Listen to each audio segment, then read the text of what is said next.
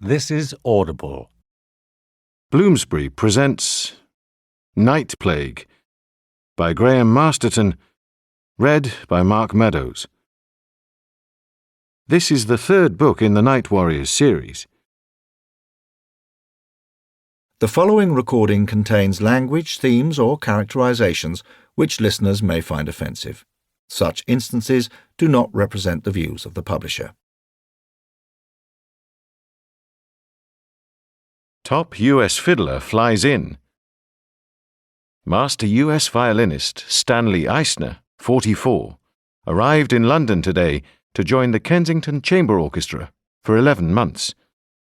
Eisner, the star of the San Francisco Baroque Ensemble, will give masterclasses to especially talented young musicians and play first violin in a series of new recordings of Bach suites and inventions. His place in San Francisco is being taken by John Bright, the Kensington Orchestra's 41-year-old first violin. Evening Standard, November the 25th, 1989. I was that man. In a dream, and each world's night in vain, I patient wait on sleep to unveil those vivid hills again. Walter de la Mare.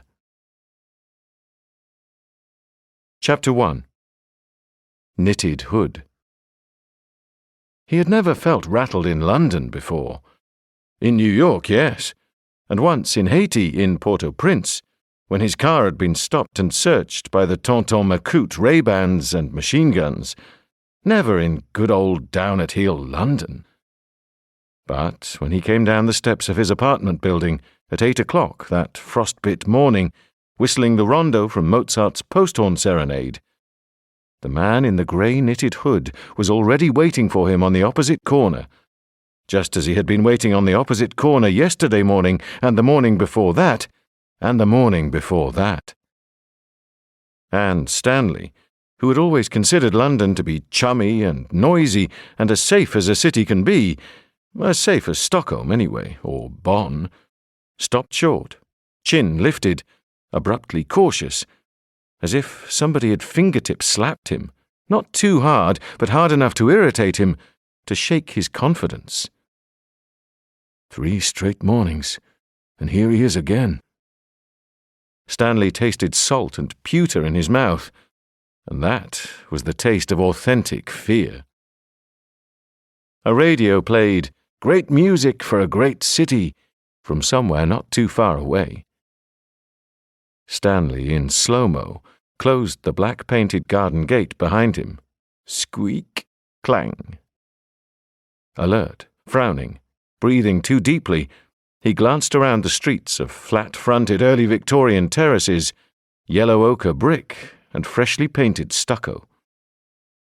There was nobody else around, only the man in the grey knitted hood, and him, and a brindled cat with a live candy-pink fledgling in its mouth, slinking low-bellied and guilty over the camber of the street. Less than 50 yards away, the King's Road grumbled and thundered with the morning rush hour, but Langton Street was an abandoned world of its own. Traffic update with the flying eye. All along the curb, bumper to bumper, the parked cars stood empty. Unwashed Citroens with dog-smeared windows and brand-new Rovers with dented fenders and overflowing ashtrays. In Fulham, it was in for a dig to treat your car with any reverence.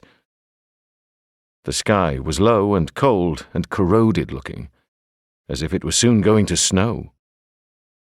Stanley stood still with his violin case in his hand and stared at the man in the knitted hood, willing him to turn around.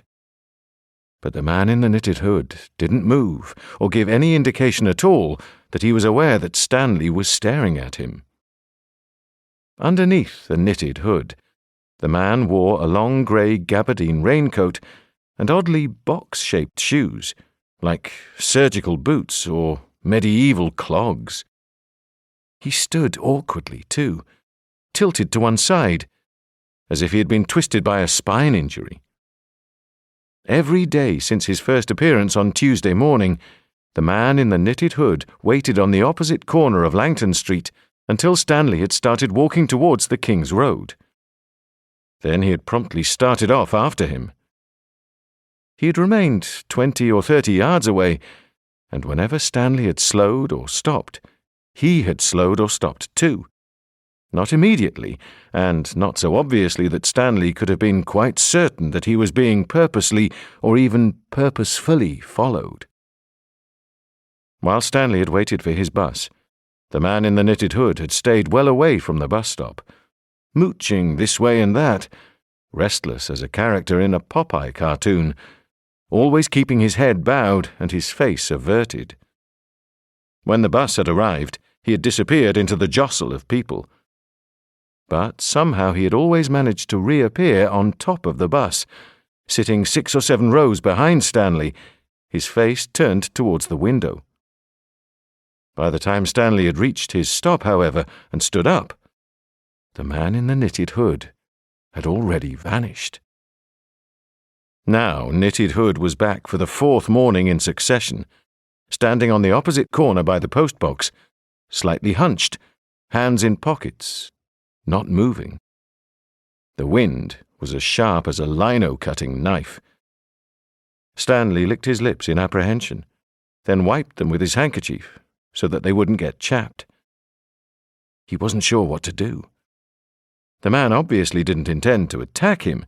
He always stayed so far away. He couldn't be panhandling either, not unless he had the most abstruse technique of any beggar ever. Frightening his intended benefactors just by being there, just by silently lurking, until they approached him with money to leave them alone. Irrationally, and this was seriously irrational, Stanley had even entertained the remote possibility that Knitted Hood could have been a private investigator, acting for Eve, his wife. But Eve was back with her mother and father in Napa, California, in their neat, expensive house with the mushroom-coloured shag-pile carpets. And Stanley couldn't really imagine Eve doing anything so quirky as hiring a private investigator from 6,000 miles away, nor anything so expensive either. For sure, Eve and he had wrangled for months over alimony for Leon, and Eve had accused him of arranging his exchange job in England to evade his paternal responsibilities and to conceal his true income, which was slightly true. But he couldn't imagine what good it would do her to send a club-footed cripple in a grey-knitted hood to follow him onto the bus every morning. Today's weather: cold and raw, with 8 octaves of cloud and a strong northeast wind. Temperatures in town down to... A more sensible proposition was that Knitted Hood was probably nothing more alarming than a down-and-out. One of those filthy but harmless Fruit Loops who shuffle through London in their thousands. One of those aggrieved derelicts who live in abandoned cardboard boxes. Or one of those gentlemanly eccentrics who play spoons in the street, or sit under bird-splattered statues of colonial heroes drinking Tennant's extra-strong lager and railing at the city as it thunderously ignores them on every side.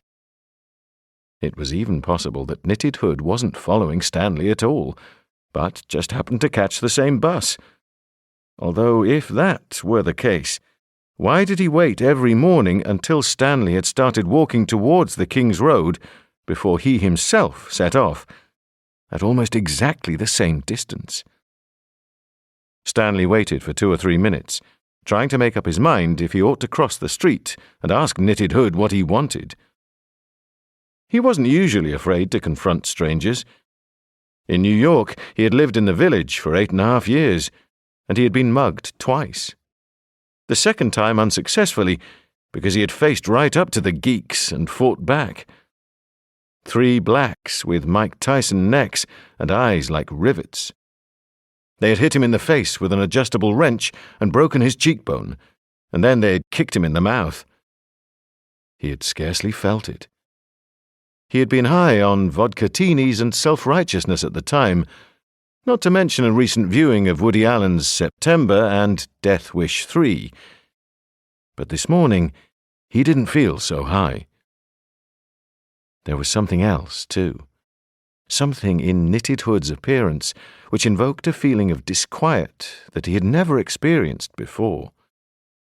It was a quality which he could only think of as medieval. It reminded him of monks and lazars and some of those crippled creatures with grey bandaged stumps in Bruegel paintings. Something diseased. He hesitated for nearly half a minute, then tugged back his woolen glove and checked his watch. 8:17. His bus would be coming any minute, although the traffic looked thick this morning. It was the second day of the January sales. "Hey!" he called across the street. Knitted Hood remained where he was and gave no indication that he might have heard. "Hey!" shouted Stanley, louder but higher. Still Knitted Hood didn't respond. Stanley was tempted to forget all about him and go, but it had taken quite a surge of adrenaline just to shout, and it seemed incredibly wimpish and defeatist just to walk off and leave Knitted Hood where he was, especially if Knitted Hood started following him again. He stepped off the curb and started to cross the road. A single van passed him, a bright yellow British Telecom van, and for a moment he had to wait. But then the van was gone, and there was nobody but him and Knitted Hood. "I say, hey, excuse me," he called, trying to sound English. Knitted Hood remained motionless and silent. "Excuse me," he repeated, taking 2 or 3 steps nearer. "Excuse me, sir, but I have the distinct impression that you've been following me." He waited. Knitted Hood gave no indication that he might have heard. The wind curled up the tails of his grey gabardine coat, exposing soiled striped trousers tied at the cuff with knotted parcel twine. No private eye, he, thought Stanley. Even the sleaziest Seamus doesn't tie his pants up with string. Stanley circled around Knitted Hood, trying to see his face. But as he did so, Knitted Hood somehow managed to edge himself around so that he was still facing diagonally away from him. For a whole minute, there was silent impasse between them.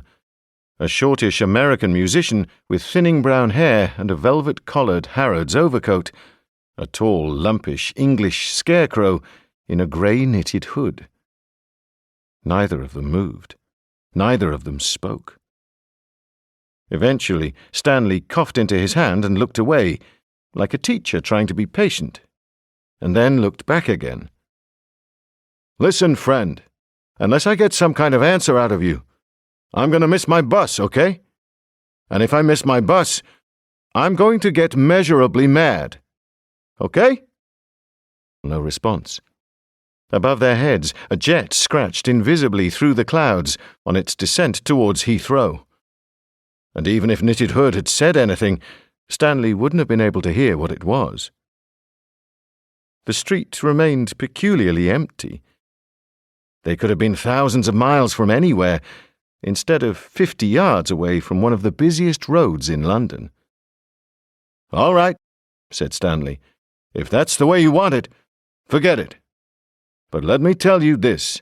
If you're standing here tomorrow morning, I'm going to call the police. Do you hear me? I see you here one more time, that's it." Knitted Hood turned his back. Stanley had been about to walk away, but when Knitted Hood did that, he felt madder than he had for a long time, and he stopped and turned back.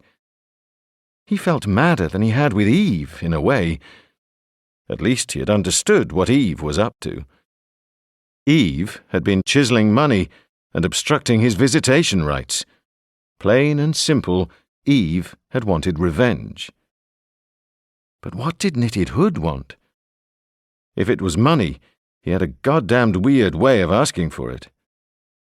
But what else could he possibly want except for money? Conversation? Company? Who could tell? Maybe Knitted Hood had heard that Stanley was a well-known international violinist. Maybe he was some kind of brilliant but horribly disfigured musician who desperately wanted private lessons, but didn't dare go to the Kensington Chamber Orchestra to ask for them. You know, like the Phantom of the Opera, something like that. "Listen, friend," said Stanley, taking 3 or 4 paces closer. "If there's something you want, why don't you tell me what it is? I may not be able to help you, but I can listen. You know what they say, if you can share a problem, it's only half a problem." He tried to skip between Knitted Hood and the postbox so that he could see Knitted Hood's face. But the figure managed to swivel around at the last possible instant so that all he glimpsed was the glossy white tip of a nose. "Listen," Stanley repeated. "This is totally crazy. You've been following me practically every morning for the past week. Now you won't even show me your face? For Christ's sake, if you want something, come down off the fucking ceiling and tell me what it is. If you don't, then stop showing up here, do you mind? Stop following me. God damn it, there's a law against following people." He wasn't at all sure that there was a law against it, but it sounded authoritative. Knitted Hood remained silent with his back turned. Stanley checked his watch. He had a choice now, either to manhandle Knitted Hood, to turn him around by force, or to forget the whole thing and go and catch his bus. He didn't relish touching that greasy gabardine raincoat, and if he was honest, he didn't much relish seeing what Knitted Hood really looked like. But there was some kind of principle involved here. Stanley was willing to admit that it could be the kind of principle that only an American would be concerned about. Maybe English people followed other English people for no reason at all, and nobody got upset about it. In less than 3 months, he had already begun to perceive that English people had a radically different concept about civil liberties. They were secretive and deflective, and they seemed to think that the sharing of information was almost as unhygienic as sharing the same toothbrush. Stanley suddenly thought, "This is absurd. Walk away from it. This guy isn't going to tell me anything. He probably has nothing to tell. He's just a public nuisance, like traffic wardens or Flag Day collectors or black plastic bags of trash in the street." He turned away, but as he did so, Knitted Hood uttered an extraordinary sound, halfway between a whistle and a cough. A slide whistle, whoo-yoop, with a barking end to it. Stanley said, "Oh, you've decided to explain yourself, have you?" and turned back.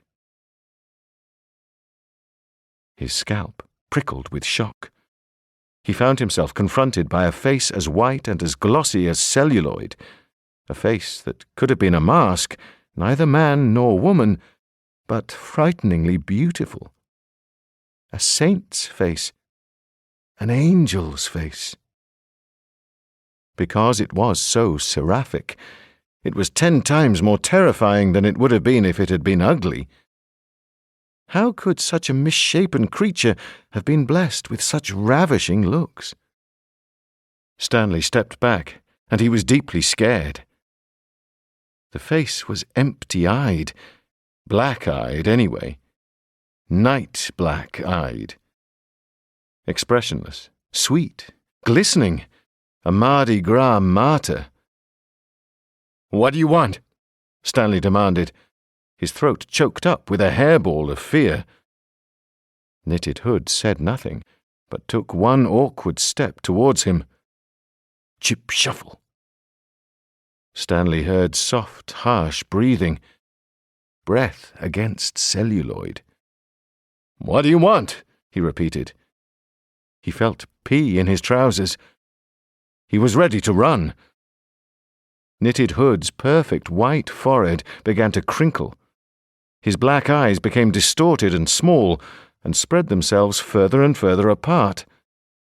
The chin warped and dropped.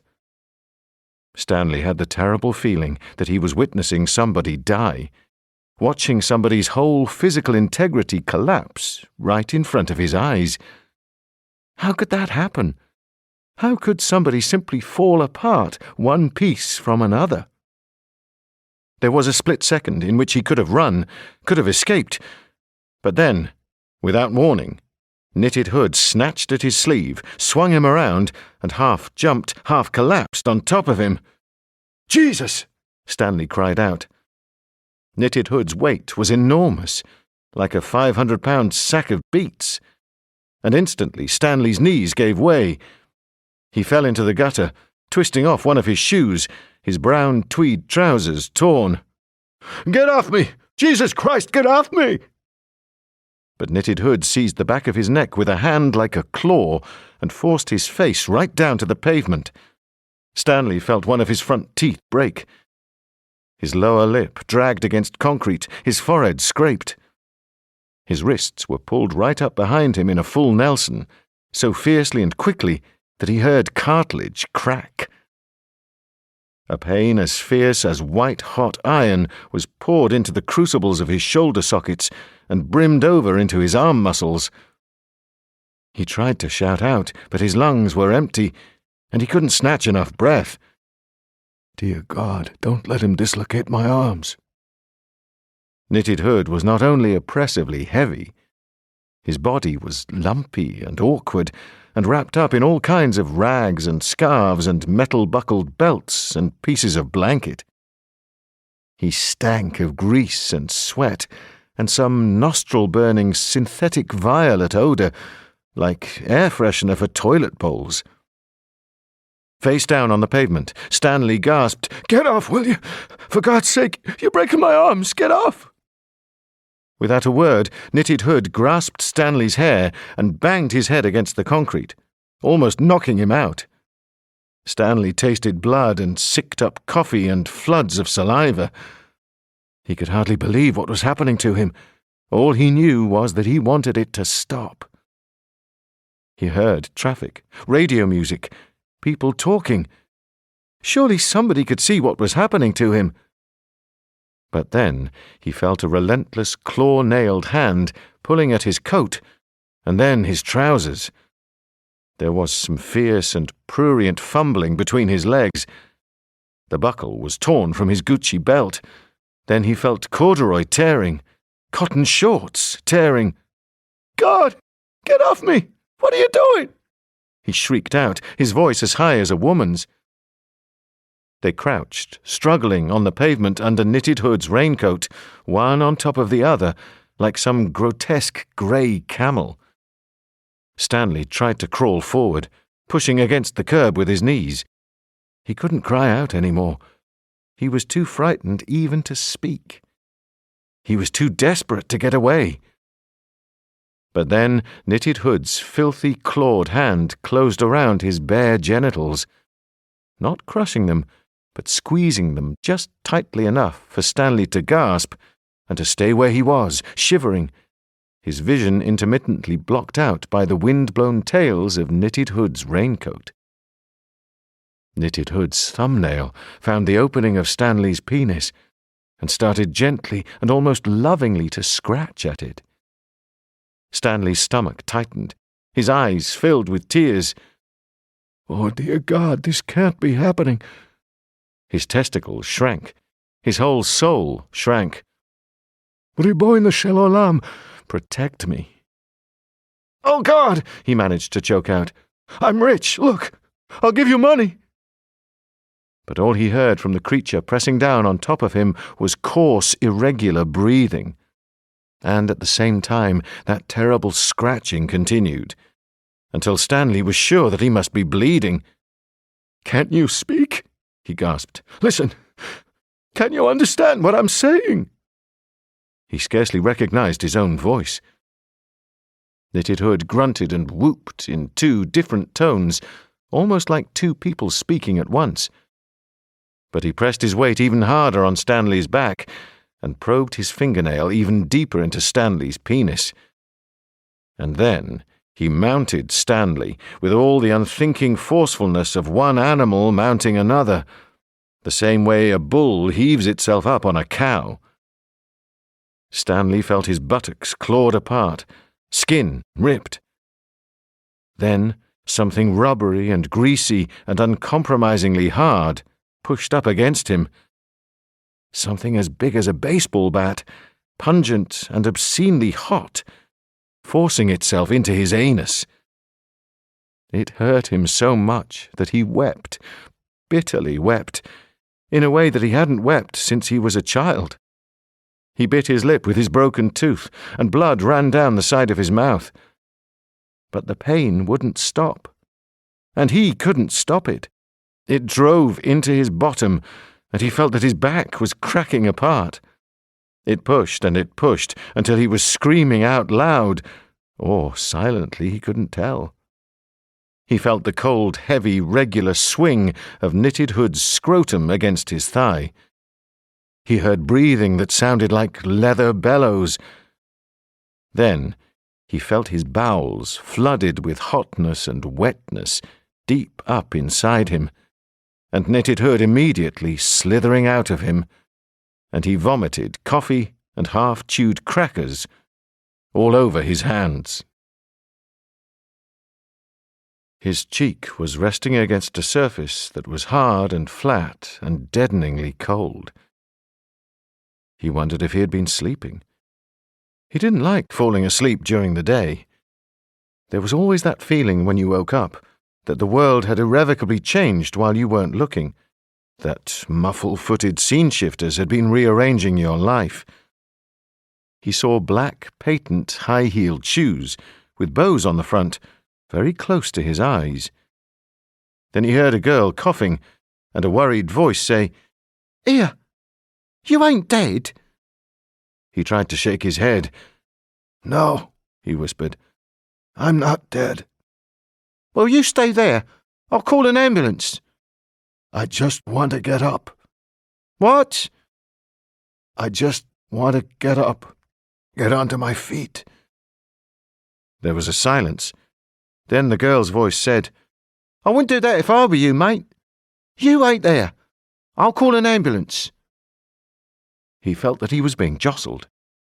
He saw lighted windows going by, faces that danced in front of his eyes like clouds of midges. He was surrounded by whiteness and coolness and the sliding whisper of sheets, and a strong smell of antiseptic. A warm voice with a foreign accent reverberated deep inside his brain, reassuring him that he was being taken care of, that he was in hospital, and that everything was going to be fine. "You're going to be fine, Mr. Eisner. Can you hear me? You're going to be fine. Fine. Fine. He felt the vinegary prick of a needle. He wanted to say, "I hate needles. I never have needles." But then his consciousness fled backwards into empty darkness, and there was nobody to hear him. He was back out on the street again. The clouds moved past the rooftops at a strange, hurried speed. A cat slunk past him, carrying something in its mouth. He knew that it was something terrible, but he didn't want to look. He heard a whistle, high and hollow, with a whoop at the end of it. He turned in alarm, and on the other side of the street he saw Knitted Hood waiting for him, taunting him. "Whoop!" Knitted Hood slowly began to turn his head. Stanley stared wide-eyed, expecting to see that white, exquisite face. But then Knitted Hood's head turned around and around, rotating slowly at first, then faster, while his shoulders remained hunched in the same position. Stanley realized that the grey hood covered his head completely, without any hole for his face. It was more like a hangman's hood than a balaclava. Heart beating, mouth dry, Stanley started to cross the street. Not walking, but sliding. He was less than halfway across, however, when he knew for a certain fact that he didn't have the nerve to continue. Knitted Hood would turn around and jump on top of him. Stanley tried to stop himself, to turn around, to dig his heels into the road surface. But the grey tarmac rumpled up like a thick, soft carpet, and he continued to slide towards Knitted Hood, quicker and quicker, and he couldn't scream, couldn't even speak. Knitted Hood whirled around, faceless. As he whirled, he grew impossibly taller, up and up and up, until he blotted out the sky. He paused and swayed, his coat-tails softly thundering in the morning wind. "No," thought Stanley. "No." But then Knitted Hood collapsed on top of him like the sky falling in. Stanley screamed, but he knew that nobody could hear him. The screaming was only inside his head. He convulsed, rigid, his teeth clenched, still unable to scream, still unable to do anything but tighten his muscles until he felt as if they were going to burst out of his skin. Then he opened his eyes. He saw shifting, dancing whiteness, blurry figures.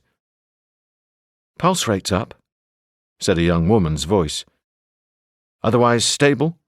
asked a young man's voice, further away. There was some shuffling, and somebody coughed. Then the young man's voice said, "Has Gordon Rutherford been in?" "Dr. Patel told him to wait till later." "And what about the filth?" "Oh, they're here. Detective Sergeant Brian Morris, waiting in reception." "You've told him to wait?" "Of course. But he didn't seem to mind much. He's brought a book." Stanley slowly opened his eyes. His body felt as if it had been bruised all over, muscle and bone.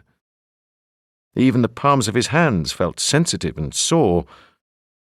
But it was the pain in his back that he couldn't bear. A bitter, cracking pain right in the lumbar region that made him feel like bursting into tears.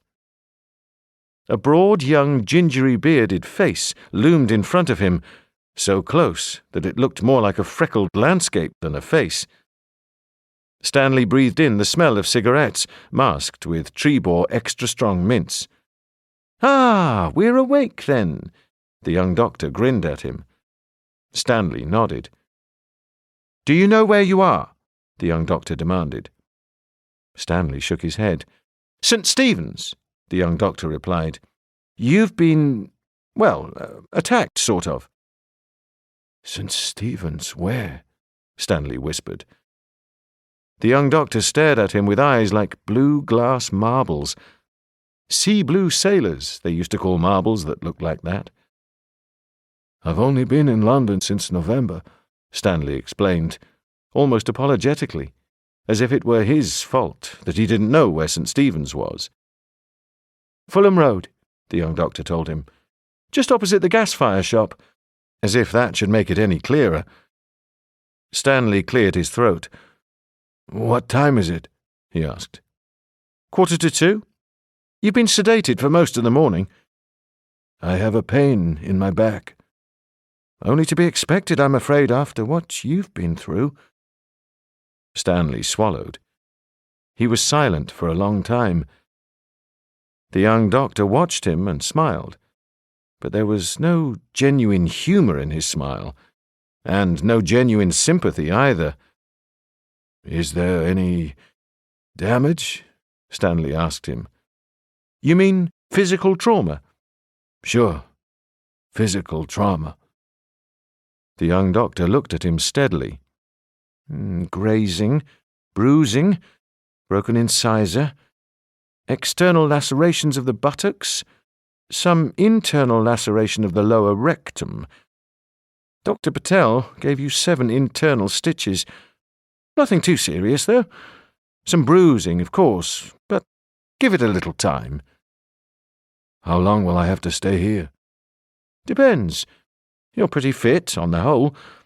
A week, 10 days? Not much longer." "I have 2 major recording sessions scheduled for Monday and Tuesday." "Not a hope, I'm afraid. You won't be able to walk for at least 3 days, and you won't find sitting down very comfortable either." Without warning, Stanley found that his eyes filled up with tears. He wiped them away with the edge of his sheet, and then the young doctor offered him some tissues.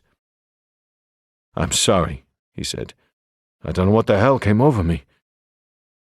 There was a long silence. The young doctor continued to stare at him. "We'll be carrying out some Tests, he said at last. What kind of tests? Stanley asked him. Oh, the usual. Blood pressure, heart rate, liver function, sexually communicable diseases. Stanley tightened his mouth with pain. Sexually communicable diseases. Gonorrhea, that kind of thing. I don't have gonorrhea. I don't have any sexually communicable diseases. For God's sake, I've been in London less than 3 months. I haven't done any sexual communicating. You did this morning, the young doctor told him, in a tone of almost threatening blandness. Or at least, somebody sexually communicated with you. God damn it, Stanley began, but then his body winced, and his brain winced too. He felt the dark, greasy flapping of Knitted Hood's raincoat like the wing of some huge, diseased bird. He heard the thick whistling of Knitted Hood's breath. The young doctor stood up straight and sniffed. You'll be tested for HIV too. You mean AIDS? That's right, Mr. Eisner. AIDS. I'm sorry, but given the nature of what happened to you, exchange of bodily fluids and all that. Stanley couldn't do anything but nod and tremble. When he had been hit in the face in New York, the pain had been very much worse. But this, in a different way, was almost unbearable. This was the most terrible thing that had ever happened to him. He felt as if his entire soul had been invaded, as if everything that made him a human being had been forfeited, his emotional buttons pulled off, the sword of his virility broken. His cottage in Los Angeles had been burgled 2 or 3 years ago, and the thieves had torn down the drapes and urinated on the bed. He had felt then that his privacy and his personal dignity had been threatened. But this was something else altogether. Right out in the street, for everybody to see, this had been the brutal denial that he had any freedom of choice, that his body was his own, and that he was anything more than a receptacle for another man's hideous urges. Listen, said the young doctor, suddenly more sympathetic. Just at the moment, you probably feel as if it's the end of the world. You're still in shock. Also, well, it wasn't a very pleasant experience, was it, to say the least? A chap called Gordon Rutherford is coming to see you. He's very understanding about this kind of thing. Did they catch the guy who did it? Asked Stanley. I don't think so. The police are here too, but you don't have to talk to them yet. Does them good to keep them waiting. Reminds them where they stand in the hierarchy. A shade below bus conductors and about 2 points above estate agents. What about the people I work for? Said Stanley. I should put in a call to the orchestra. Don't worry, said the young woman's voice from the door. The bursar telephoned your orchestra as soon as you were brought in. Somebody's coming to see you later on. Stanley raised his head a little and saw a blonde-haired woman in red designer spectacles and a white doctor's coat standing by the door. Thanks, he told her. You should get some rest now, the blonde woman told him. Drink as much as you possibly can. I'm afraid you won't be able to touch solids for at least a week. Stanley lay back on his pillow. He felt bruised and exhausted. The gingery-bearded young doctor told him, Don't worry, Mr. Eisner. People do get over these things. You just have to give yourself a little time. Later that afternoon, he propped himself up on his pillows and watched Neighbours and The Young Doctors and drank half a bottle of orange barley water. The day began to darken around 4 o'clock, and he looked across the air shaft at the lighted windows on the other side of the hospital. He was beginning to feel oddly detached and unreal, but the gingery-bearded young doctor had told him that it was only natural after shock and concussion. There was something else, though, a feeling inside him that he couldn't quite put his finger on, a kind of prickling in his blood, as if his arteries were filled with thistles. and no matter how much he drank, he always seemed to be thirsty.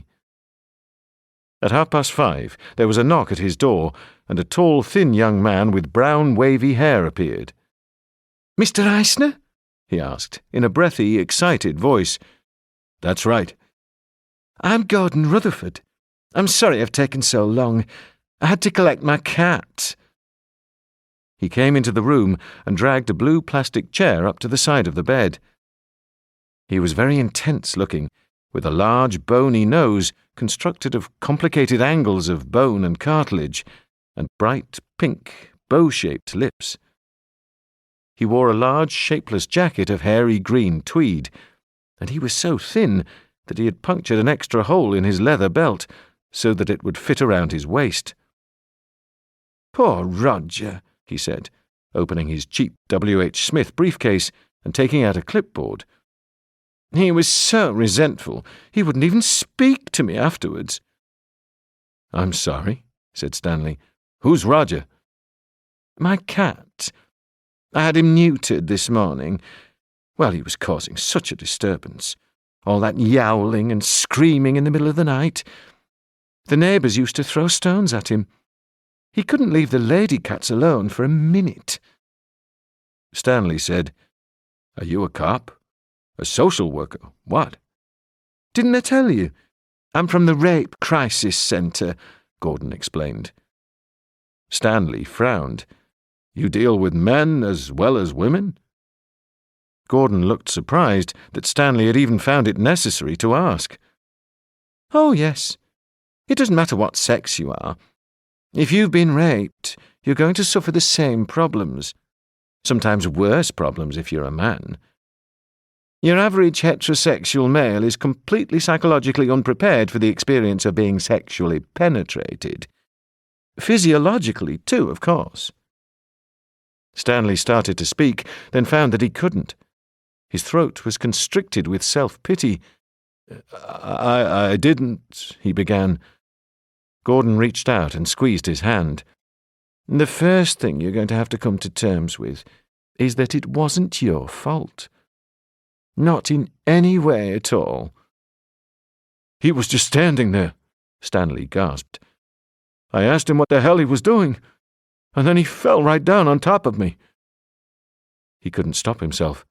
He started to tremble again, and tears ran down his cheeks as freely as they had the day that his mother died. "He was so goddamned heavy, so goddamned strong. I struggled as much as I could, but he hit my face on the sidewalk and damn near knocked me cold. Then he just did it, and there wasn't a thing I could do to stop him." Gordon listened, and then nodded. "Do you really believe that?" he asked. "Do I really believe what?" "Do you really believe that there wasn't a thing you could have done to stop him? Do you really believe that you did everything within your power to prevent him from raping you?" Stanley wiped his eyes with a wad of screwed-up tissue. I don't know. I keep thinking I should have kicked him or reached in back of me and tried to gouge his eyes. I keep thinking how stupid I was to try to challenge him at all. I mean, you should have seen this guy. He had some kind of woolen hood on, and he was all hunched up like Quasimodo. Nobody would have challenged him. Nobody streetwise, anyway. Like I keep trying to make out I am. He took a shallow, shuddering breath. I must have been crazy.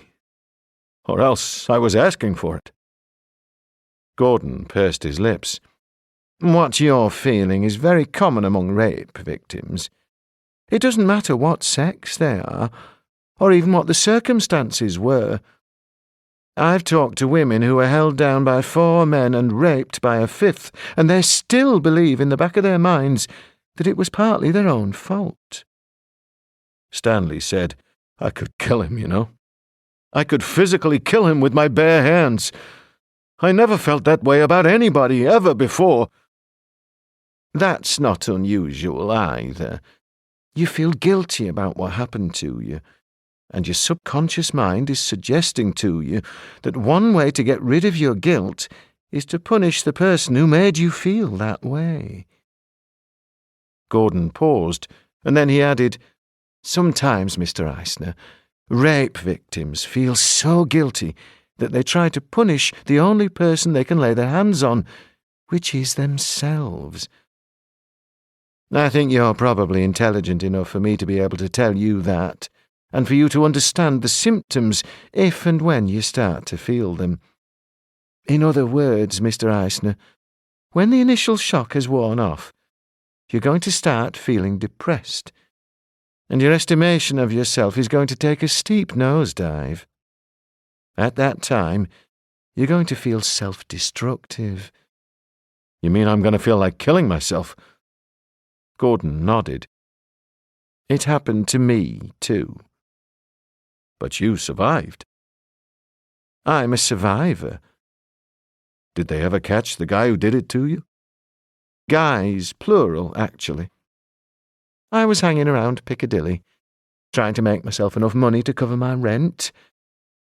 I was picked up by 4 Turkish gentlemen in a Mercedes. They took me back to some woman's flat in Shepherd's Bush and did things to me that you wouldn't even want to have nightmares about." He patted Stanley's hand and smiled. "And no, they never caught them. They never even tried. Diplomatic immunity, all that sort of thing. And who was I? Nothing but a spotty young rent boy from Leeds. All I got from the police was, 'Piss off, you horrible little pufter, before we break the other arm.'" Stanley said, "They broke your arm?" "They almost broke my soul, believe me. And I was gay to start with." "I'm sorry." "You're sorry. How do you think I felt? Actually, you know jolly well how I felt. Or you will, anyway, when you talk to the police. As far as most coppers are concerned, Mr. Eisner, male rape is one of those offences which give rise to nothing but innuendo and ribald humour. They'll accuse you of being gay, too. I hope you're ready for that. They'll suggest that you egged this character on, whether he looked like Quasimodo or not. You're a musician, too, that doesn't help. Anything to do with the arts is limp-wristed as far as your average British wooden top is concerned. And you're American. And you're Jewish."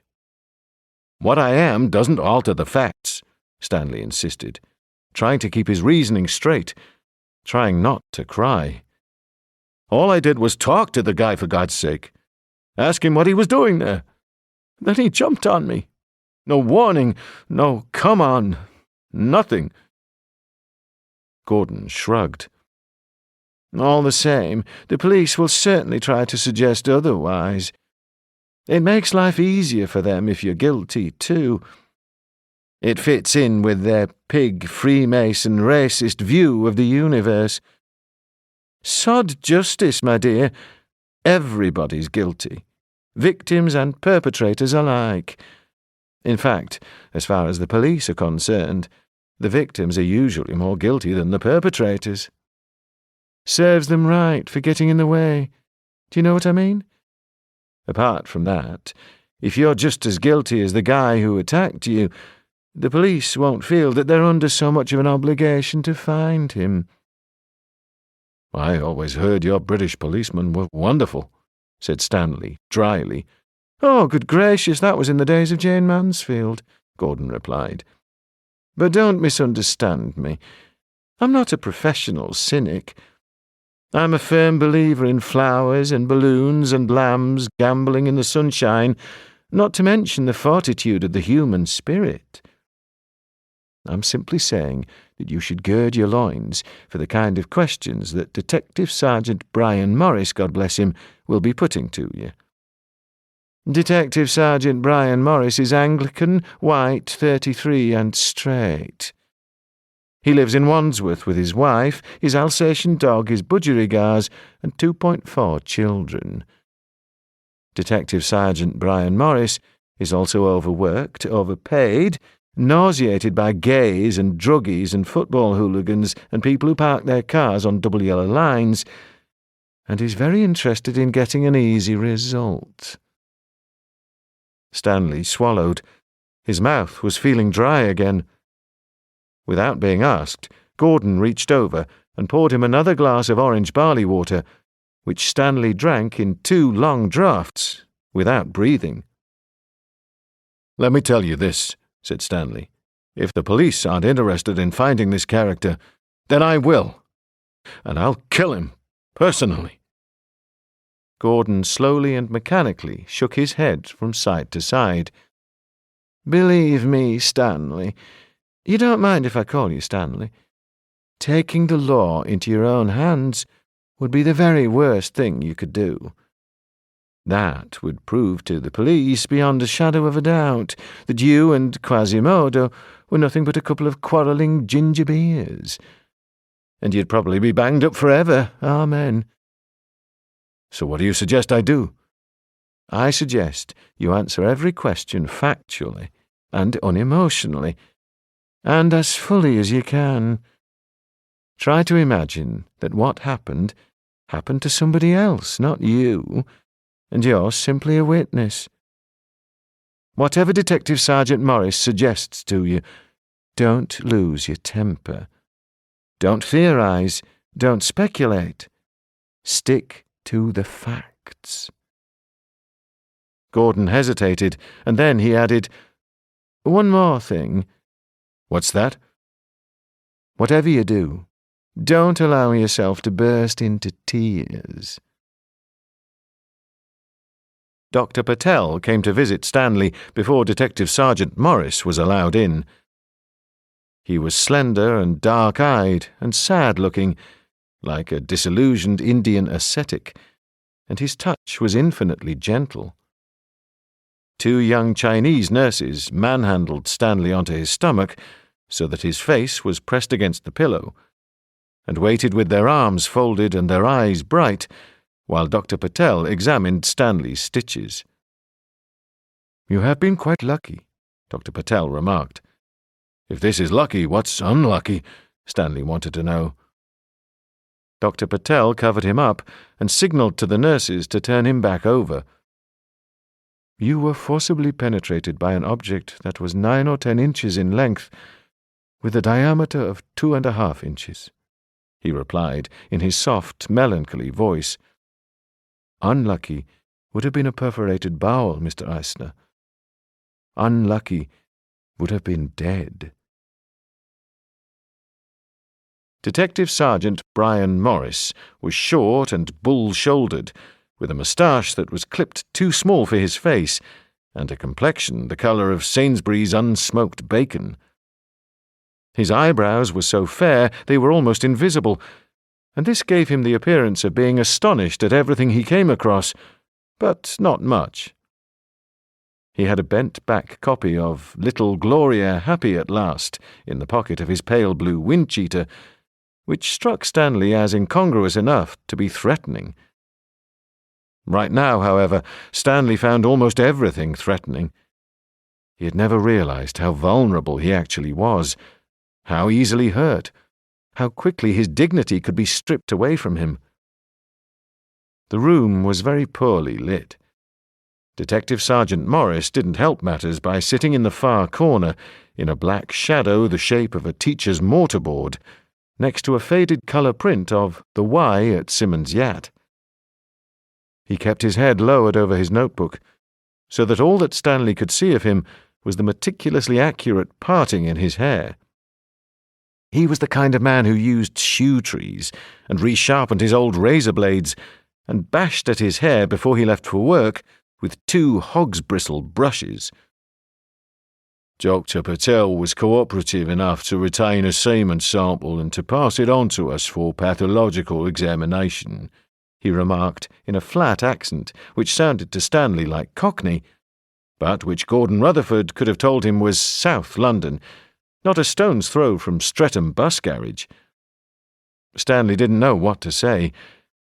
The thought that his attacker had discharged semen into his body made the assault seem even more disgusting.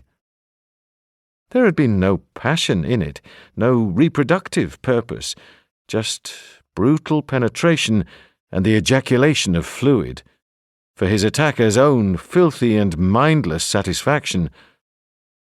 Obviously, once your assailant is apprehended, the semen sample can be used for the purpose of genetic identification, and very useful too," Detective Sergeant Morris continued. "But what we urgently require from you, Mr. Eastner, is some sort of physical description so that we can circulate our forces on the ground." "Eisner," Stanley corrected him. "It's not Eastner, it's Eisner." Detective Sergeant Morris looked up with a carefully prepared expression of policemanly surprise. "Well, sir, you say either and I say either. You say neither and I say neither." "He wore a grey knitted hood," said Stanley. "Ah," said Detective Sergeant Morris. Stanley watched him for a while. Then, "Aren't you going to write that down?" "Not much point, is there, Mr. Eastner? Grey knitted hood probably would have taken it off by now. Disposed of it. Well, sure, but somebody may know who he is. I mean, if he was in the habit of wearing a grey knitted hood." Detective Sergeant Morris reached into the pocket of his windbreaker, where 3 pens and 2 pencils were neatly fastened by nerd clips, and produced a ball pen. On the top line of his notebook he wrote, softly mouthing the words as he did so, "Grey knitted hood." "He was tall," said Stanley. 6'1", 6'2", and heavy. I never felt anyone so heavy." "Heavy," wrote Detective Sergeant Morris. Then he looked up. "See his face, sir?" "Yes, I saw his face. It didn't fit his general appearance at all. It was very white, almost like a mask. Have you ever seen a Mardi Gras mask? Or a Saint's Day mask?" "No, Mr. Eastner, can't say that I have." "Well, I can probably find a picture for you. But it was like that. White and glossy and very beautiful. I mean, exquisitely beautiful." Detective Sergeant Morris gave Stanley an odd, small-eyed stare. "Not sure what you mean, sir." "He wore a grey knitted hood, right? A really disgusting grey knitted hood. And a greasy old raincoat and boots like, I don't know, coal miner's boots.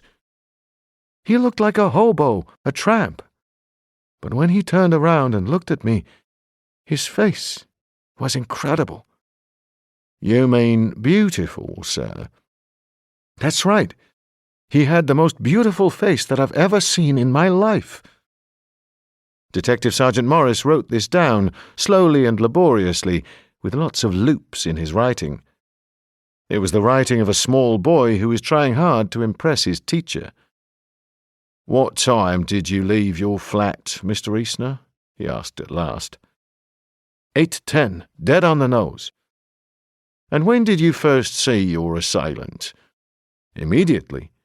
He was waiting for me across the street."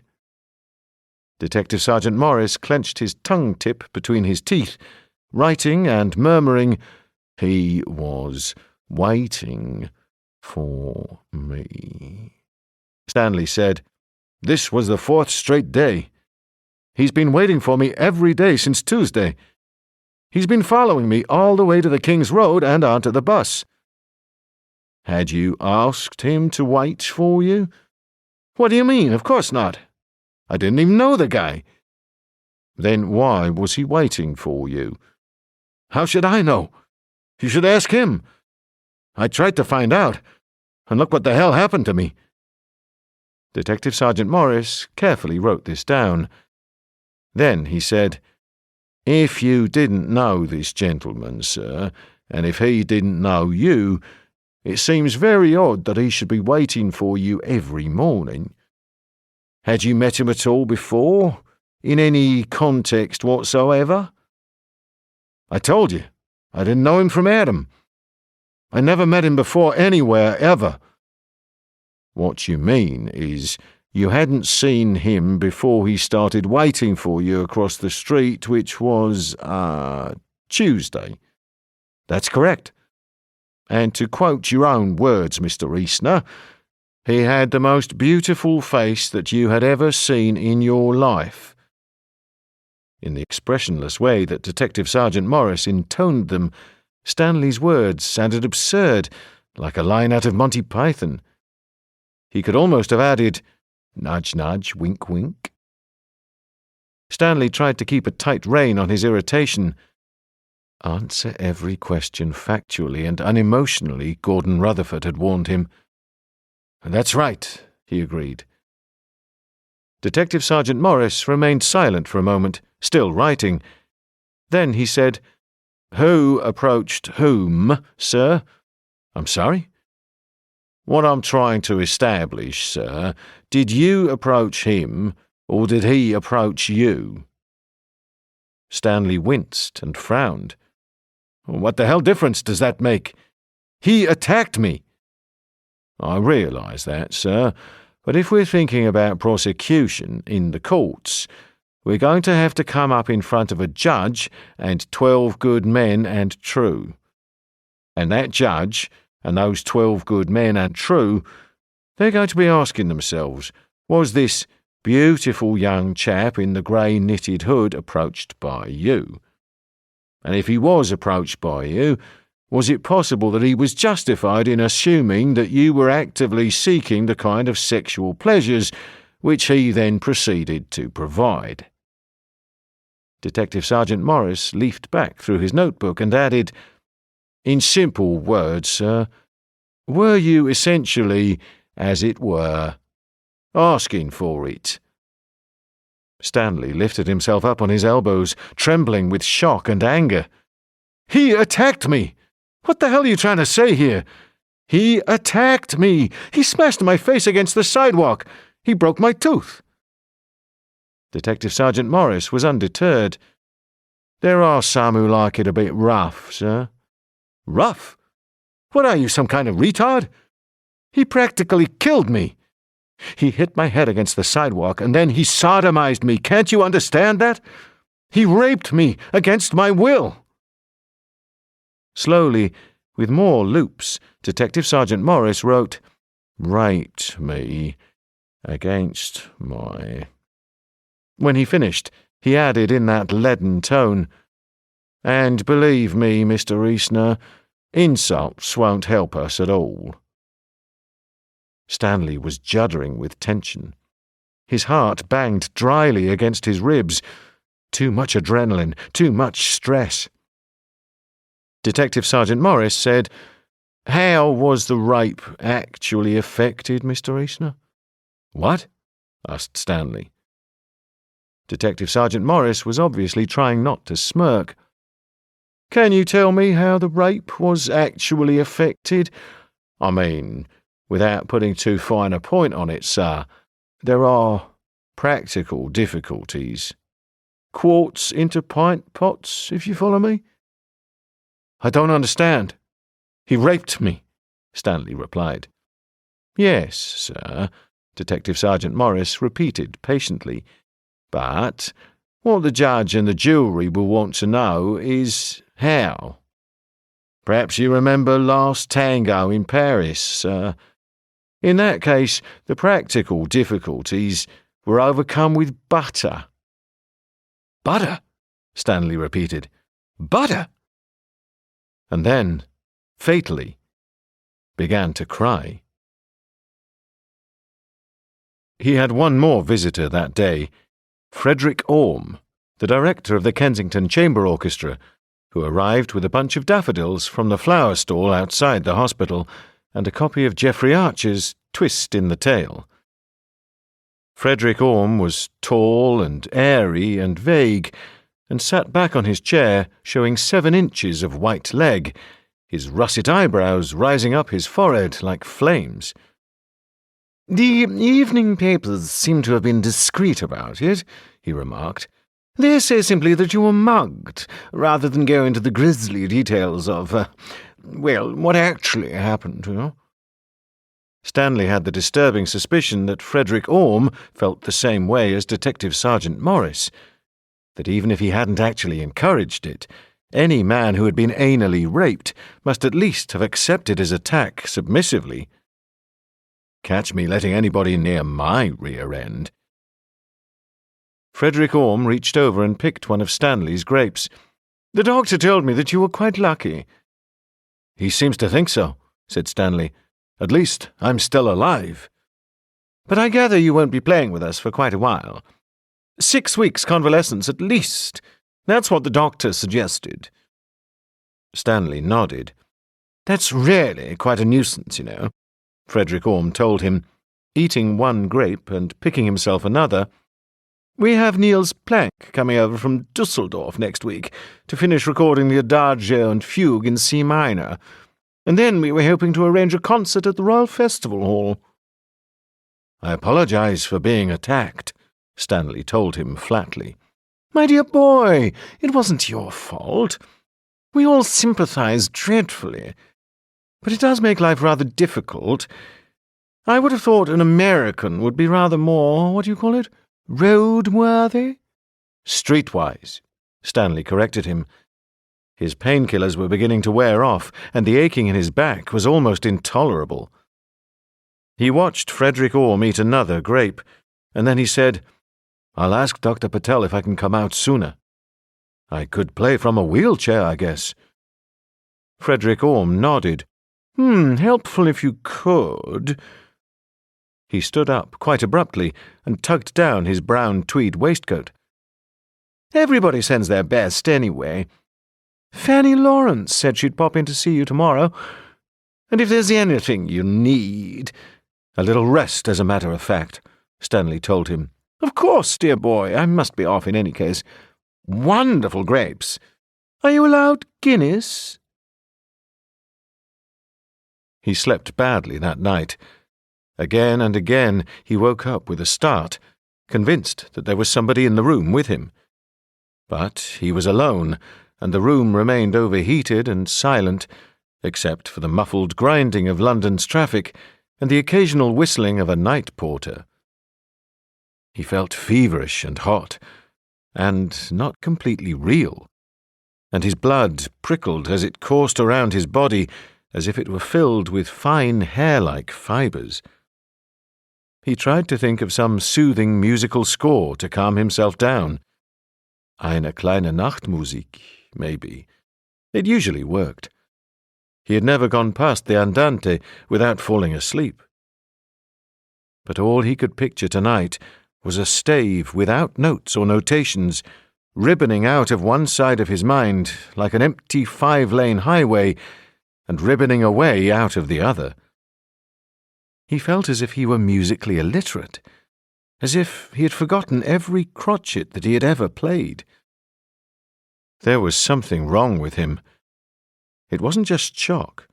It wasn't just concussion and bruising and violently torn tissues. There was something inside him. Something was hiding inside his body that wasn't him and wasn't his. Something was hiding inside his mind.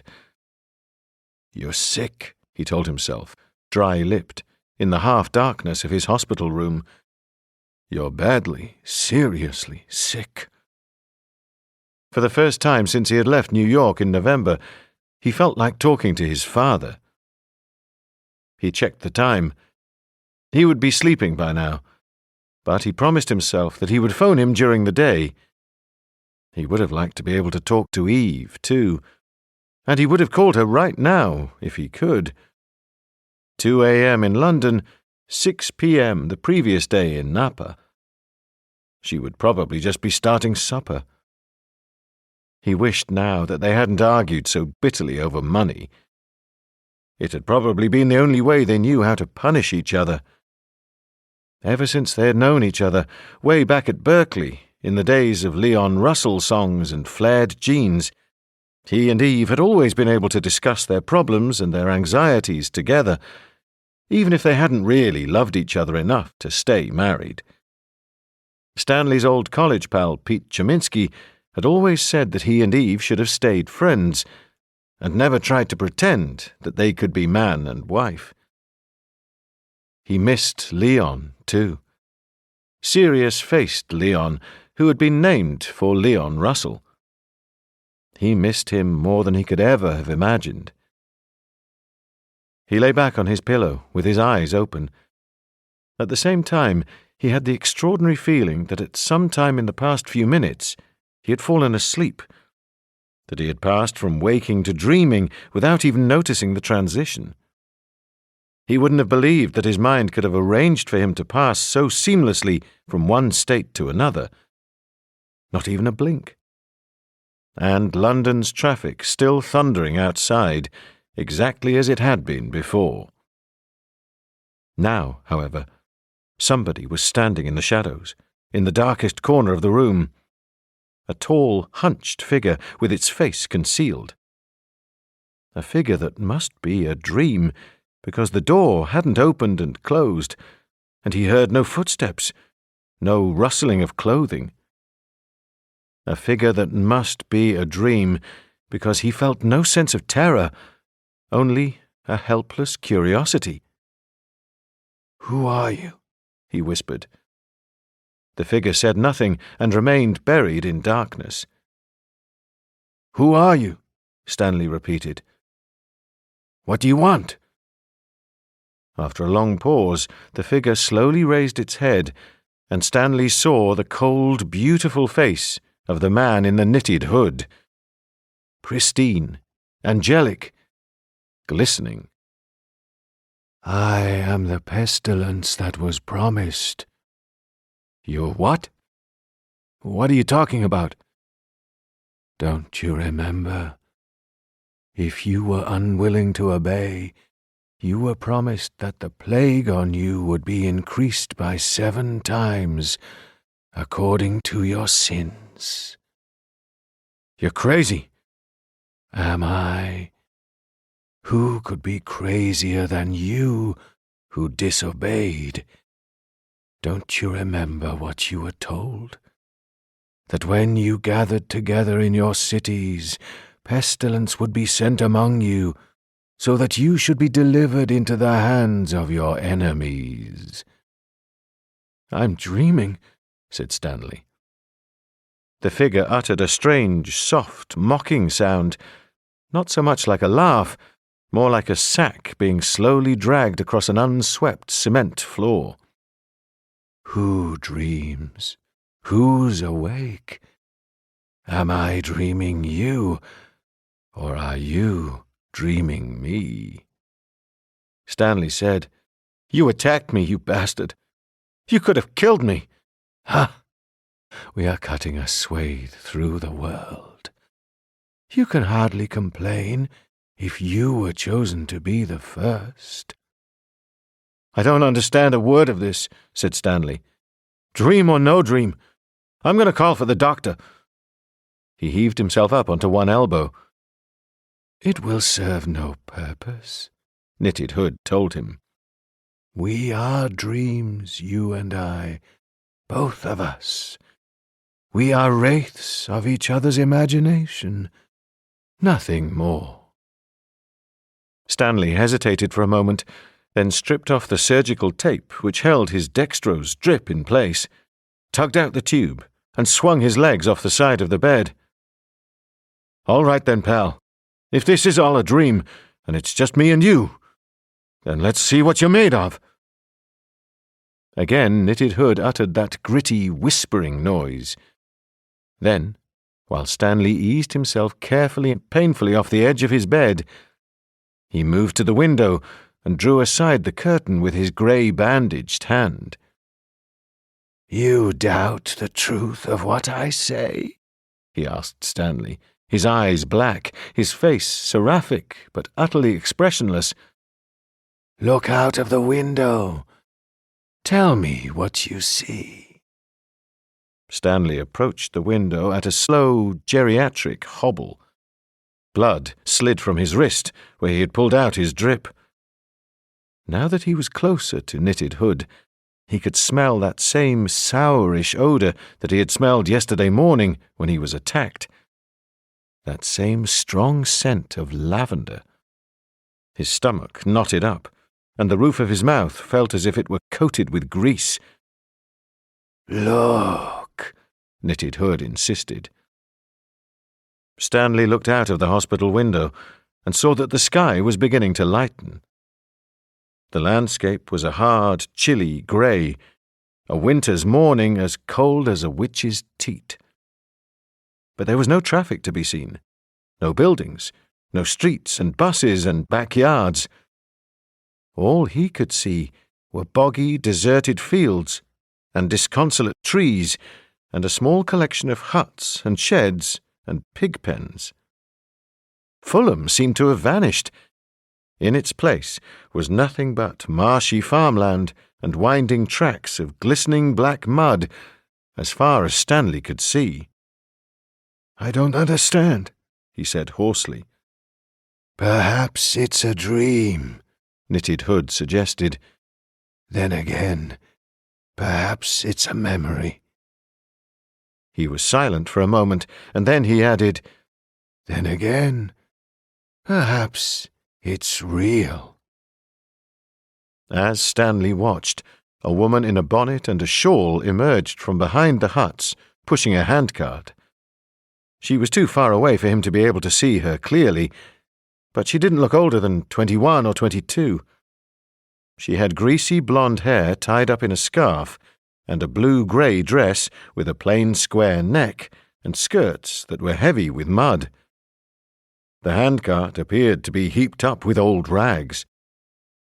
"Is this a dream?" Stanley demanded. Knitted Hood said nothing, but turned away from the window and stood in the shadows so that Stanley could barely see him. "Is this a dream?" Stanley repeated. "Am I asleep, or what?" "Who can say what it is?" Knitted Hood replied. "It could be your past. It could be your future. Ha! It could be nothing more frightening than something you ate." Stanley turned back to the window. The girl had managed to wrestle the handcart onto the muddy track, and for a moment she paused, looking in his direction. Although she was pale and her cheek was marked with mud, she was almost beautiful in a starved kind of way, and strangely familiar. Stanley raised his hand, compelled for some reason to wave to her. He felt that he wanted to call out her name, although he didn't know what her name was. Could she see him? Was he really here? Could she see the hospital even? How could a large red-brick Victorian hospital be standing in the middle of a boggy country farm? "We shall cut a swathe through the world," Knitted Hood had assured him, and now Stanley was beginning to feel frightened and chilled. He turned around quickly, terrified that Knitted Hood had suddenly come up close behind him, but Knitted Hood had folded himself so darkly in the shadows that Stanley wasn't sure that he was there at all. He looked back at the girl with the handcart. She was struggling to push it over a rutted part of the path, close to the farmyard gate. One of the wheels became deeply enmired, and no matter how hard she pushed it, and jostled it backwards and forwards, the handcart refused to move any further. The girl looked around, as if she needed help, but didn't know whom to call, as if there wasn't anybody she could call. She glanced towards the hospital, and Stanley pressed his hand against the window, but he couldn't decide whether she had seen him or not. "Who's dreaming whom? Maybe this farm girl is dreaming about me. Maybe Knitted Hood is dreaming about both of us. Maybe we're all dreams. Maybe we're all dead." The girl tried rocking the cart yet again, but the wheels sank even more inextricably into the mud. She was almost knee-deep in black ooze, and her dress trailed heavy and bedraggled in the puddles. Each time she pushed, the rags on the handcart slipped further and further to one side, and suddenly Stanley saw something pale appearing from underneath them. 2 more pushes, and he realized with horrible fascination that he was looking at a human arm. It lolled lifelessly from one side to another as the girl struggled to push the handcart out of the mud. How can this conceivably be a dream? This is far too real to be a dream. All right, London has disappeared. I don't know how, and I'm out in the country someplace. But this girl is pushing a dead body on a handcart, and I can see it as clear as if I'm awake. He had to find his way outside.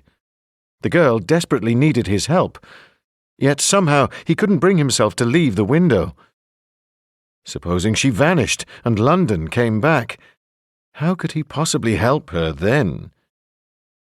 The girl appeared to lose her temper, and she shook the handcart violently from side to side. As she did so, the rags dropped away, and a heap of greenish-white naked bodies slithered off the edge of it, like fish being emptied out of a basket, and into the mud. Stanley stood at the window, panting with shock. Oh, God! Oh, God! A dead child, no more than 2 years old, had fallen face down into a puddle. Close beside him, with her eyes wide open, lay a dead girl with dark, bushy hair, her stick-like arms crossed over her chest, her ribs emaciated like a Belson victim. She could have been anything from 10 to 14 years old. A little further away, curiously crouched up, lay a dead woman in her early 30s, grey-faced, wearing a grey linen cap. She had such an appalling expression of despair on her face that Stanley could almost have believed that she was still alive. A dead, newly born baby had been strapped tightly to her back with strips of torn bandage.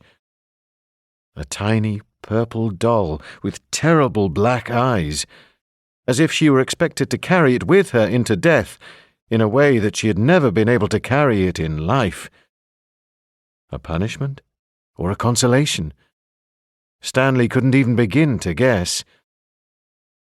Your plague shall be increased 7 times, and we shall cut a swathe through the world. Behind him, the door of his room suddenly opened. Stanley turned around, still trembling, still gasping. He found himself face to face with one of his Chinese nurses. "What are you doing, Mr. Eisner?" she demanded in astonishment.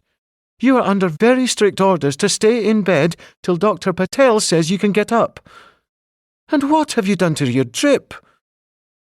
Stanley swayed. The nurse caught him with matter-of-fact efficiency as he began to faint, and helped him back onto the bed.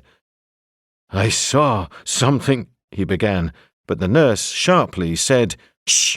No more talking." Briskly, she reconnected his drip. Then she made sure that he was settled in bed and firmly tucked up. "You rest, Mr. Eisner. Don't you dare to move. In a minute, we'll be bringing you some breakfast.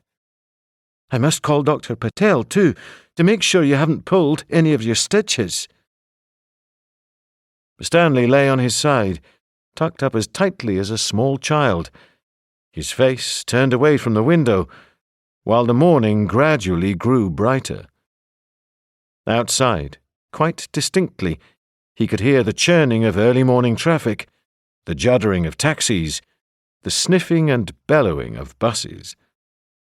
He thought once that he could hear a girl's voice crying out, plaintive and high, but with his cheek against the starched hospital sheet, he had to admit to himself that it was probably nothing more than a dream. Chapter 2. Nylon Stocking. He sat by the window of his flat for over an hour, watching Langton Street grow darker and darker. A mug of espresso coffee grew cold on the table beside him. He made no attempt to switch on the lights or to change the record, which circled silently and endlessly on the hi-fi on the opposite side of the room. He was watching the corner when Knitted Hood had waited on that hideous morning 4.5 weeks ago. The pavement was deserted now. Langton Street remained empty. At 6:30, he pushed back his chair and stood up. "It's no use thinking about it, Stanley. It happened. and all the thinking in the world isn't going to make it unhappen. He picked up the coffee cup and took it through to the kitchen and switched on the lights. This was his first night back in his own flat since leaving hospital. The Sun newspaper had printed a front-page story, "Attack on top US violinist was rape," complete with a photograph of Stanley shaking hands with Sir George Sholto in Chicago. And for the sake of Stanley's emotional convalescence and the orchestra's general equilibrium, Frederick Orme had decided it would be generally preferred if he didn't immediately return to the orchestra. The second bassoon, Nigel Bromhead Jones, had given Stanley the use of his late mother's bungalow in Oxshott, in the Surrey commuter belt, and Stanley had spent over 3 weeks reading and going for walks and watching television. In all that time, he had spoken to hardly anybody, except the woman in the local post office, who believed that her migraines were caused by the depletion in the ozone layer, and the landlord of the Feathers, who was gruff and belligerent and thought that anybody who couldn't trace their English ancestry back at least 3 generations should be forcibly repatriated at their own expense, regardless of the fact that this would have emptied the cities of Bradford and Wolverhampton overnight. Only one of Stanley's fellow musicians from the orchestra had come down from London to see him, Fanny Lawrence, a pale, bespectacled girl with wild pre-Raphaelite hair and hems that dangled with fraying cotton threads. She worshipped Stanley. She had told him so several times. "You're my god, you know," she had announced when they were sitting in the pub eating chicken in the basket. Stanley had taken her to the station afterwards and kissed her cold, plump cheek. The days had passed grey and detailed and tedious, like the spokes of a bicycle wheel ticking around and around. Walking along the puddly roads, Stanley had almost forgotten who he was or why he was here. He had found himself increasingly afflicted by a huge inertia. Some afternoons he had sat for 2 or 3 hours at a time, listening to his heart beat, feeling that strange thistly prickling in his veins, thinking of nothing at all. He could have stayed in Oxshott forever, gradually absorbed by English suburbia, until he became a mirage, a reflective disturbance in the air, and nothing more. Yesterday, however, he had caught sight of himself in a fisheye security mirror in the local supermarket. He had stopped, stepped back towards the mirror, and stared at himself more closely. A tired, Buster Keaton-looking man with a wire basket full of cheese and kitchen towels and shredded wheat. A voice inside him had asked urgently, "What the hell's happening to you, Stanley? Are you sick or something? Are you dying? You look like you're dying." Very carefully, he had walked back around the supermarket and replaced all his shopping on the shelves. Then he had walked back along the narrow pavement to the bungalow, turned off the gas and the power, and telephoned for a taxi to take him to London. In the back of the taxi, staring at the passing suburbs, hairdressers, garages, mile after mile of 1930s semi-detached houses, grey skies, pylons, he had admitted to himself that Knitted Hood's assault had taken something away from him that he might never be able to recapture. It had taken away his spirit, his joy in being alive. And that man he had seen in the Oxshott supermarket mirror had only just been managing to cling on to his identity by his fingernails. It had been more like peering through the spy hole of a padded cell and seeing a lunatic peering back at him. Tonight, he walked around his flat, tugging the brown velour drapes and switching on the lamps. He resisted the temptation to take one last look out into the street. On the television screen, in a thick Northumbrian accent that Stanley could scarcely understand, the BBC weatherman was explaining that tomorrow would be bitterly cold. Somehow the BBC seemed to have convinced itself that weathermen with thick regional accents would be more believable, like Shepherds or Crofters. Red sky at night, shepherd's delight. Red sky in the morning, shepherd's warning. Red sky in the afternoon, shepherd's house is on fire. Stanley's flat was spacious and quite comfortable in a stuffy London way. He had a large living room with beige-papered walls and brown furnishings, and a beige-tiled fireplace with a 6-bar electric fire. Above the fireplace hung a huge reproduction of Prince Balthazar Carlos with a dwarf by Velázquez, bought from Boots the chemist's. Stanley found the portrait unsettling and strange. It showed 2 small creatures in elaborately embroidered dresses, one of them pale and royal and painted in an odd perspective, as if he were floating in the air, the other one stunted. Stanley carried his cold coffee through to the kitchen, trying to hum Handel, but sounding flat. The kitchen was modern, fitted in brown oak, with a large Zanussi refrigerator and a window that overlooked some dark small yard between the houses, a yard which intrigued Stanley, because he had heard children playing there, but couldn't see how anybody could gain access to it. Stanley tipped away his coffee and went to the refrigerator and took out a half-empty bottle of Pouilly Fumé. Dr. Patel had advised him against drinking alcohol while he was still on medication, but the way he felt tonight, what the hell? He shook 2 capsules into the palm of his hand, clapped his hand against his mouth, and washed the capsules down with cold wine. He went back into the living room and sat down in front of the television. Channel 4 News was reporting on the day's debates in the House of Commons. The Conservative MP, Mr. Robert Adley, had called the Labour MP, Mr. John Prescott, a freak. The Speaker of the House had decided that this remark was not unparliamentary, but certainly inelegant. The longer he stayed in England, the quainter and more claustrophobic Stanley found it. It was like living in a novel by Charles Dickens, Our Suffocating Friend. The news turned to the subject of the Channel Tunnel. Protesters in woolly hats were claiming that it would cut a swathe of devastation through the sublime county of Kent. A swathe, thought Stanley. We shall cut a swathe through the world. He could still feel that prickling in his blood. He had told Dr. Patel about it while he was in hospital, but Dr. Patel had assured him there was nothing wrong. His blood samples had been sent back twice for reanalysis, once to the hospital for tropical diseases. But now Dr. Patel was fairly sure that he hadn't caught anything nasty from his encounter with Knitted Hood. You are a physically well man, Mr. Eisner. If you are feeling anything in your body, then it is your mind that is creating that feeling. Stanley leaned his head back in his armchair and closed his eyes. He had never felt so tired in his life, although he couldn't understand why. He had been resting for almost a month, after all. He hadn't even practiced his violin. It lay on the chair beside the window, its case closed. He had taken it down to Oxshott with him, but he had only taken it out once.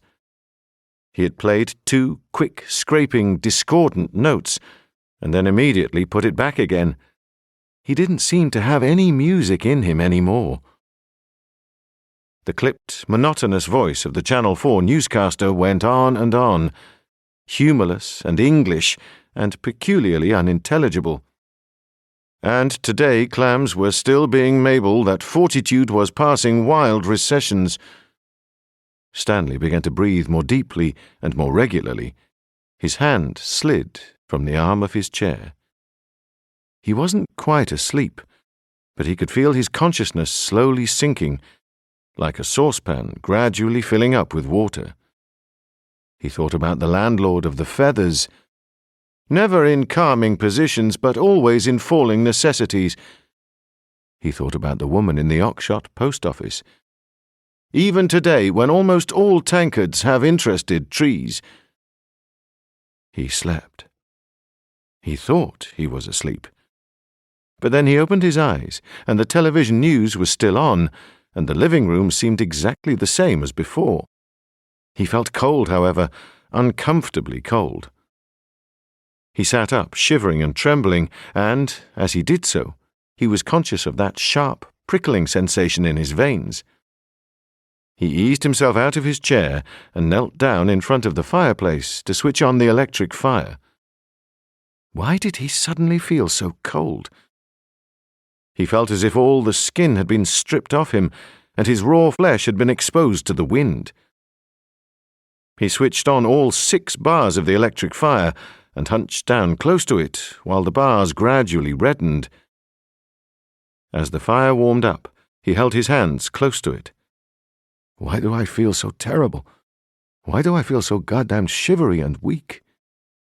He was beginning to wonder if his experience might not have brought out something worse, like chronic delayed shock, or even ME, myalgic encephalomyelitis.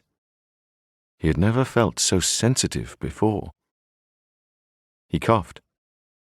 He coughed again, and this time his cough was thicker. His stomach felt queasy, as if he had been swallowing phlegm. He coughed again and again, thicker and thicker, and between each bout of coughing, he found he had to fight for breath.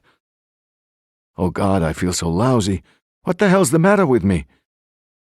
He coughed for almost a minute, pressing his handkerchief over his mouth.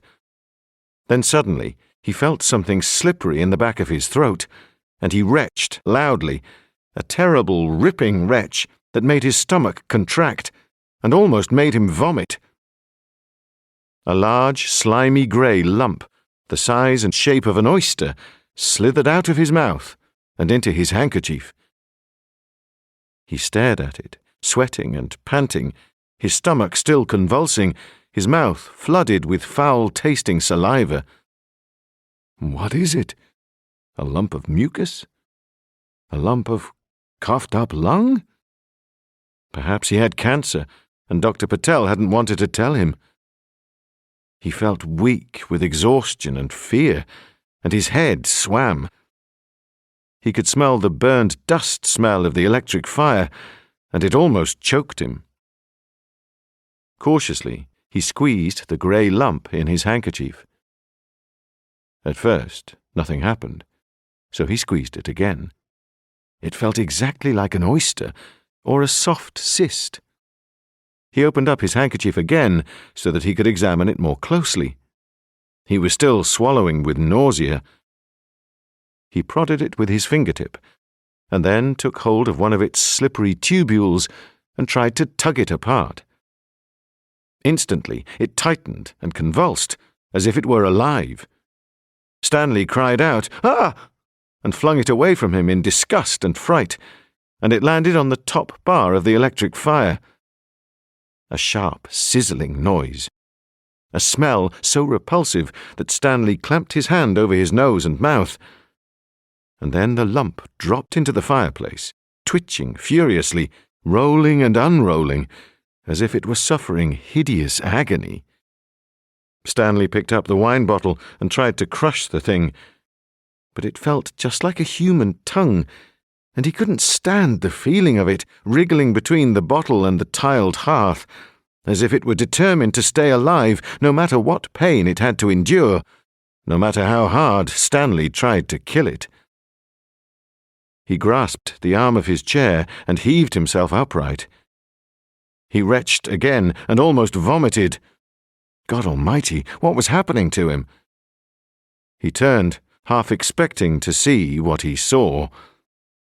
There, in the shadow of the curtains, close beside the chair where his violin case lay, stood Knitted Hood. White-faced, silent, shining, as beautiful as sin. Stanley stood shivering, saying nothing. This was a dream now, he knew it. It had to be a dream. The only terrifying part about it was that he didn't know how to wake up. It could be your past, Knitted Hood whispered. It could be your future. It could be nothing more frightening than something you ate. Leave me alone, Stanley swallowed, wiping his mouth with his hand. We have something in common now, you and me, Knitted Hood told him. What was mine has now passed to you, and what is now yours will pass to the rest of the world, one to another, and together we shall cut a swathe through all mankind. "Wake up!" Stanley shouted to himself. Perhaps you're awake already, whispered Knitted Hood, and his voice was chillingly benign. Stanley swung his arm and slapped himself hard across the face. "Wake up! Wake up, you stupid putz! Wake up!" He shut his eyes tightly and slapped himself again and again. "Wake up! Wake up! Wake up! Wake up!" He was suddenly aware that something was different, that the atmosphere in the living room had subtly altered. Slowly, his cheeks stinging, he opened his eyes. The Channel 4 newscaster was saying, "And that's all for this evening, and a very good evening to you." Stanley looked around the room, sniffing and trembling. Behind the curtains there was nothing but shadow, and in the hearth there was nothing but broken glass and a steadily widening pool of white wine, in which the scarlet bars of the electric fire were reflected. "God protect me," he said out loud. He went through to the kitchen to find a mopping-up cloth. On the scribble board next to the telephone, he had written Gordon Rutherford's number. He stared at it for a while, undecided. Then he picked up the telephone and mechanically punched it out. The phone rang for almost a minute. Then a cautious voice answered, "Yes?" "Gordon?" said Stanley, with a catch in his throat.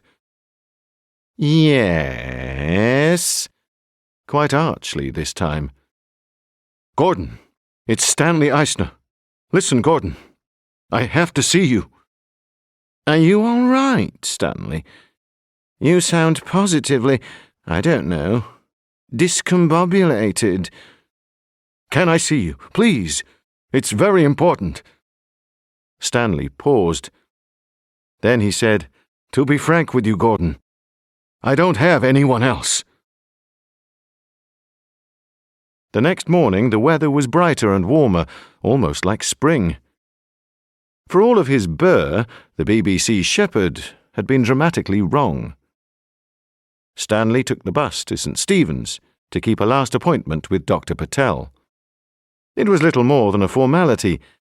Dr. Patel had already told him that his internal injuries had healed well, and that he had suffered no brain damage from hitting his head on the pavement.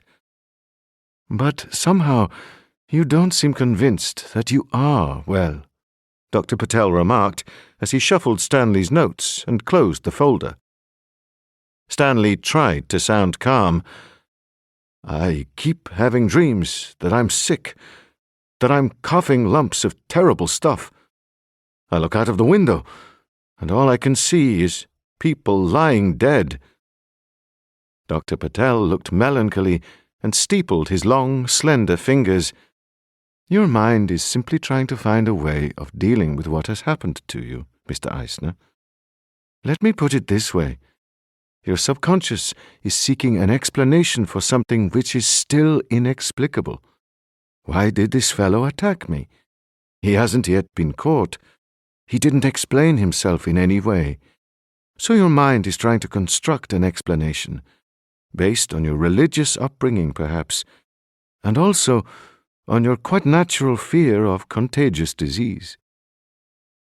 Dr. Patel took out a blindingly clean handkerchief and wiped his sad, watery eyes. "There is some element in your blood sample which has caused us some mystification, but, as you already know, you are HIV negative, and as far as we can say, you have no trace of any communicable infection of which modern pathology is aware." Stanley swallowed tightly. "Thank you. I could recommend a psychiatrist if you feel you have the need," Dr. Patel suggested. Stanley shrugged. I need something, but I don't know what. Revenge, maybe, I don't know. I didn't do anything, you know. Some goddamned revolting creature knocked me down on the sidewalk and raped me. I fought back. I really fought back. But he was so goddamned strong. And what did he weigh?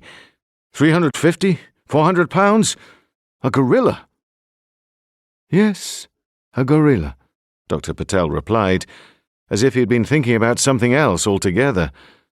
Then he stood up and extended his hand. Your body is healed, Mr. Eisner. You are free from infection.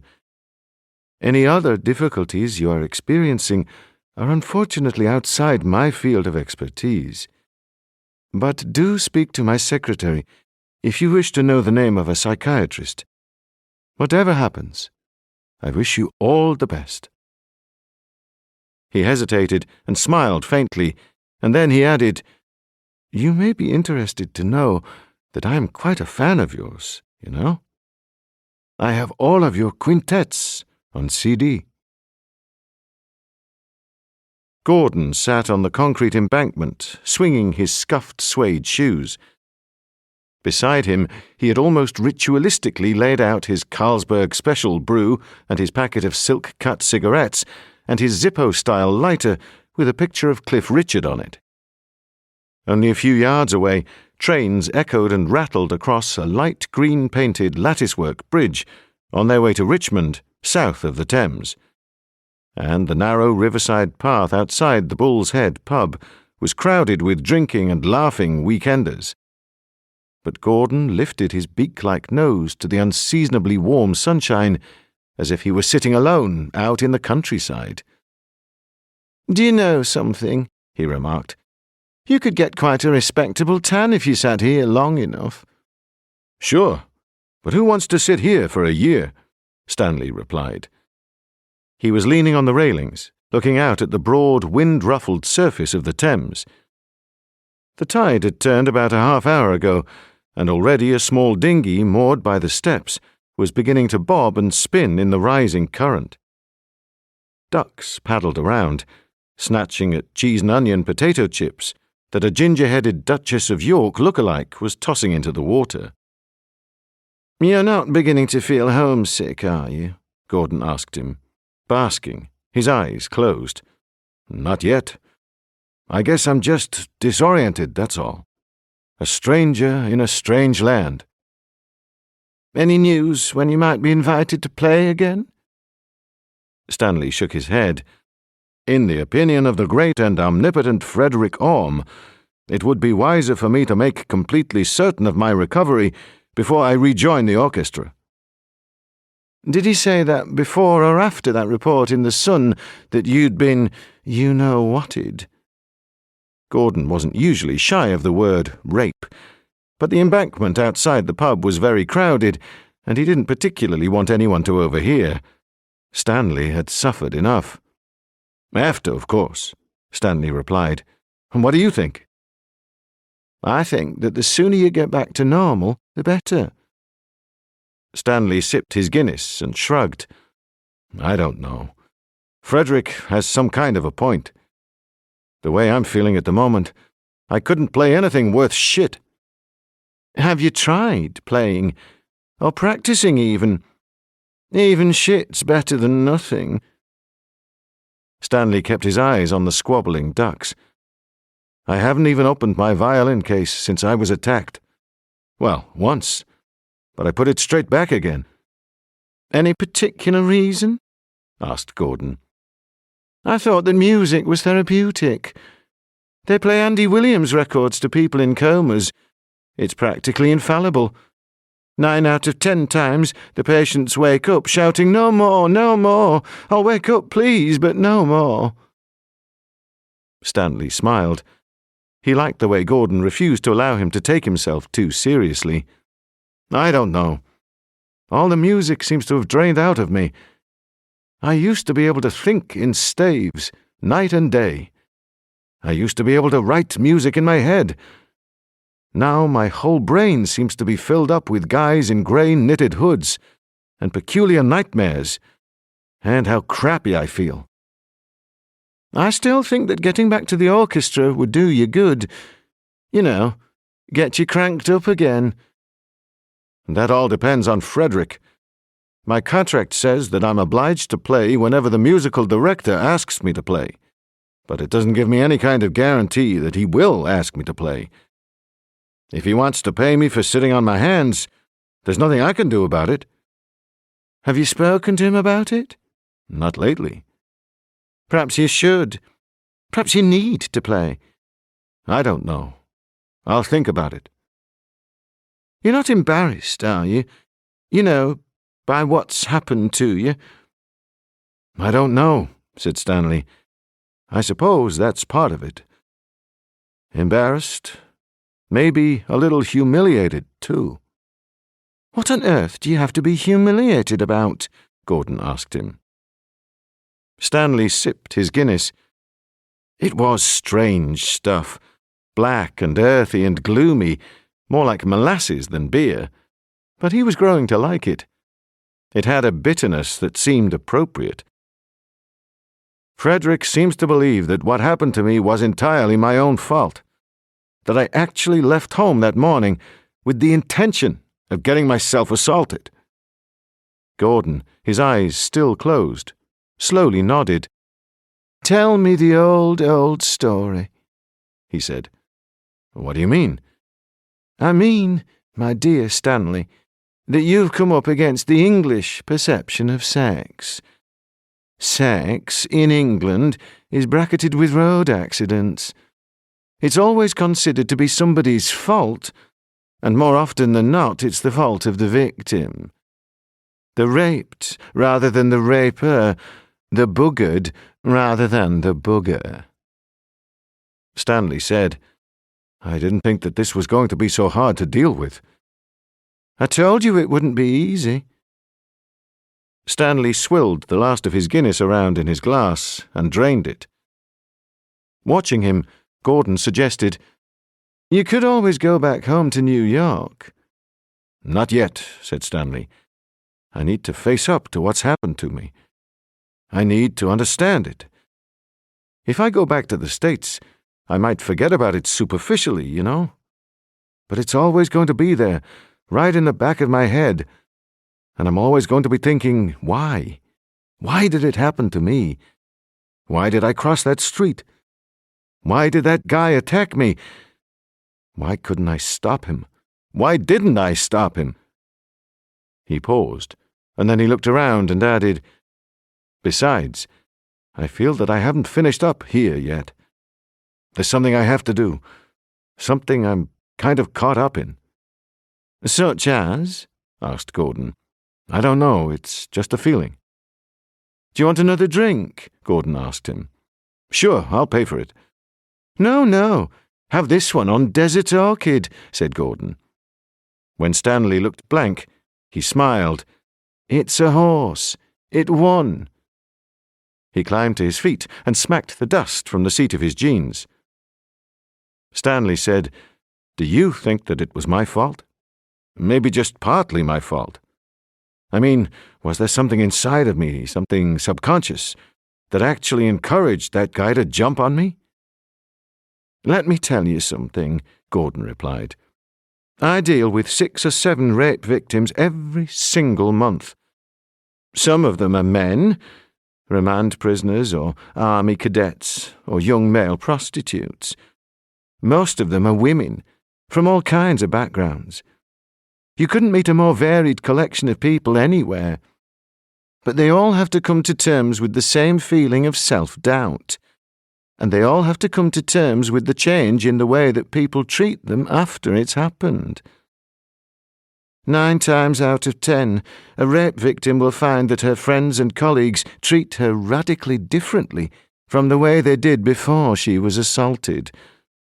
Her women friends will find excuses not to be quite so close anymore, almost as if she's caught some terrible disease. And the men in her life will ostracize her too, because she didn't play the game. A chap's entitled to a bit of fun after all. And if she got knocked about a bit, well, sorry and all that, but that's sex for you. No need to whine about it. Stanley said very softly, How do they cope with it? These other victims you deal with. How the hell do they come to terms with it? Gordon took his empty glass. The way that you're having to come to terms with it. By learning to ignore the monstrous prejudices of the world at large. At least, for as long as it takes you to convince yourself in your heart that what happened to you was a violent and totally unpreventable act for which you weren't at all to blame. Coming to terms with it, my dear Stanley, starts here, inside your own head. Treat yourself first. Worry about the rest of the world later. Now, do you want some crisps? Crisps? Sure. Worcester sauce flavour, if they have them. Yuck! You're becoming too bloody anglicised for your own good. Apart from the fact that it's pronounced Worcester, not Worcester. Worcester. Got you. Stanley watched the river traffic passing as he waited for Gordon to come back with their drinks, and listened to the ferocious rapid-fire sniping of weekend conversation. Dennis stripped the dado, and then we rag-rolled the walls in apricot, a young woman in a horsey headscarf was explaining. Well, I don't know. I've gone off rag-rolling, another woman replied, her Butler and Wilson costume earrings swinging in the February sunlight. It looks so desperately habitat. Behind Stanley, a meaty-shouldered young man in a houndstooth jacket was booming with satisfaction. Beautiful job on it. Tweaked the carbs, stiffened the rear suspension. Goes like an absolute bomb. A sightseeing boat puttered slowly past, and everybody on deck waved at the shore, although nobody outside the Bull's Head waved back, or even looked at them. Stanley found himself wondering why they had waved. To show that they were having fun, even if they weren't. To try to reassure themselves that they were real. They wouldn't have waved if they had been simply walking past. In fact, they would have turned their faces away. He wished he would stop having thoughts like that. But there was something about England that brought it on. Something not quite right, as if everybody were in a play. He was still watching the sightseeing boat when he glimpsed somebody standing on the opposite bank of the river, over a quarter of a mile away. The trees were dark on the opposite bank, tall and melancholy poplars, their leaves glittering occasionally in the wind. The kind of trees that reminded Stanley of cemeteries or municipal buildings. He wasn't sure what it was that first attracted him to look at the figure. Maybe it was the way that it was just standing there, close to some broken-down railings and a boat shed, not moving. It was too far away for him to be able to see it clearly, but when he narrowed his eyes, he managed to distinguish that it was wearing a grey coat and some kind of grey hat. A terrible cold feeling poured down him. He couldn't tell for sure, but supposing it was Knitted Hood. It looked like Knitted Hood, the way it was standing there, not moving. Its face was white, white as a distant handkerchief, but Stanley couldn't distinguish any more than that. Should he call the police, even if he wasn't 100% sure that it was Knitted Hood? Jesus! Supposing Knitted Hood was watching him? Supposing Knitted Hood was out to get him again? He looked urgently around for Gordon, but the pub was crowded to the doors, and Gordon was probably still waiting to be served. It was then that he saw a pigskin binocular case that somebody had left on one of the outdoor tables. He pushed his way over to it and picked it up. "Pardon me," he called out, holding them over his head. "Who do these belong to?" The young man in the houndstooth jacket replied, "Me, as a matter of fact, and you can jolly well put them down. They're Zeiss." "Would you mind if I borrowed them for just a couple of minutes?" "Actually, I make it a rule not to lend anything, old man. Even my girlfriend's." His friends hooted with laughter. "Listen, How about drinks all round? Stanley suggested. He glanced quickly back across the river. The figure was still there, unmoving. Come on, Alex, that's a fair deal, one of the young men called out. Yes, come on, Alex, what about the special relationship? Well, all right, said Alex, but for God's sake, don't drop them.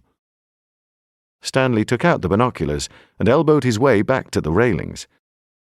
His place had already been taken by a tall girl with straight blonde hair and a cigarette, and she was very reluctant to give him any room. Would you mind? He asked her. She looked at him down her nose and moved at least 1/8 of an inch. Stanley lifted the binoculars and focused them on the opposite bank of the river. He found the boat shed, the broken-down railings. He inched the binoculars a little to the left, where the figure had been standing, but the figure had vanished. Immediately, he swung the binoculars to the right, but there was no sign of the figure in that direction either. He lowered the binoculars and peered across the river, with his hand shielding his eyes against the sunlight. He was still trying to see where the figure had disappeared to when Gordon came back with their drinks. "What are you doing? Bird watching?" he asked. Stanley was about to tell him when it suddenly occurred to him that he had probably been mistaken, and that the likelihood of the figure across the river being Knitted Hood was not only remote, but ridiculous. It had probably been nothing more sinister than some old man taking his dog for a walk. If he told Gordon what he thought he had seen, Gordon would either call the police, with all the humiliation and embarrassment that would cause, or else he would begin to think that Stanley was becoming obsessive. "I was watching the boats, is all," Stanley explained sheepishly. "That young fellow was kind enough to lend them to me." "At a price?" called out one of Alex's friends loudly. "At a price?" "That's right. Mine's a large bells and American," put in a leggy, dark-haired girl with a profile like a thoroughbred horse. "Holston pills for me," Alex declared. Gordon asked Stanley, "What have you got yourself into, my dear? The Chiswick Mafia?" "Give me a minute. I promised to buy them around," Stanley told him. Inside the Bull's Head, it was smoky and noisy and jam-packed with drinkers. Stanley managed to force his way up to the oak-beamed bar, where he had to stand for nearly 5 minutes, pressed between an old, rheumy-eyed man with a hand-rolled cigarette smouldering between his lips, and a pot-bellied young Australian with a bellowing laugh. At last, he was able to catch the attention of the young black man serving behind the bar, but while he was waiting for the drinks to be poured out, he felt somebody tapping him on the shoulder. He turned around and found himself face to face with a petite girl of 18 or 19, her blonde streaked hair pulled up into a ribbon on top of her head so that she looked like a firework. Her blue eyes were heavily made up with glittery purple eyeshadow, and her lips were almost white. She wore a black leather jacket and the shortest black miniskirt that Stanley had ever seen, exposing 3 inches of bare thigh, black nylon stocking tops, and black garters. In Napa, she would have caused a serious public disturbance. "Watcha!" she shouted above the noise of laughter and conversation. "Hi," Stanley smiled. She looked him right in the eyes, smiling mischievously. "You don't know who I am, do you?" she demanded. "Have we met?" he asked her. "Once," she told him. "That day you was attacked. I was the one what called an ambulance." "Oh," said Stanley, nodding furiously. "In that case, I owe you one." "Are you all right now?" the girl wanted to know. "I read about it in the paper." "I think the entire universe read about it in the paper," Stanley replied. "But sure, I'm fine now, thanks. I'm still waiting to have my tooth fixed. You know, capped. Apart from that, though, I guess I'm pretty much fully recovered." "That was really awful," the girl told him. She was watching his eyes with a sort of innocent relentlessness to see how he was going to react. Yeah, it was really awful, Stanley agreed. He couldn't stop himself from flinching, turning away. Did they ever catch the bloke? Stanley shook his head. Doubt if they ever will. I don't know whether you saw it, but he was wearing some kind of mask, not to mention that hood. He was so bloody horrible, don't you think? Ugh! All dirty and greasy. Know what I mean? Are you all right now, then? I'm fine, believe me. Can I buy you a drink? I'm supposed to be with my boyfriend. Will your boyfriend mind if I buy you a drink? Not so long as you buy him one, too. Stanley asked for a pint of Foster's for the boyfriend and a gin and orange for the girl. The whole round cost him nearly £22. While he was rummaging through his coat pocket for change, the girl said, My name's Angie, by the way. Angie Dunning. Stanley shook her hand. Pleased to know you. Do you live around here? Just across the road. Herbert Gardens. Got a flat there. Well, there's 5 of us sharing. Lived here for ages, ever since I come to London.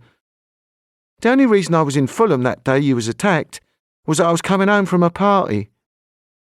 Well, listen, said Stanley. Maybe there's something I can give you, something to say thank you. A record, maybe. What kind of music do you like? Oh, I don't know.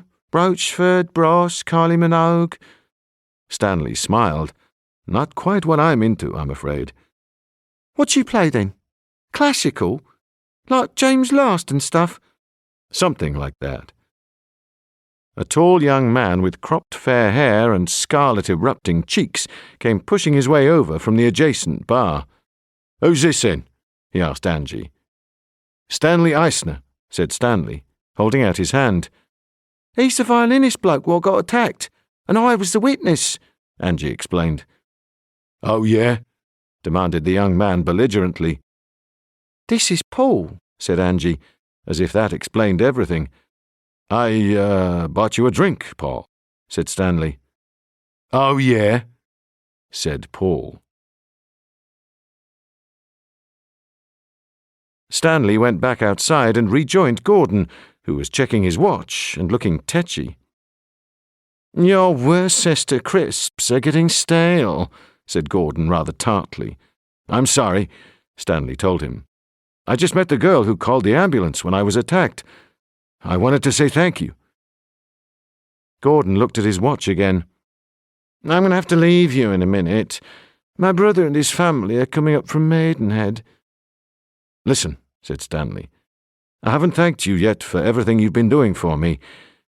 I want you to know that I appreciate it. I don't know how I would have kept my sanity if it hadn't been for you. Gordon pursed his lips, then smiled and nodded. I'm not sure that sanity is worth keeping, but you're quite welcome. Stanley opened up his bag of crisps and leaned back against the railings. The river was so high now that waves were beginning to slop over the embankment, and the ducks could swim right up beside their feet. Do you know much about dreams? He asked Gordon. In what way? Said Gordon. You mean Freud, symbolism, that kind of thing? Carrot equals penis, grotto equals vagina? I'm not sure, Stanley told him. I had a dream when I was still in hospital about the guy in the knitted hood, and it wasn't like a dream at all. It was like it was really happening. I mean, I wasn't at all aware that I'd fallen asleep. Then I had another dream last night. It was just the same. I went straight into the dream without any real sensation of going to sleep.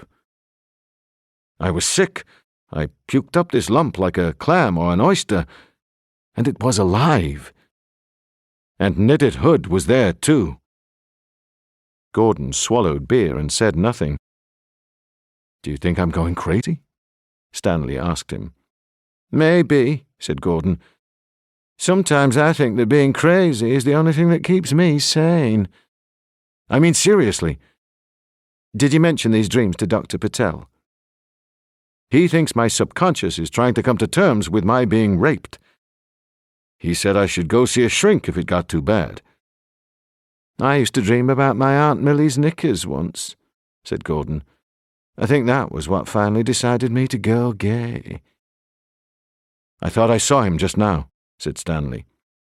Who? Gordon asked him, squinting against the sunlight. Knitted Hood. I thought I saw him across the river. Gordon frowned across the Thames towards the tall, dark trees. Then he looked back at Stanley. Is that what you were doing with those binoculars? Stanley said, I didn't want to tell you directly. I didn't want you to do anything, I don't know, official, like calling the cops. It could have been a hallucination. It could have been somebody else altogether. Somebody who looked like Knitted Hood, but wasn't. It's a good half-mile off. I wouldn't have called the police, you know, Gordon replied. Not unless you'd wanted me to. As far as I'm concerned, the most important thing is for you to get your head back together again. Catching this Knitted Hood character comes a pretty long way behind that. He finished his beer. I'd better go now. Brian and Margie will kill me. But if there's anything you want, you can always call the centre any time you like. You've got a long way to go, you know. Inside your head, you haven't even started to accept what's happened to you. So, take it easy, comprende? He gave Stanley a ride in his unwashed Austin Montego as far as Kew Bridge. On the back seat were stacks of old Sunday newspapers and a stuffed otter that had seen better days. Around his feet as he drove were tides of crumpled red Topic wrappers. I never get time to eat lunch. A Topic's a meal in itself, don't you think? Stanley had intended to catch a bus or a taxi back home, but after Gordon dropped him off, he realized that he was only 3 or 4 minutes' walk from the Royal Botanic Gardens. He crossed the river, half deafened by passing buses and trucks, and then walked along Kew Green, bordered on both sides by elegant 18th-century townhouses. As he passed St. Anne's Church, bells began to toll, slowly, funereally, and a breeze scurried across the bright green grass like frightened cats. Stanley wished he had brought his Burberry. The sun was glaring, but out in the wind the day was still chilly. He entered the gates of Kew Gardens and walked alone along the wide open pathway. On either side, trees nodded in the wind, nondescript to Stanley, who knew nothing about trees, but each with a label announcing that it was rare or special. The trees were still leafless, most of them, but already budding, and in the middle distance Stanley could see crowds of daffodils, almost too yellow to be real. He walked for almost 5 minutes, hearing nothing but the wind and his own breathing and the crunch of his shoes, and seeing scarcely anybody at all, just a few raincoated figures moving on other diagonal paths between the trees, their faces blurred in the shadows. He passed a bench where a very old man sat in a plaid scarf and a Barathea coat and a beautifully brushed Homburg. The very old man was patiently eating an ice cream cone with 2 chocolate flake bars stuck in it like rabbit's ears. He passed another bench where a worried-looking black woman sat, endlessly rocking a baby buggy. A small coffee-coloured half-caste boy with curly blonde hair sat in the buggy, fast asleep. A swathe through the world, thought Stanley. At last, he emerged beside a wide, slate-black lake where swans circled. Overlooking the lake was a vast Victorian glasshouse, 2 or 3 stories high. Its windows were steamed up, but through the misted glass panes, Stanley could make out the shapes of huge tropical palms and creepers, and iron catwalks that allowed visitors to view them from high above. It was like something out of a dream, Or The Lost World by Arthur Conan Doyle, a vision of pterodactyls in Victorian London. Although he couldn't put his finger on the reason why, Stanley began to feel stressed and disturbed, and his mouth felt dry. He looked around. A toddler was lying on the ground, kicking his legs, refusing to walk any further. His mother called, "Stay there then, see if I care." The wind was blowing even more penetratingly, and although he felt unsettled, there was no doubt that the palm house looked warm. Stanley circled around to the end of it, opened the white-painted door, and stepped inside.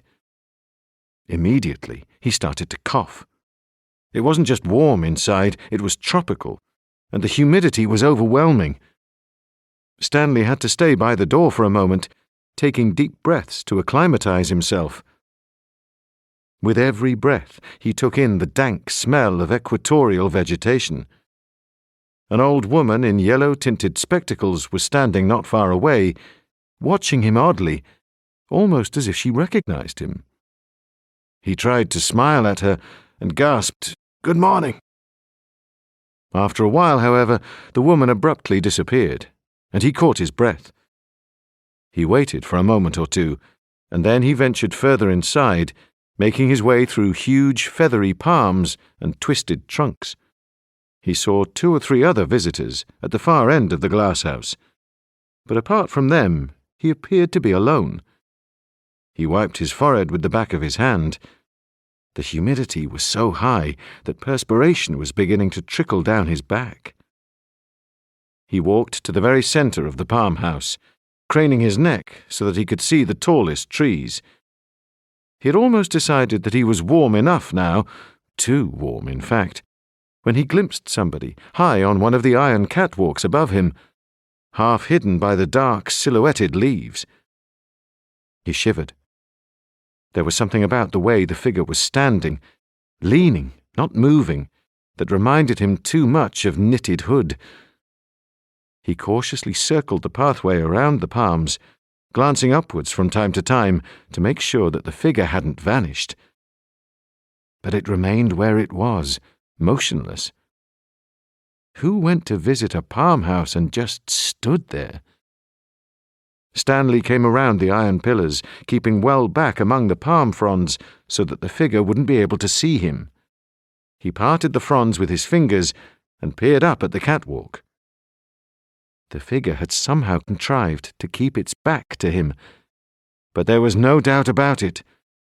That soiled grey raincoat, that grey knitted hood, that hunched and peculiarly distorted posture. Stanley looked around. No bobbies in sight. Never were when you really needed one. So what was he going to do? Climb up to the catwalk and challenge Knitted Hood to a face-to-face fistfight? Run for the nearest telephone booth and risk Knitted Hood escaping? He bit his lip. He was still feeling a whole lot less than 100% physically, and he had already experienced enough of Knitted Hood's strength and weight to know that he wouldn't stand a chance, not without a baseball bat or a .44 Magnum. He was a classical violinist, for God's sake. His fingers were strong. He played a mean game of squash, but his pectorals could hardly be described as Rambo-esque. Quite apart from sheer physical strength, he would need something else to deal with Knitted Hood, and that was will. Right now, he wasn't sure how much of that particular commodity he possessed. Supposing he went for the cops? There didn't seem to be much future in that either. Knitted Hood had obviously been following him and would see him straight away and guess what he was doing. He would have to be a retard to be still waiting here when Stanley returned with the boys in blue. No, thought Stanley. What I'm going to do is, I'm going to turn the tables on you, my friend. I'm going to follow you. He shuffled back into the palm fronds, just far enough to make it more difficult for Knitted Hood to see where he was, but not too far to restrict his own reasonably clear view of both ends of the palm house. There was no chance now that Knitted Hood would be able to leave the building without Stanley spotting him. Then Stanley waited, quietly perspiring, his hands clasped in front of him like a saint or a tailor's dummy, trying to remain calm, trying to remain still. Several people passed him by and stared at him curiously. 2 young girls said, "Excuse me, are you Tarzan?" and burst into fits of hysterical giggles. All Stanley could do was smile and hope that Knitted Hood hadn't heard them.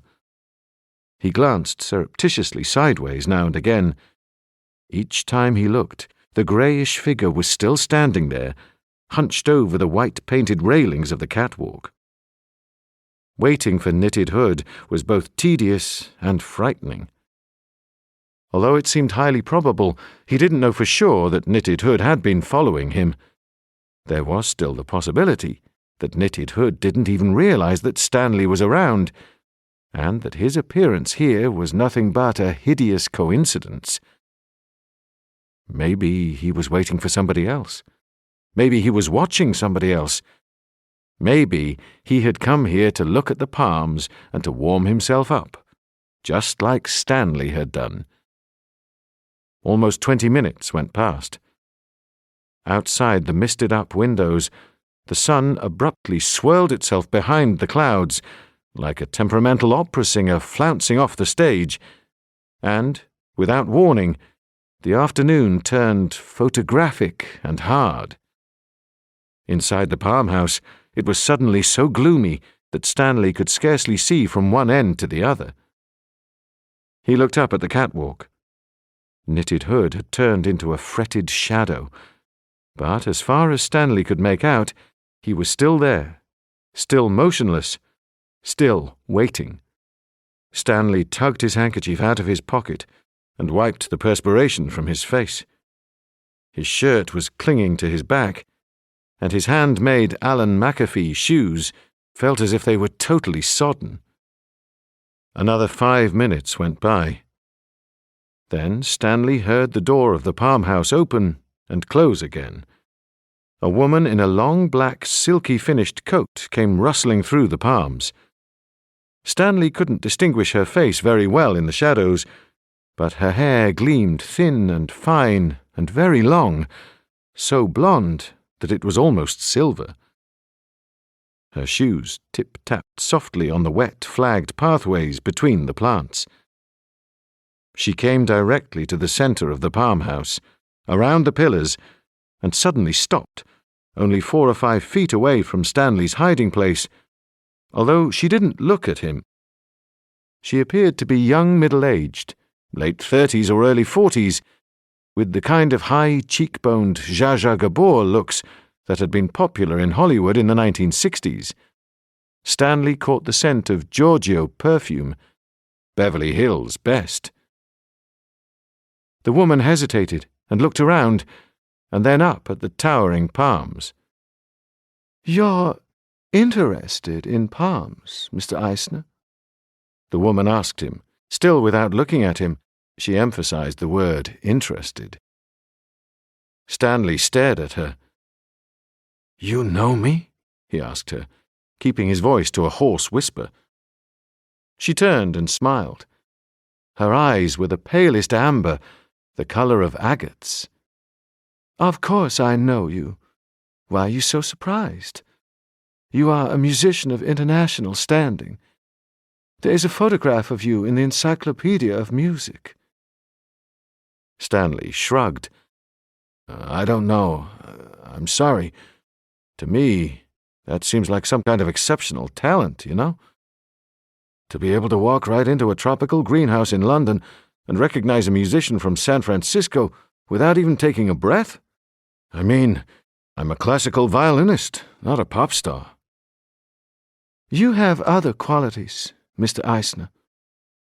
Stanley quickly glanced up at the catwalk to see if Knitted Hood was still there. The farmhouse was so shadowy now that it was impossible to tell for sure.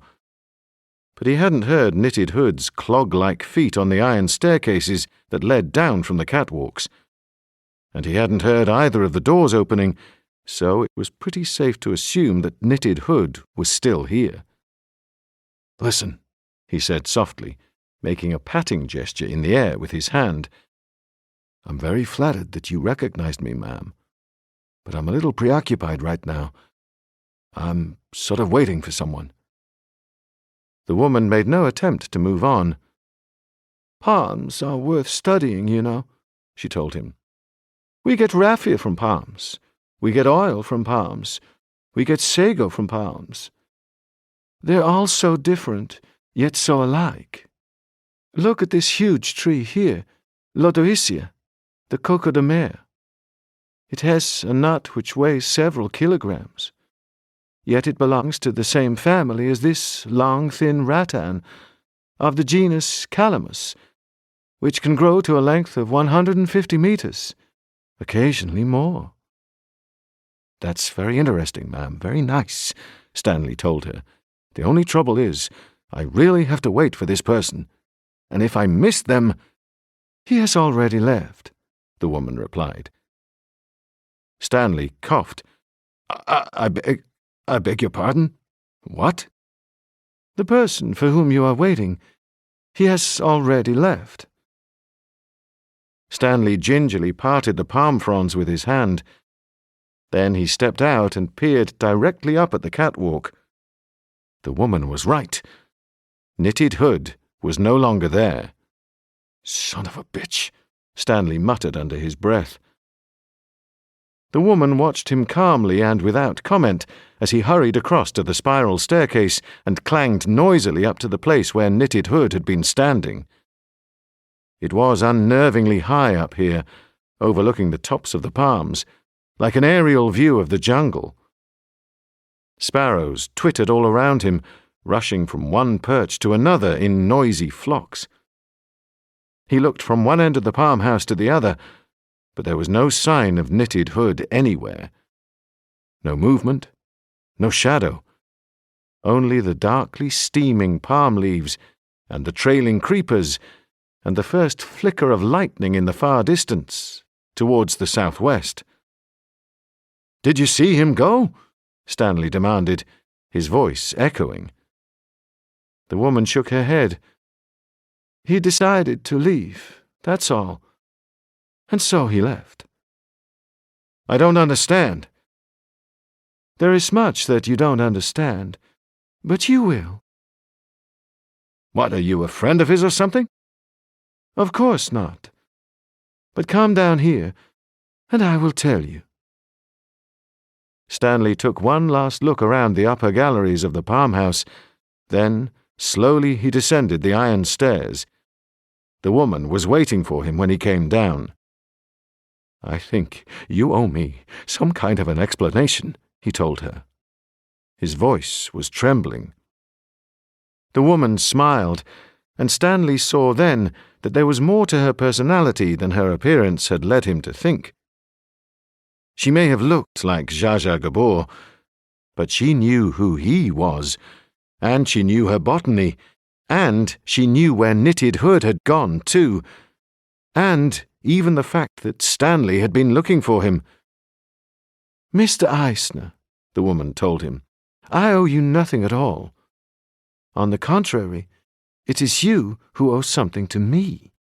Or at least, you owe something to those whom I represent. She held out her hand. Her fingernails were very long and painted Hawaiian pink. She wore 5 or 6 diamond rings on one hand alone, peculiarly ostentatious for a woman whose words were so subtle and oblique. Stanley noticed one thing. The skin on the back of her hands was very taut and smooth, suggesting that she was much younger than she had first appeared. Eve had sat in front of the dressing-table mirror every evening, pinching the skin on the back of her hands. The time it took for the pinch of skin to return to normal was an infallible giveaway to a person's genuine age. You can tighten your face, you can lift up your boobs, but you can never change your hands. That was Eve's theory anyway, and whenever Stanley was introduced to women these days, he found himself discreetly checking the backs of their hands. Stanley said, "I don't even know who you are. How can I owe you anything?" "Come for a walk," the woman suggested. "I will show you where you can find the person you have been looking for, and I will also tell you why I have come to meet you." "Now wait up a goddamn minute, will you?" Stanley objected. "I don't even know who you are. I mean, for all I know, you could be this guy's friend, accomplice or whatever." "If you come with me, I will try my best to explain everything," the woman told him. Stanley found it impossible to place her accent. It certainly wasn't British, and it wasn't French, but it was flatter and more precise than any American regional variations that he had ever heard. An unidentifiable mixture of gentrified Charleston and privately educated Swiss. Posh, but somehow lacking in poshness because it boasted no recognized background. Stanley wiped his forehead with the back of his hand. "Okay," he agreed at last. There didn't seem to be anything else that he could do. They left the farmhouse and walked around the lake. Behind them, the sky was as black as Bibles, and there were spatters of rain in the wind. The swans had left the water and were strutting inelegantly across the pathway. The woman's coat flapped and rustled as she walked. She said, "You don't have to hurry. He's not going very far." "Do you know who he is?" Stanley asked her. "I know what he is." "All right then, what is he?" "He's what we call a carrier. There are 10 or 11 of them at least, perhaps more." "A carrier? You mean like a truck driver?" "No, Mr. Eisner, not like a truck driver. He carries a virus of sorts, a kind of disease." Stanley swallowed. "A disease? He has a disease? Is it catching?" "That depends." Stanley stopped, and the woman stopped too, just outside the garden turnstiles. "Listen," he said, "don't think I'm being deliberately offensive here, but do you mind telling me who the hell you are? You didn't come here by accident, did you? How come you know so much about this knitted hood guy, this carrier? How come you know so much about me?" "You've been having dreams, haven't you?" the woman asked him. The wind blew her fine blonde hair across her face. Stanley gave her an almost imperceptible nod, which he tried to turn into a shake of denial, but too late. "Dreams of sickness? Dreams of plague?"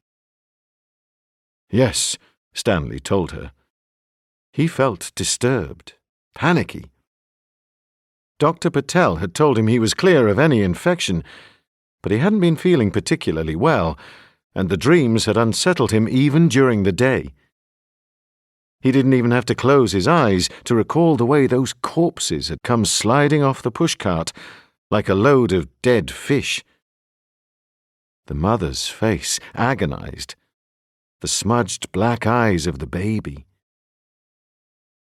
The woman said, "You feel anxious, am I correct? Your blood feels as if it's full of tiny prickly particles. You feel giddy and disoriented, as if you're jet-lagged." "What is it?" Stanley insisted. "Does it get worse? How serious is it?" The woman glanced towards the turnstiles. "We'd better be moving on. We don't want to miss him." "You know what happened to me, don't you?" said Stanley, breathless, keeping close beside her. "You know why I'm following this son of a bitch." "Yes, I know," the woman replied. "I knew about it almost as soon as it happened. That was how you contracted your infection." "But what the hell is it? Is it some kind of blood disease? What?" "It's a form of immune deficiency." Stanley's lips felt numb, as if his mouth had been anesthetized. "You mean I have AIDS?" "You have an infection. It has parallels with AIDS in some respects. It's passed on by sexual intercourse, particularly by anal intercourse. but also by biting and by sharing of hypodermic needles. It's similar to AIDS, but it's not AIDS. Is that it? That's right. Is it as serious as AIDS? They had left the gardens now and were waiting by the curb to cross the main road outside. Buses and trucks bellowed past them, blowing up showers of fine grit. The woman said, "I would be deceiving you, Mr. Eisner, if I pretended that it wasn't." Does it have a name? In the 17th century, they called it the Bard's disease, because Shakespeare was supposed to have died of it. It has also been called the Haitian pox. There is no question at all that Mozart was infected. I never heard of it. Believe me, I never even heard of it. It's been lying dormant for a long time, Mr. Eisner. There haven't been any major outbreaks recorded since the late 1600s. 1 or 2 isolated cases, yes, some of them well recorded, but nothing widespread. Stanley swallowed again.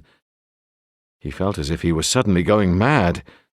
Is it, Bard's disease? Is it terminal?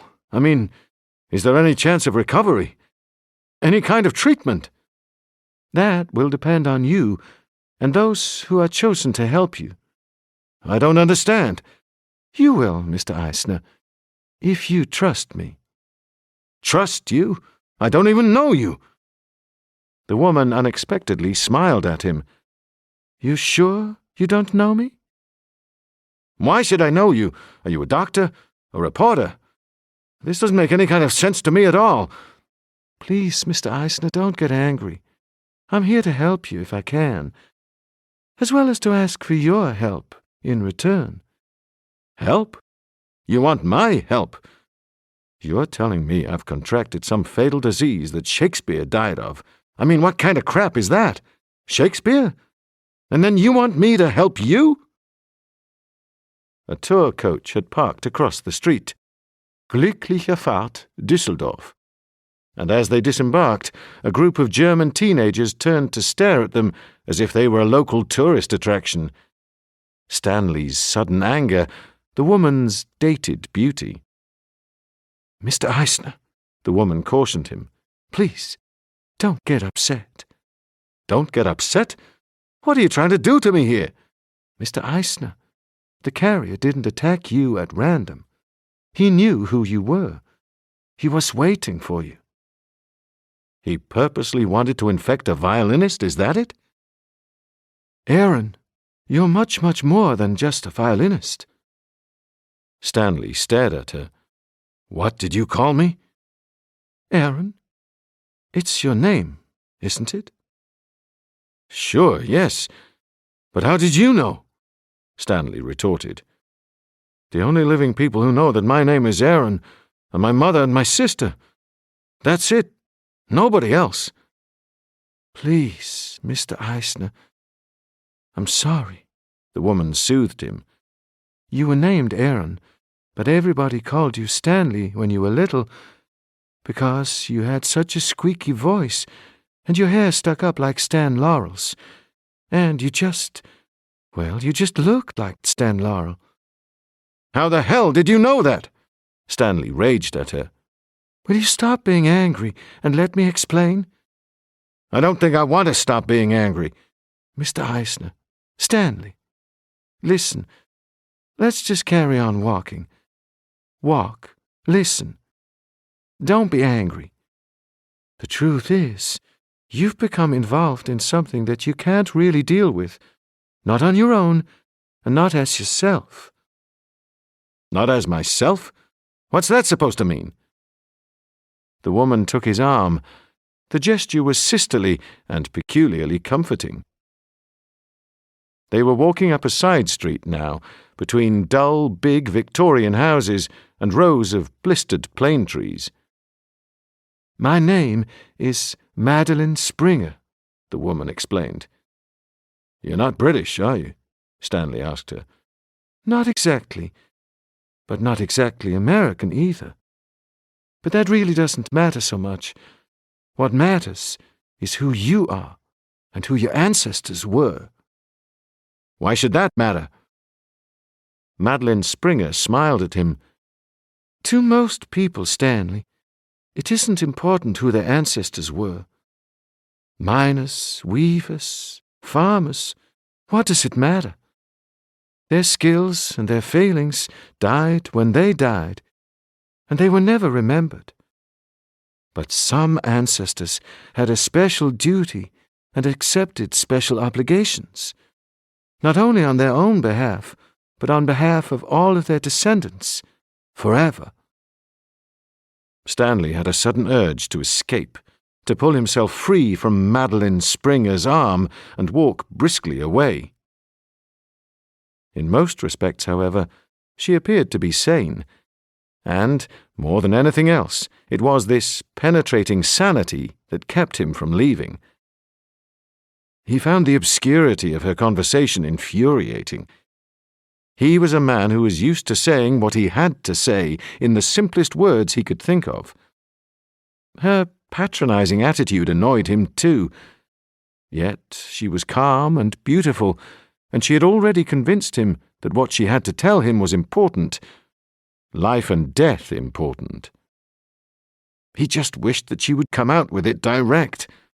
His mind was in enough of a turmoil, holding on to his sense of reality, holding on to his musical talent, trying to deal with Eve and Leon and all the physical and emotional consequences of Knitted Hood's attack.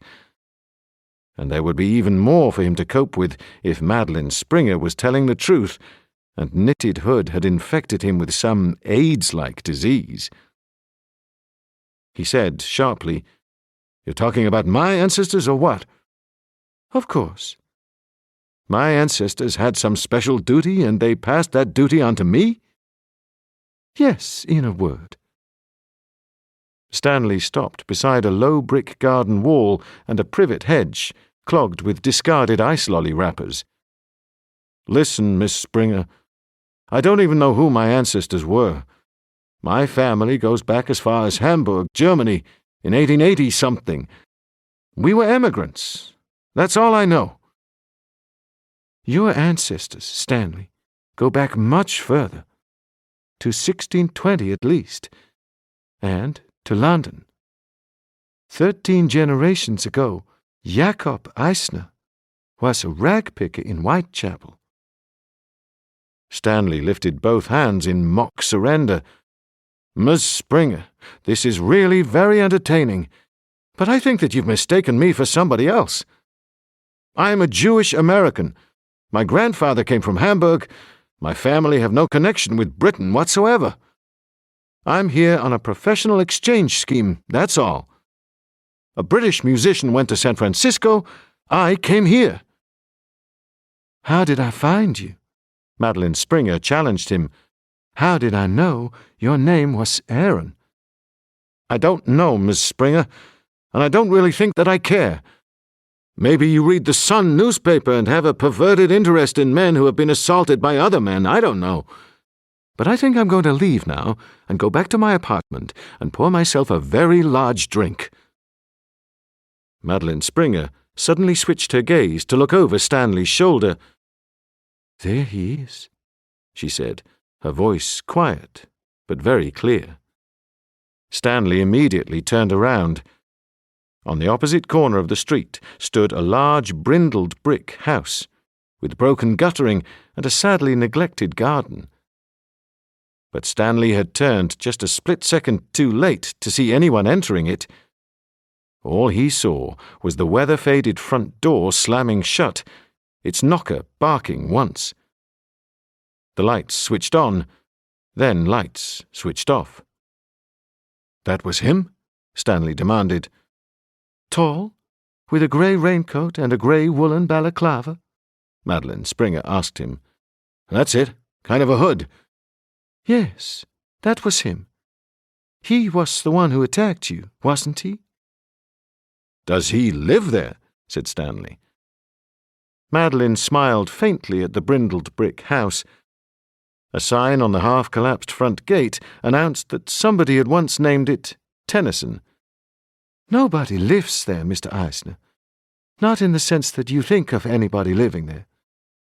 What is it? What do you call it, a squat? I mean, if that's his permanent address, If he comes back every night, Madeline said. It's no use calling the police, Mr. Eisner. The police couldn't find him, not in there, and neither could you. I can't stop him. The police can't stop him. You can't stop him, not as you are. You could search that house until doomsday, and he simply wouldn't be there. You told me he just went in through the door. That's right, he did. And you were waiting for him in the Palm House.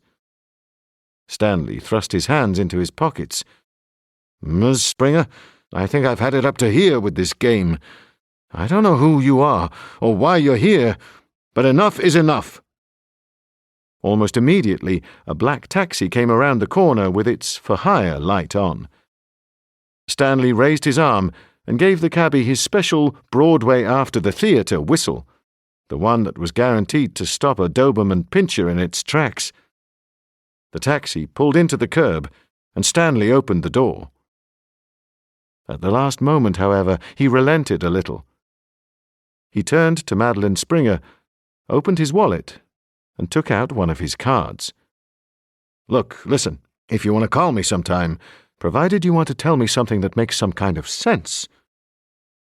Madeline Springer smiled and shook her head. Don't worry, Aaron. I know where to find you. He frowned at her.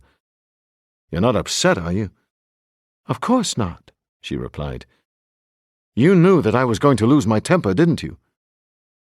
I would have lost my temper too if I had been you. Then what happens next? He asked her. What happens next is that you go home and you think about what I have told you. Then, when you are ready, we will talk some more. You know that I don't want to believe you. Of course you don't. Without saying anything further, Stanley climbed into the taxi and slammed the door. Langton Street, he told the driver. They drove away. Stanley turned and looked out of the taxi's rear window. Madeline Springer remained where she was on the sidewalk, not smiling, her hair lifted by the wind. For a flicker of a moment, Stanley thought, Yes, you're right, I do know you. I've met you before. But then the feeling vanished, and the cabbie was saying, Langton Street, that's just past the world's end, isn't it, mate? And all that Stanley could do was sit back in his seat and think about Knitted Hood, the carrier, and the real or imagined infection known as the Bard's disease. Chapter 3. Violin Song. Back at Stanley's apartment, a letter was waiting for him, hand-delivered. He didn't open it immediately, but tossed it onto the table in the dining area and left it there while he drew the curtains and switched on the fire. In the left-hand corner, the envelope carried an embossed treble clef and the name Kensington Chamber Orchestra. Whatever Frederick Orme had to say, Stanley didn't want to know what it was, not yet.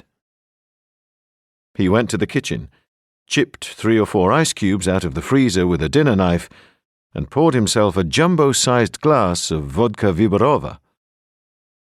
Then he went back into the living room and put on a CD of Handel's Messiah. He had the strangest feeling that ever since Knitted Hood had attacked him, he had lost control of his own destiny. That it didn't matter where he went or what he did, he was playing out a part in a carefully arranged plan. Why had he gone to Kew Gardens, for instance, when he could have gone anywhere, from Richmond Park to Hampstead Heath? Or perhaps Knitted Hood would have been waiting for him on Hampstead Heath too, with Madeline Springer not far behind. He sat down in his armchair and took a large mouthful of vodka. Tomorrow he would go back to Kew, he decided, and take a look at the house in which Knitted Hood was supposed to live, or not live, However Madeline Springer's words could be interpreted. Hallelujah, sang the Handel chorus. Hallelujah, hallelujah. Stanley drank more vodka and loosened his necktie. He felt slightly feverish, and although he had been trying to persuade himself all afternoon that the prickling sensation in his blood was less uncomfortable than it had been before, it was still noticeable, and if it was anything at all, it was slightly worse. Hallelujah! Screamed the chorus. Hallelujah! Although he couldn't understand why, he found the singing irritating. What the hell did they think they were doing, screeching out their adoration like that to some completely illusory god? They sounded worse than orangutans screeching in the trees, and just as mindless. Hallelujah! Hallelujah! Hallelujah! Stanley stood up again. He went to the sideboard and unscrewed the top of the vodka bottle and poured himself another large drink. He was confused and irritated, and the bottle rattled against the side of the glass.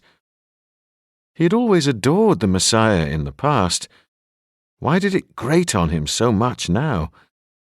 Yet the longer it went on, the more it annoyed him, almost as if the chorus were insulting him personally by praising the Lord.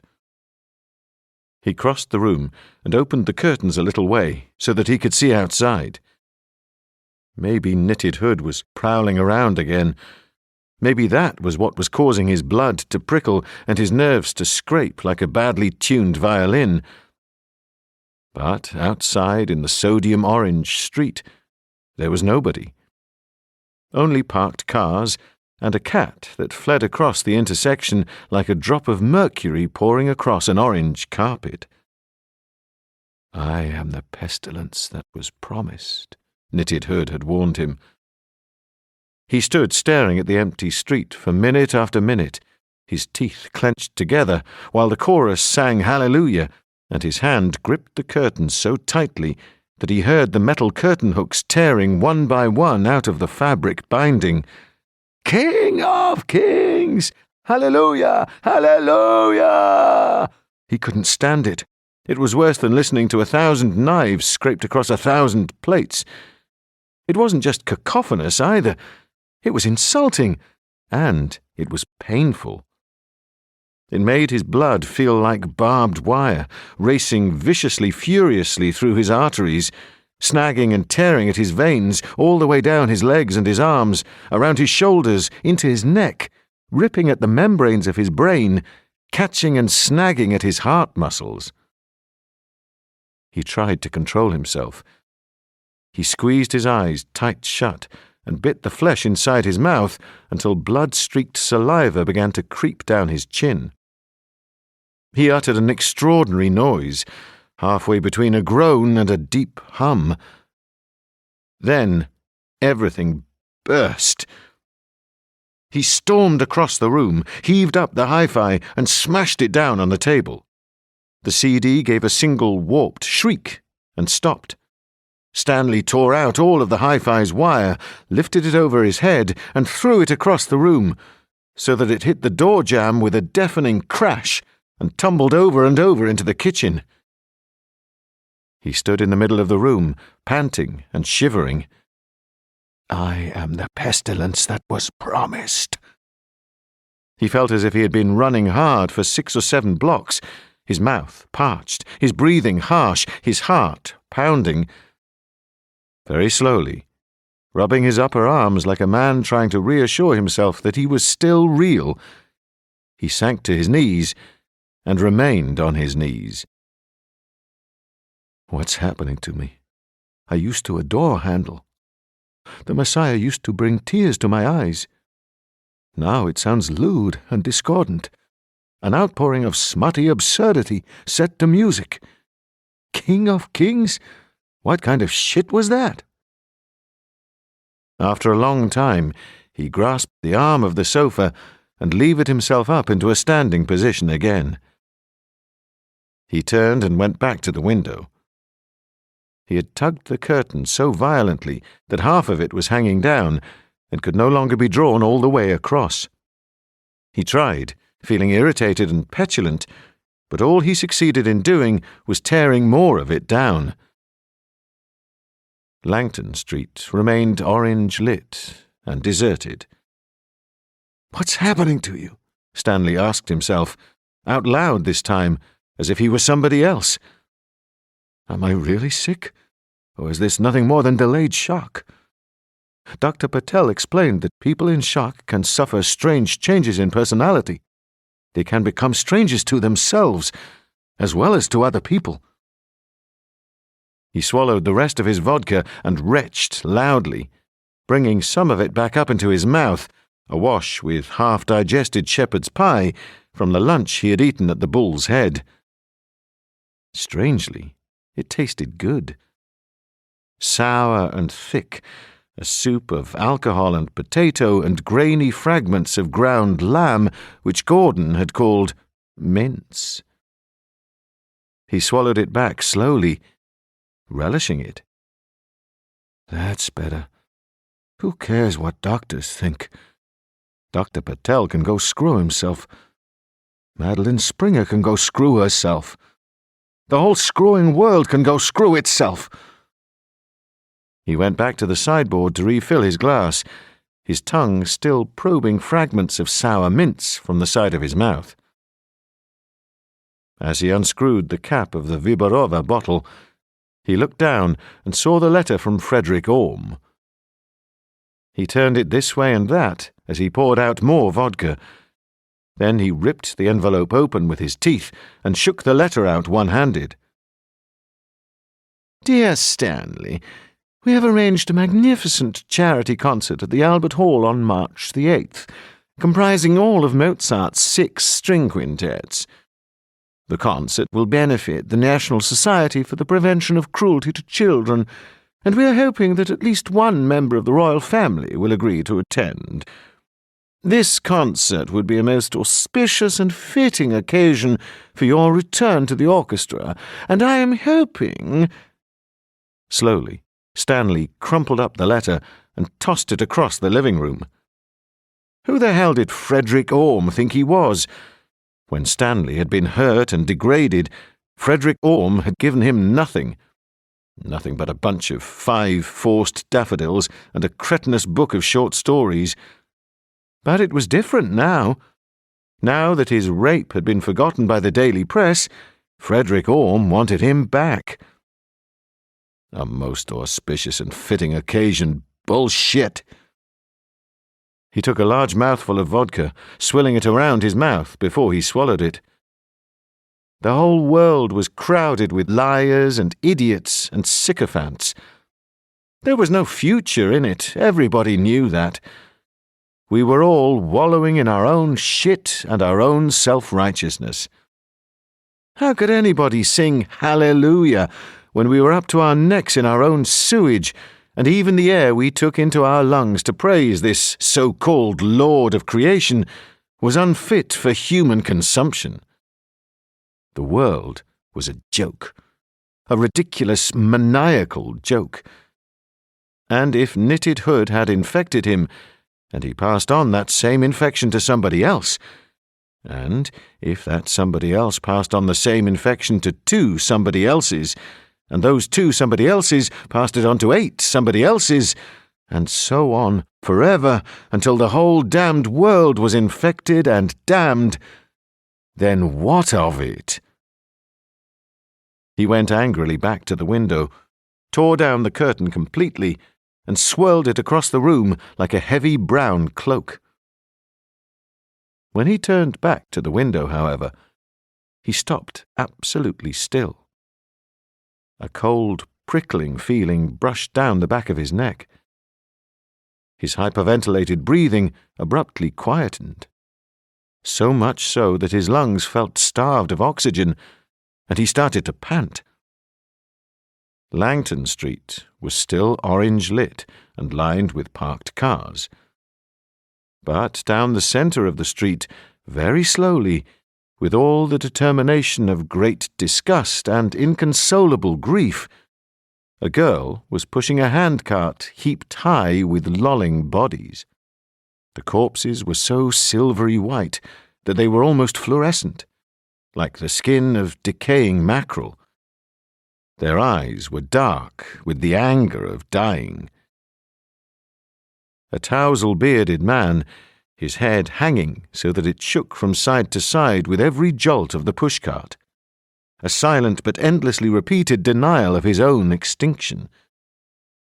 A young girl, not more than 14 years old, her arms crossed over her chest like sticks, her hair wild and dark and matted with grease. A woman, her face contorted in desperation, one leg twisted beneath her in a posture that would have been impossible for anyone living. Babies! Who knew how many babies? Their fat white limbs heaped together like a plateful of slippery cod's roes. The girl who was pushing the handcart was dressed in a long brown skirt, so heavy with damp and dirt that it dragged along the road surface.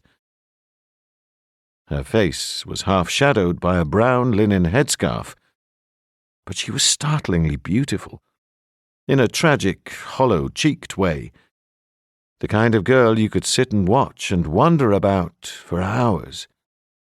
Her expression was extraordinary. In the whole of his life, Stanley had never seen anybody look like that before. Exhausted but uplifted, nauseated but strong. She pushed her grisly load with such terrible calmness that Stanley felt ashamed of himself for having insulted God and for having believed that the world he had created was such a cruel joke.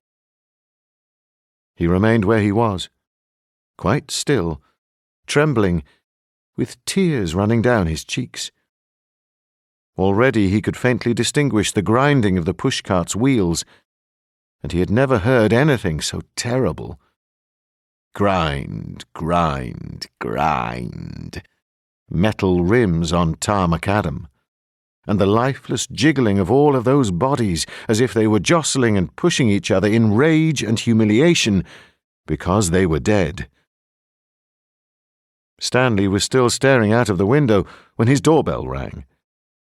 His mouth flooded with saliva. He turned around. He wasn't expecting anybody. He thought for one terrifying moment that it was the girl with the pushcart, that she had somehow managed to enter his house and climb the stairs with her ghastly burden of bodies. He turned back to the window. She had gone, and the grinding of her pushcart's wheels had died away. The doorbell rang again, longer this time.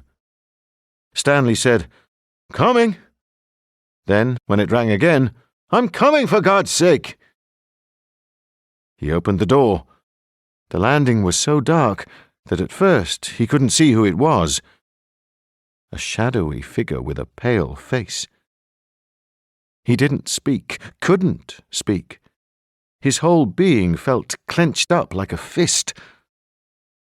Then she leaned forward a little and asked him, "Is it awkward? I only came to see you on the off-chance, like." "It's you," he said in a watery voice. She peered into his apartment. "Can I come in? I was supposed to be going to a party with Glenys, but she's got ever such a stinker." "A stinker?" Stanley asked her in disbelief. "You know, a cold. So I thought to myself, why not see how poor old what's-name's getting on? Stanley." "Come in," Stanley invited her. He had been so sure that she was the girl with the pushcart that he still hadn't stopped shivering. But when she stepped into the hallway, she was so clearly Angie Dunning that he felt immediately calmer, almost himself again. He closed the door and asked her, "How about a drink?" "I'll have a glass of wine if you got one. If not, cup of tea will do." "I've got some pouilly fumé."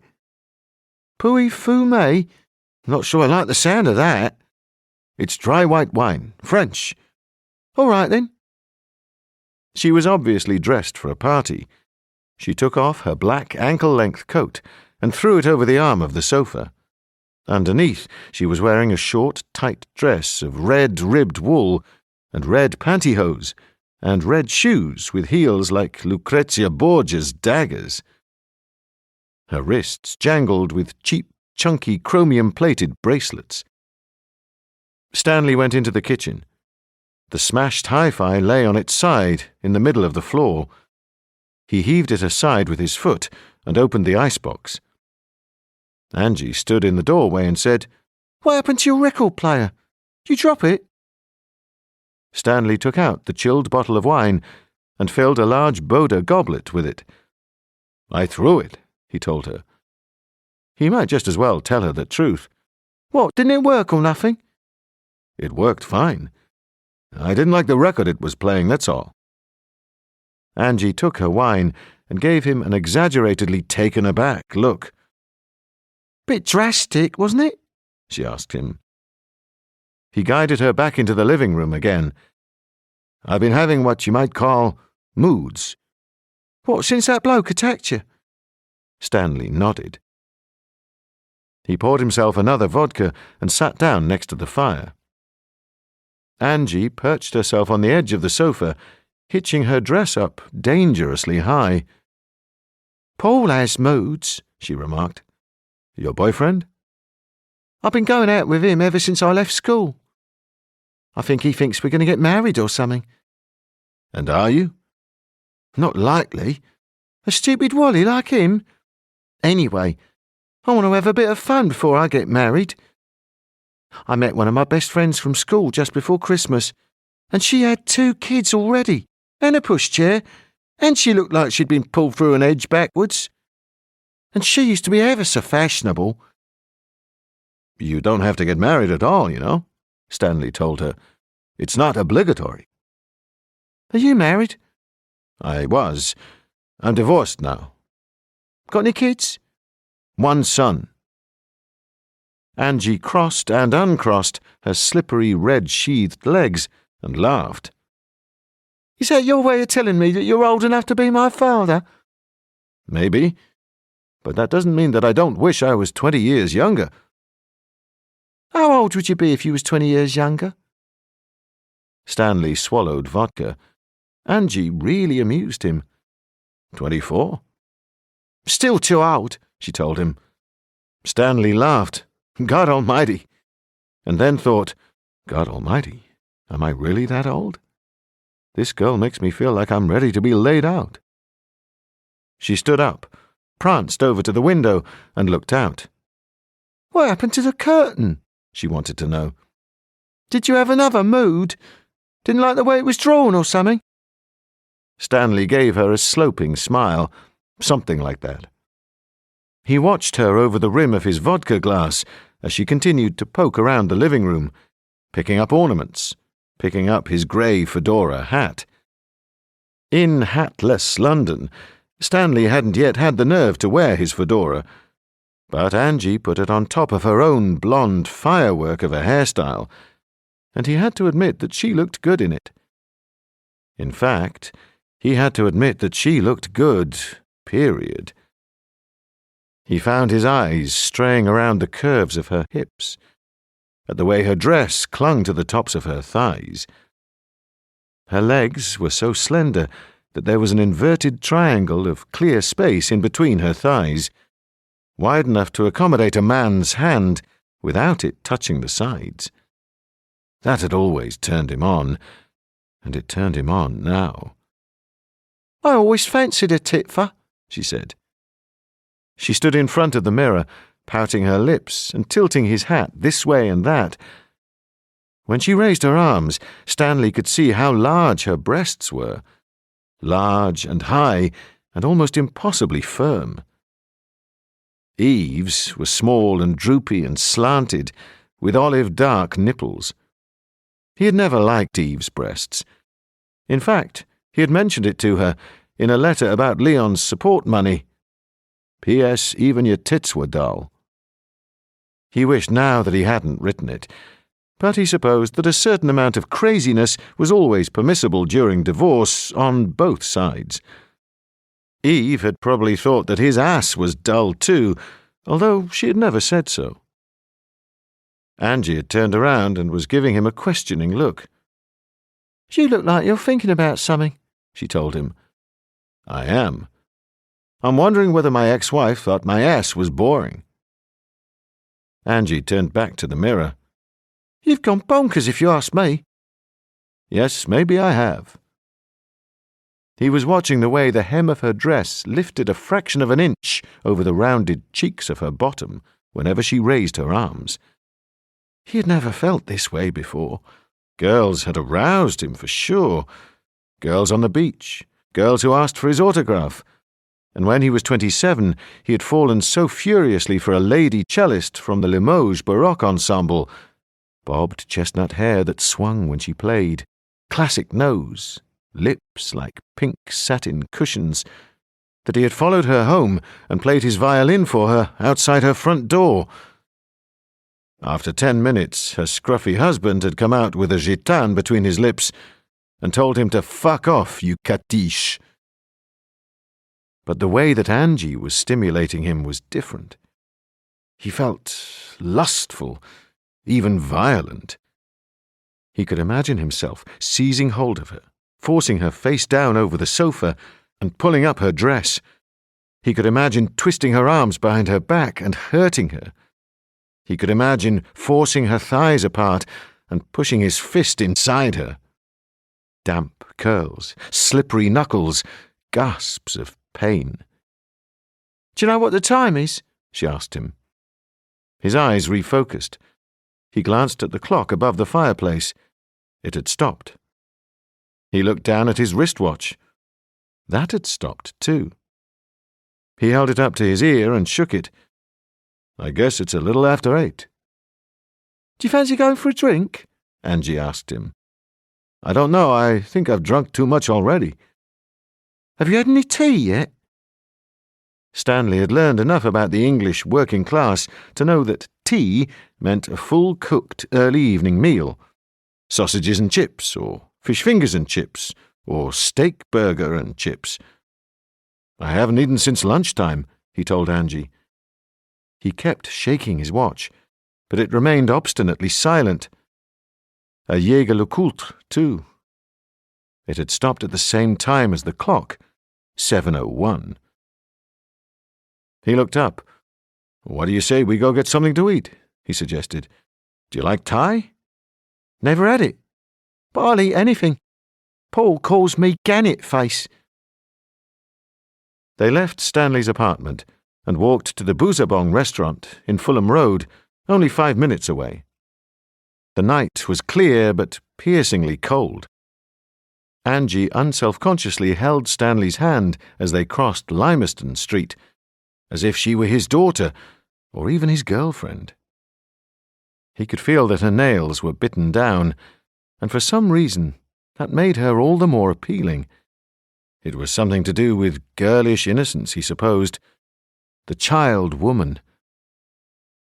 In the restaurant, among the usual ethnic restaurant paraphernalia of mock palm roofs and copper pots and tapestries, they sat on cushions on the floor in the Khan Tokay style, and ate the sour prawn soup called Tom Yam Kung, and the chili beef called Nuar Pad Prik, and the chicken in peanut and coconut sauce called Kai Penang. 2 Thai waiters changed into satin boxing shorts and gave a demonstration of kickboxing, perilously close to where they were sitting. Angie liked the boxing. She clapped and cheered out loud, but she wasn't sure about the food. It's ever so hot, some of it, she said. Not hot, like, but peppery hot. And I don't like this green stuff, which was fresh coriander. Tastes like the inside of old ladies' handbags. It was well past 11 by the time they left. They stood on the pavement outside the restaurant in the freezing wind, and Stanley said, How about a nightcap? No thanks, Stanley, Angie told him with considerable kindness. She reached up and pecked him on the cheek. I've got to get up early tomorrow. Thanks for the nosh, though. That's all right, Stanley replied. Maybe you can cook me some tea sometime. Egg and chips?" He whistled for a taxi, too loud the first time, because the cabbie gave him 2 fingers and drove past without stopping. "Tell you what, Stanley," said Angie, as he opened the door of a second taxi for her. "You come round next week, and we'll have bangers and mash." Bangers and mash. That sounded exciting, like fireworks. Angie herself was a firework. He stood on the pavement waving to her as the taxi took her back to Chiswick. Chiswick, pronounced Chiswick, thought Stanley. For the first time since he had arrived in London, he began to feel like a native, or at least an honorary native. Perhaps he was growing acclimatized. Perhaps, on the other hand, London had worked its baleful influence on him, like an old grey grandmother who takes in orphaned children from all over the world, but then refuses to let them go. He was sitting up in bed at 2:20 a.m. reading Our Mutual Friend, when he thought he heard the street door open and close. He lowered his book, took off his reading glasses, and listened. Nothing. Only that low, endless muttering of traffic. He was too tired to sleep, too tired and too distressed. He had tried switching off his bedside lamp and closing his eyes, but every time he did so, his blood seemed to prickle furiously, so that he felt as if he could scratch his flesh to ribbons, and all he could think about was Madeline Springer in her rustling black coat and knitted hood, perching up on the catwalk of Kew Gardens Palm House like some hideous worm-ridden bird of prey. He kept picturing that house of brindled brick, with its shabby and derelict front garden. He kept hearing the grinding of metal-bound wheels. Once, tonight, he had climbed out of bed and walked through to the kitchen, just to stare at the smashed-up hi-fi lying on the floor. Had he really thrown it himself? Had he really torn down the drapes? Maybe Angie was right. Maybe he was going bonkers. Or maybe Madeline Springer was right, and he was infected. He picked up his book again. So deeply engaged had the living dead man been in thus communing with himself that he had regarded neither the wind nor the way, and had resisted the former as instinctively as he had pursued the latter. He heard footsteps somewhere in the house, the creaking of early Victorian floorboards. By American standards, this house was old when Our Mutual Friend was written. Charles Dickens himself might well have passed it, glanced up at Stanley's window, and never known that 100 years in the future Stanley would be sitting up in bed with his book on his knees, listening for footsteps, listening for doors that opened and closed. He heard the front door of his apartment open, the chain slide in its socket, the chain swing free. How could the chain swing free? He closed the book and laid it on the right-hand nightstand next to his alarm clock and his empty vodka glass and his leather-framed photograph of Leon. Eve had always said that Leon looked just like him. Poor boy. The bedroom, like the living room, was decorated in dull, expensive browns. Brown Hessian walls, brown curtains, and a beige shag-pile carpet that was so matted that it looked like the coat of an old English sheepdog. Dull brown lithographs all around. He heard somebody walking along the hallway. "Who's there?" he called out. There was no reply. "Who's there? Is anyone there?" Still, there was no reply. He looked around, half panicking, for some kind of weapon. On the other side of the bed, on the left-hand nightstand, was a heavy ashtray of brown and white onyx. He leaned across the bed, straining his chest muscles as he did so, and hefted it up in his hand. "All right," he shouted, feeling bolder now. Who's there?" His bedroom door, which had been 2 or 3 inches ajar, was pushed open a little wider. Stanley knelt up in the center of the bed and eased the ashtray back in his hand like a baseball pitcher. He used to be terrific at baseball in high school. Anybody who walked into the room right now was going to get the hardest-hitting surprise of their whole goddamned life. Solid ashtray with the mustard on it. A face peeked around the door.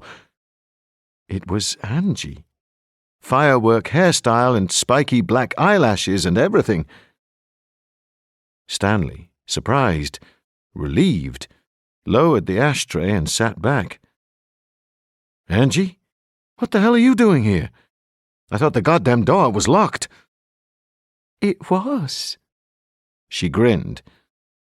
Then she came prancing right into the middle of the room, and she was wearing nothing but her shiny red pantyhose and her skyscraper-heeled shoes. Stanley stared at her. His mouth changed shape, ready to say something, ready to protest, ready to ask her what the hell she thought she was doing, but words didn't seem like enough. All he could do was to watch her in fascinated perplexity as she came right up to the end of the bed and bowed to him. Her skin was pale and soft, so pale that it gleamed.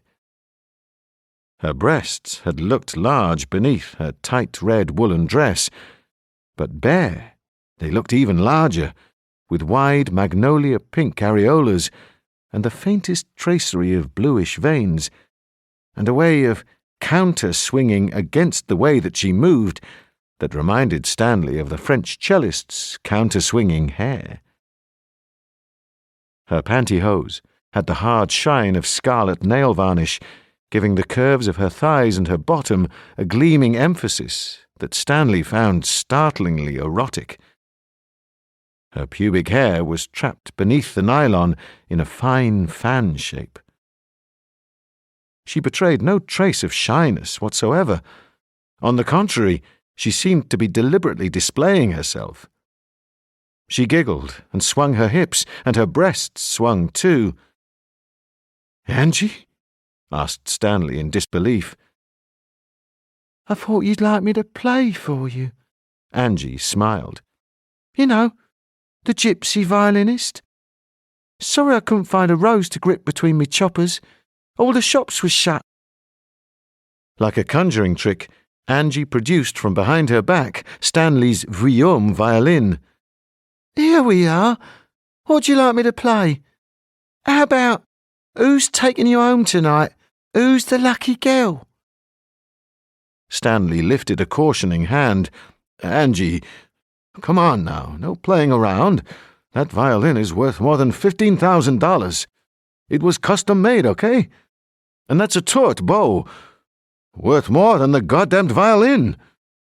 "Oh, come on, Stanley. Don't be a spoil sport."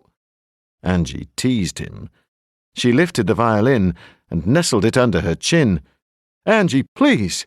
That violin is so damned delicate." Stanley hop-vaulted across the bed in his pale blue Saxe pajamas. But Angie stepped back so that he couldn't reach her and immediately began to play. Not Who's Taking You Home Tonight, or any other Cockney ballad, but the Allegro molto appassionato from Mendelssohn's Violin Concerto in E minor, and played as exquisitely as Stanley had ever heard it. Even better than Anne-Sophie Mutter had played it with Herbert von Karajan. He stood up and watched Angie playing, transfixed. She kept smiling and winking at him as she played, as if she had been playing like this for years, as if it were all a huge joke. He took another step towards her, but she took another step back. He couldn't try to snatch the violin away from her. It was far too fragile for that. His insurance company would go apeshit if they found out that he had let anybody else breathe in the same room as his violin, let alone play it. Yet her playing was incredible. She made the strings weep with emotion. He had heard the Allegro 1,000 times. He had rehearsed and played it himself. But he had never heard anything like this. It soared, it shrilled, it filled him with grief, and it filled him with delight. He fell to his knees in front of her, staring at her. She brought the Allegro up to its climax and smiled down at him tartly. Why hadn't she told him before that she could play like this?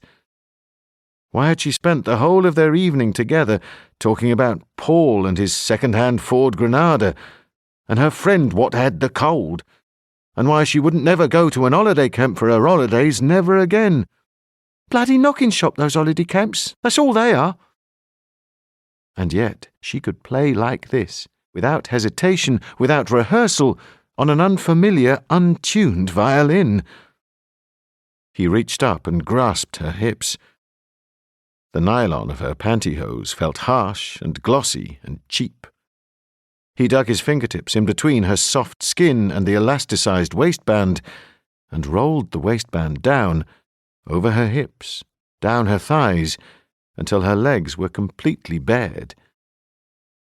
He could feel the warmth radiating from her skin against his face. He disentangled her feet from the rolled-down nylon. She kept playing, her elbow vigorously sawing, her breasts swaying, her entire body tense with passion. Stanley cupped her right buttock in his upraised hand, drew her towards him. He kissed her soft, flat stomach. He slid the tip of his tongue through her pubic hair and into the liquid warmth of her vulva. She shuddered. She smiled, but she continued to play. He licked her, persistently and quickly. All of a sudden, she stopped playing and lowered the violin. The silence fell around them like a cloak. He closed his eyes. Her liquids coursed down his chin. Her thighs were tensed. One bitten finger tapped and scratched at the strings of his violon, off-key, irritating, but peculiarly arousing, too. And we are cutting a swathe, tra-la-la, tra-la-la, through the world, tra-la-la, tra-la-la. She opened wider and wider like a soft, sweet-tasting oyster. The muscles in her thighs were so taut that they trembled. Then she whispered something that sounded like, "Oh, Deus," and dropped quaking to her knees, her cheek against the carpet, her arms outstretched, panting, her pale white bottom lifted. Now Stanley rose to his feet, stripped back his pajama top, pulled open the fly of his pajama pants.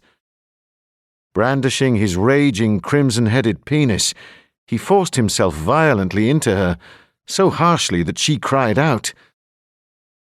But all that Stanley could hear was the thundering of blood against his eardrums, like tropical rain cascading against a tarpaulin, and somewhere beyond this thundering, the Mendelssohn Violin Concerto scraping its elegant and painful way across his consciousness.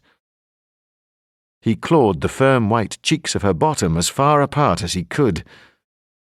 He was confronted by a flower as small and as reticent as a hothouse pink. He pressed his fingertip against it, as if to protect it, while all the time he slogged himself in and out of her, his thick, slippery shaft between her swollen, slippery lips, setting up a rhythm that was insistent and crude, and yet cheerful too, like a crowd clapping loose-wristed at a Mardi Gras carnival. She said nothing, but kept her cheek pressed against the carpet and her bottom dutifully uplifted. The bird dog position, his college pal Meanie Collins had called that. He slogged in and out, gasping.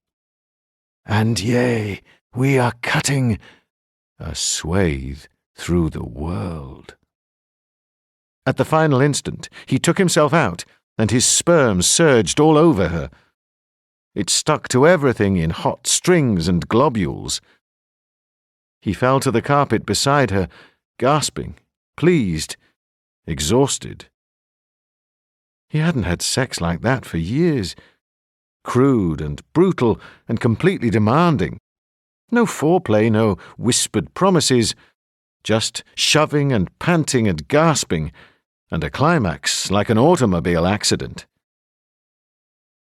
Her face was turned away from him. All he could see was the disorganized firework of her hair. He reached across the carpet and stroked it, and twisted it around his fingers. "You're brilliant," he whispered. "Do you know that?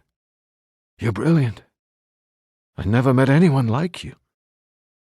Angie said nothing, but her ribcage rose and fell as she slowly got her breath back. "Are you going to play for me?" asked Stanley. "Why didn't you tell me you could play like that? You're amazing." Still Angie said nothing, but continued to pant. Stanley lifted himself up on one elbow. "Listen, what do you say we take a shower together, then have a drink? Or help ourselves to a drink first and take a shower afterwards?" No response, only the rising and falling of those thin ribs. Stanley said, "You know something? What you've done for me tonight, I haven't felt this way for years. You can play music like an angel. You make love like a devil." He reached across and cupped her heavy bare breast in his hand. Her nipple tightened and crinkled, but she continued to pant, almost like an animal now, a dog left dehydrated in a sun-baked station wagon. Stanley began to have the smallest inclination that something was wrong, that he might have hurt her somehow, maybe not physically, but emotionally. He had been rough, after all. He had dragged down her pantyhose and forced himself into her. Maybe she wasn't used to that kind of treatment. Maybe she had hated it even, but hadn't had the courage to tell him or the strength to resist him. Oh, hell.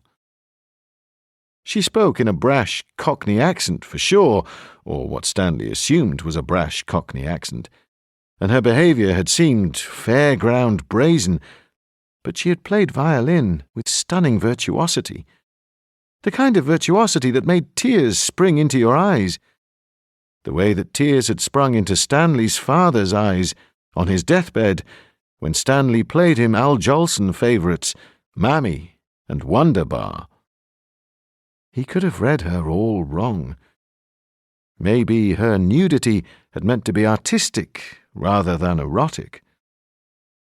"Angie, listen to me. Are you okay?" She stirred. She growled, "I'm all right." Her voice sounded off-key, as if she were talking into a chloroformed handkerchief. "Angie?" "I'm all right, you bastard! How many more times?" She roared at him and twisted her head around. And he wasn't looking at a young snub-nosed punk from Herbert Gardens, Chiswick, but the glacial celluloid face of Knitted Hood, with its perfect nose and its perfect cheeks and its perfect bow-shaped mouth, and its eyes as black as railroad tunnels rushing towards him. Oh, God, I'm... Ah! Intense, shrivelling terror wriggled through every nerve in his body. He rolled over, his arms flailing. His head struck the side of the bureau. He clambered to his feet, gasping, thrashing around for balance. It took a moment or two before he realized that he was quite alone, that his bedroom was empty, that all he could hear was traffic and the sound of pop music from a room upstairs. Rick Astley, Hold Me in Your Arms. A song so banal that Stanley couldn't distinguish it from rattling plumbing. Angie was gone. His violin was gone. He looked down at himself. He was naked, with something wet and sticky drying on his thighs. Oh, God, I've been dreaming. That was all a dream. I must be so goddamned frustrated. He bent over, feeling old, and picked up his pajamas. He tried to drag his pajama pants onto his right foot, but stepped on the fabric and almost toppled over. In the end, he had to sit on the end of the bed and dress himself. He could smell the pungent, briny aroma of semen. He felt ashamed and shocked and frightened all at once. It was almost impossible to believe that his ferocious love-making with Angie had been nothing more than a fleeting erotic dream. How could a dream talk like that, play music like that? How could a dream feel like that, so fleshy and substantial? Quaking, he stood up, steadied himself, and walked across the bedroom to the half-open door. He waited and listened. "Angie?" he called out. His voice cracked, and he had to cough to clear it. "Angie?" There was no reply, only the tinny thump-thumpety-thump of Rick Astley. He was tempted to call Angie again, but then he decided against it. If there was somebody else in his apartment, he didn't want to advertise where he was. It might be a burglar. It might be Knitted Hood. He eased open the bedroom door and went along the corridor to the living room. The brown furnishings were harshly lit by sodium light. As far as he could see, there was nobody there. He hesitated a moment longer, then made his way around the back of the sofa to the chair where his violin case lay. He stood staring at it for a while. Then he flicked open the catches and eased back the lid. At first, he couldn't understand what he was looking at. His violin seemed to have turned pale, a ghost of itself. Yet it was alive, too. It moved and shifted, as if he were looking at it through rippling hot air or underwater. He frowned and leaned forward. It was only then that he understood that it was a powdery outline of a violin, a dust-covered shell, almost completely devoured by writhing woodworm. He let the lid drop. Dusty varnish puffed silently out of it like talcum powder. "Gewalt!" he whispered. His sanity felt like a balancing rock in a Roadrunner cartoon. Was this a dream, too? Or had dreams and waking become so inextricably tangled up together that he would never know whether he was awake or asleep? It would have been different back home. He could have gone to the drugstore on the corner of Lexington and 59th and asked Mo behind the lunch counter if he was real, and Mo would have told him yes or no. Mo could tell kosher Franks from non-kosher Franks just by the way they squeaked. He could tell a ganze Mache from a lump. But here in London, who could Stanley rely on? Mr. Rasool in the mini-market? Fanny Lawrence from the orchestra? Frederick Orme? Maybe he should try phoning Eve and asking her if she was dreaming or awake. His throat was parched, and his breath stank of stale alcohol. He felt as if he were even sweating alcohol. He went through to the kitchen and poured himself a pint of water in a glass tankard that he had liberated from the World's End pub, and drank it straight down so that it poured out of the sides of his mouth. He closed his eyes.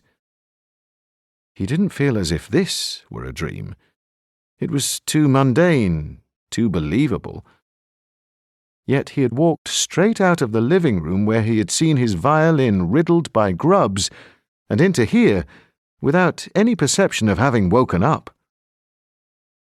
Perhaps an inability to distinguish between sleeping and waking was a characteristic of Bard's disease. Perhaps, in the end, Shakespeare had been unable to decide which was real, his life or his plays. And Mozart? Hadn't Madeline Springer said that Mozart died of the same infection? How could anybody bear to live their lives not knowing for sure if they were asleep or awake? How could you continue to write music if you knew that you might open your eyes at any moment and it would all be gone, as if it had never existed? He opened his telephone book, the small maroon Morocco-bound volume that Leon had given him for his last birthday, with his own name and address entered in it already, Leon Eisner, Atlas Peak Road, Napa, California. Just in case you forget when you go away. Dear God, children could say the most innocent words, and yet they resounded down the days. Just in case you forget when you go away. As if he ever could. He punched out Gordon Rutherford's number in Putney. The phone rang and rang and rang, and Stanley was about to put it down when a tired, effeminate voice said, Yes? Gordon? A tight sniff. Who wants him? Stanley Eisner. He's asleep. He's had a difficult night. Stanley cleared his throat.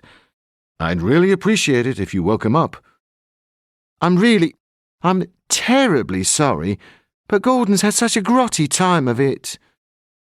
Please, Stanley begged him. It's really critical. I wouldn't ask you to wake him if it weren't. A very long, unsociable pause. Then the voice said, Who shall I say wants to talk to him? Stanley Eisner. I'm a violinist with the Kensington Chamber Orchestra. Well, temporarily anyhow. A violinist, I think you've got the wrong man. Gordon isn't interested in anything classical. His favourite record is Relax. You know, relax, don't do it when you want to come. Stanley took a deep breath. Listen, my friend, I'm sorry, but I think you have the wrong idea about this. Oh, yes? Don't you know what time it is? I'm sorry, no. Around midnight, I guess. It's just gone 2, my old China. Stanley glanced at the digital clock on his new world oven. For some reason, he couldn't focus on it. It didn't seem to make any sense. I'm sorry, but do you think I could speak to Gordon? Just for a couple of minutes. I wouldn't ask if it wasn't really urgent. Long pause.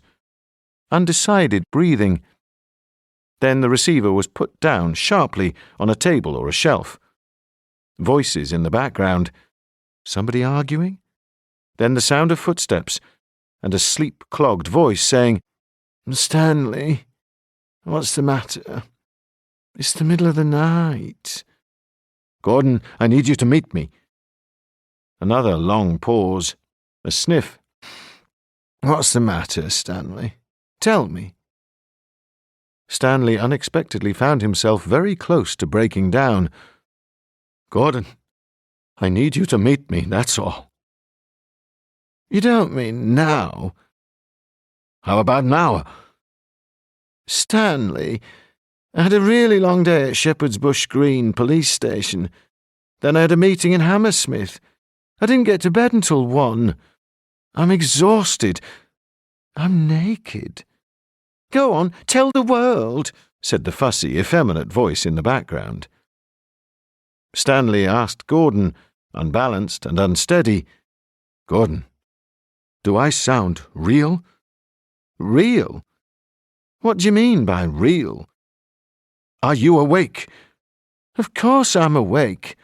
I wouldn't be talking to you if I wasn't awake. Does it sound like I'm awake? Guardedly, Gordon asked him, Stanley, what's the matter? I want you to tell me. Stanley covered his eyes with his hand. I don't know what's happening, Gordon. I keep seeing things and feeling things and talking to people, and I don't know whether I'm sleeping or awake or what. I feel like I'm going out of my head. Do you want me to come around to your place? Asked Gordon. Oh, God, said the voice in the background. To the back poles. We haven't a moment to lose. Stanley said, I'll meet you at Q. Do you know that cafe called the Original Maids of Honor? You want to meet me at the Original Maids of Honor at 3 o'clock in the morning? Stanley said, dry-mouthed, Yes. I hope you'll be there, that's all. Oh, yes, I'll be there. Because if I'm not, You can forget that I ever existed. Stanley, if I'm not there, Gordon, it will be because this phone call is a dream, and you're a dream, and I never really asked you to meet me anywhere." "All right, then. 3 o'clock," Gordon assured him. He went back to the living room and opened his violin case. His polished Vuillaume violin nestled in its purple velour bed, uneaten by worms, shining, unplayed, intact. He looked at it for a very long time, then he lifted it out and plucked each of the strings in turn and tightened them, just to make sure that they were in tune. Then he lifted his bow and played a short improvised melody in the style known as ondeggiando, or undulating.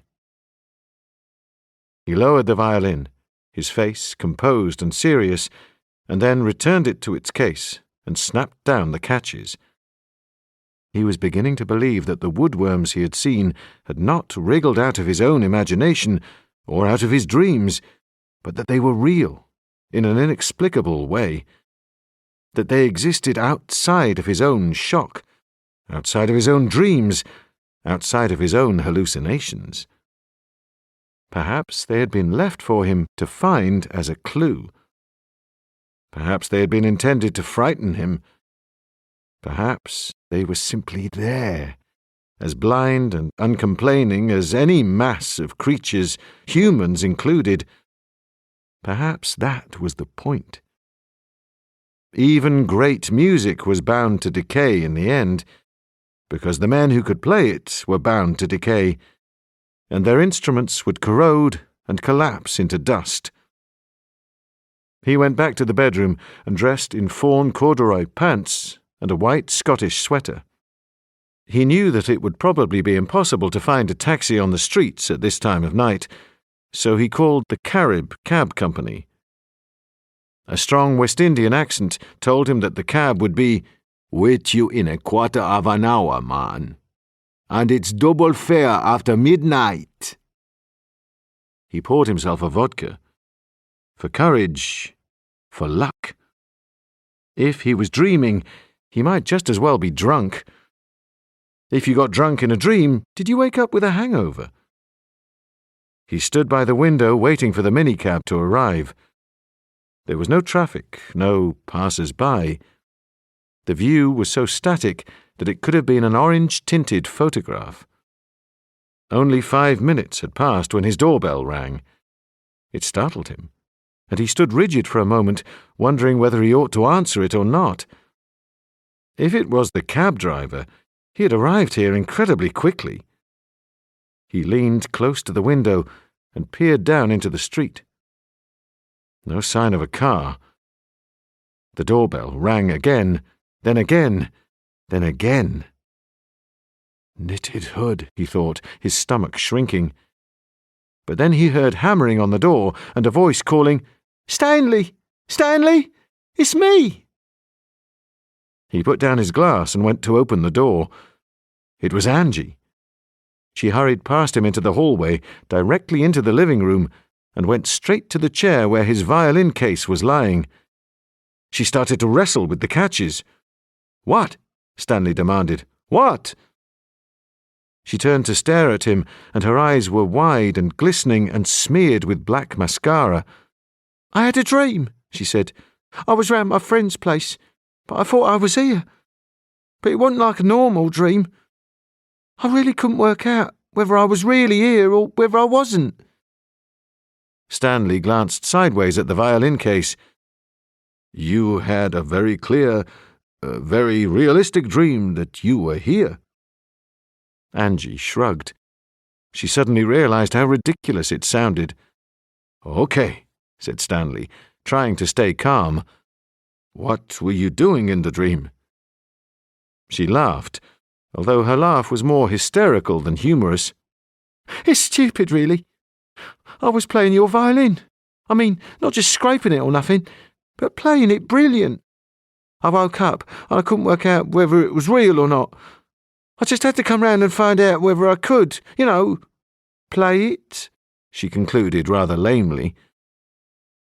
Stanley felt as if the wing of death had brushed across him. "Do you know what time it is?" he asked her, his mouth dry.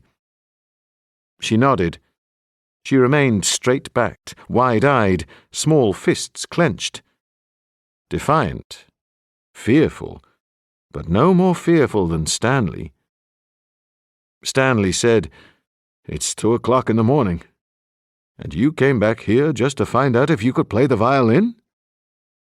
"It wasn't just that," she admitted. "I mean, it wasn't just the violin." Stanley said nothing. He waited for Angie to find her own words. She lowered her head, then lifted it again and said, "I had a dream about you and me. We was, well, you know, we was having it away." "You dreamed that you and I had sex together," said Stanley. Angie nodded.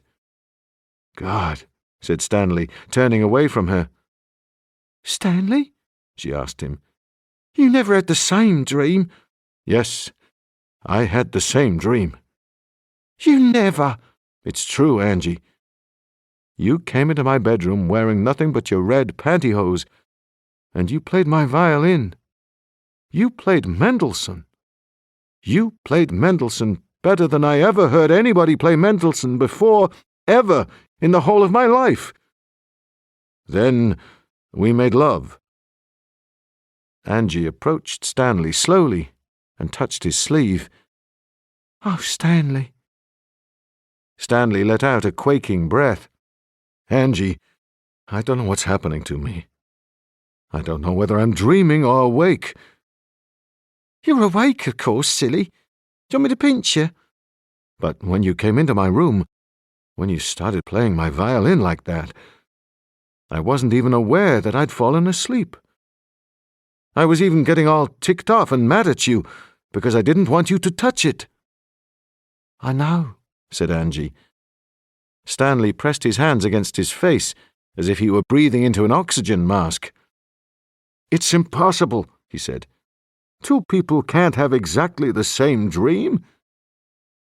Angie continued to hold his sleeve as if she didn't want to let him go. "I read in the Reader's Digest once that identical twins can have the same sort of dream." "The same sort of dream, for sure. And they're identical twins. But you and me, we're total strangers, and our dream was exactly the same." Angie hesitated for a moment, and then she said, "Well, we're not total strangers, are we? I mean, not anymore." Stanley stared at her. "You don't think I— Come on, that was only a dream, right? Whatever we did." "Just because it was a dream, that's not to say that I didn't enjoy it." "Angie, I'm 44 years old." "I know, old enough to be my dad. But don't tell me you didn't enjoy it either." Stanley swallowed, shrugged, looked around. "I don't know. I'm not sure that enjoy is quite the right word." "Well, you didn't actually hate it, did you? It was better than a poke in the eye with a dirty stick." "Yes," Stanley admitted, and couldn't help smiling. "But I don't know. I've gotten myself involved in something weird, something I don't fully understand. I don't want you to get involved in it too." "Too late," a voice inside him whispered. "You've dreamed your dream about her, and she's involved already. You've passed your infection on. And why should you worry anyway? Why not use her while you have the chance? She's young. She has a beautiful body. She's impressed by what you are and the way you look. Have her. Have a good time. There won't be many more good times left for anyone now." "I don't mind being involved," said Angie. "I've always liked fortune-telling, that kind of thing. And horror stories, you know, Dennis Wheatley and that. Paul's always saying I'm weird. I don't think you're going to make me any weirder." "Angie's going to dream of Paul And Paul's going to dream of all the other girls he goes out with. 2 times 2 makes 4. 4 times 4 makes 16. 16 times 16 makes 256. An unstoppable equation of unstoppable infection. Stanley said, "Maybe you ought to try the violin." Beg your pardon? Maybe you ought to try the violin. See if you can really play it. Well, that's what I come here for. But now that I'm here... Go on, give it a try. Just so long as you don't drop it. Stanley lifted the violon out of its case and handed it to her. He demonstrated how she should hold it, how to adjust the chin rest. Then he gave her the bow. As he stood beside her, showing her how to draw the bow across the strings, she turned and looked at him in such intense close-up that he could feel the breath from her nostrils on his cheek. "What's that aftershave you got on?" she asked him. He stared back at her. Their eyes were so near that they could hardly focus. "Grey flannel," he told her. "Did your ex-wife buy it for you?" He shook his head. "I bought it myself. At Harrods." "It's nice. It's like lavender." Stanley said, "Would you like to try playing now?" She looked away. He could see the soft curve of her cheek. The fine curly hair at the back of her neck tickled his ear. "I was wet," she whispered. "What?" "After that dream, I was wet. It was just like we'd actually done it." Stanley took a shallow breath. "You mean—" She turned back.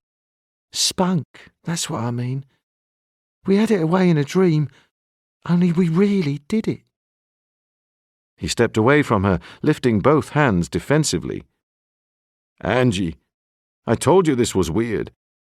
I think it would be a whole lot better if you and I just kind of parted company, you know? Just forgot about it. Forgot about each other." "But what if I don't want to forget about it?" "Angie, this is for your own good.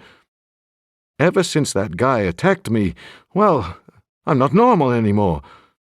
I have some kind of illness. I don't think that you and I should see each other again." "Supposing we dream about each other again? What then?" "Dreams are dreams, Angie. That's all. They're just shadow theatre. Figments of stressful imaginations." "I was full of spunk, Stanley," retorted Angie. "It was real, and I liked it." "It wasn't mine," Stanley told her. "There is no possible way in the world that it could have been mine. Maybe you were tired and Paul made love to you and you forgot." "Paul wasn't there. It was you." "Angie, for God's sake, it was a dream.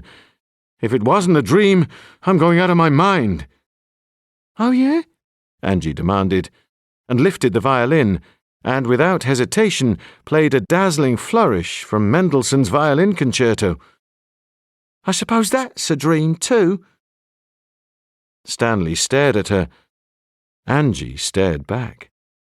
Slowly, she lowered the violin, her face white, her lips quivering. First, she looked at the bow. Then, she looked at the violin. "I can't play the violin," she whispered. "What?" "I can't play the violin. I never ever in my whole life even touched a violin." Stanley stepped forward and gently took the instrument away from her and replaced it in its case. He kissed her forehead, and she pressed herself close to his chest. "Something really weird is going down here," Stanley told her. "I want you to keep well away from it." "I want to stay with you," Angie appealed. "Please, Stanley. We made love in that dream together. I played the violin, and I can't even play the violin. I have to stay. I have a right to." "A right?" "I'm not leaving, Stanley. Can I call you Stan?" Stanley heard a car door slam outside. Then, a few moments later, the street doorbell rang. Okay, he told her, but don't say I didn't warn you. Chapter 4. Empty House. West London was deserted as Stanley and Angie were driven at high speed over the Hammersmith flyover towards Chiswick and Kew. The flyover passed within feet of a block of Victorian flats, and Stanley could see a man and a woman furiously talking to each other through an uncurtained window. The digital clock on the RCA building reminded them that it was 3:02, and that the temperature was 2 degrees Celsius. The orange glare from the streetlights was reflected on the low, slowly moving clouds. Stanley felt exhausted, but much more real. He was reasonably sure now that he wasn't dreaming. Perhaps tiredness alone had restored his sense of wakefulness and sleep. He held Angie's hand on the back seat of the car and watched the rooftops of Hammersmith revolve around them. Off to the left, the Thames gleamed like a steel door key. They had been collected at Stanley's door by a tall, spidery Rasta in a huge woolen tom. His silver Granada had stood by the curb, throbbing with reggae music like a cartoon car from Roger Rabbit. Stanley had asked him to turn the music down a little as they drove to Kew. "I like it, okay, but I'm a little tired." The driver had turned his radio off completely. There is no compromise with the real music, man. There's no way that you can listen to it quiet. "You're right," Stanley had agreed. "You can't listen to Mozart quiet either." They were driven across the river, through Kew Green, and past the dark brick walls of the Royal Botanic Gardens. Left here," said Stanley. "Just by the original Maids of Honor."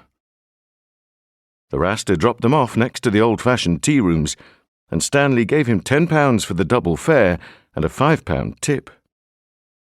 The Rasta called him back and dropped £3 coins into his hand. That was too much, man.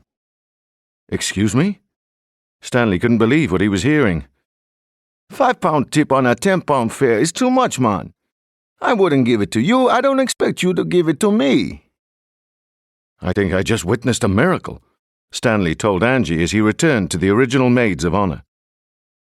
Angie clung to his arm and pressed her head against his shoulder. "Bloody taters out here," she told him. Stanley was taken aback. Bloody taters? I never heard that one before. Taters, you know, cold.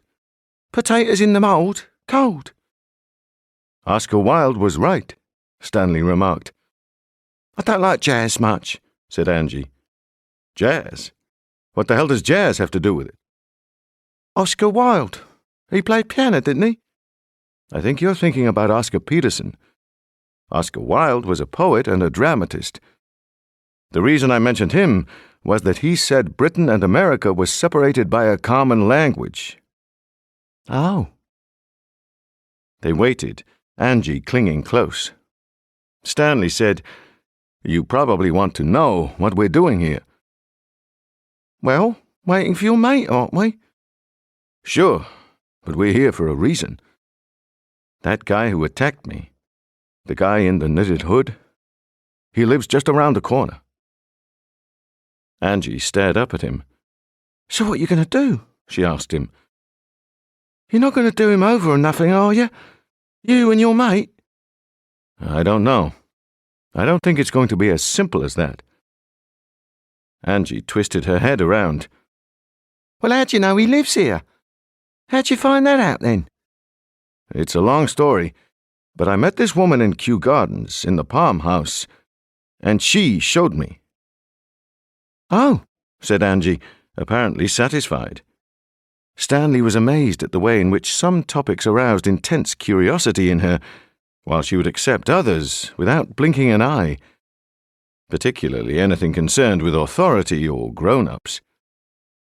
He supposed it was something to do with the British education system. This woman had sounded authoritative as Mrs. Thatcher, and therefore Angie had accepted the truth of what she had said without question. After 10 minutes of shuffling around in the cold, Gordon's Austin appeared from the direction of Kew Green and drew in beside the curb. Gordon leaned over the passenger seat and wound down the window. "I hope this is bloody well worth it," he said.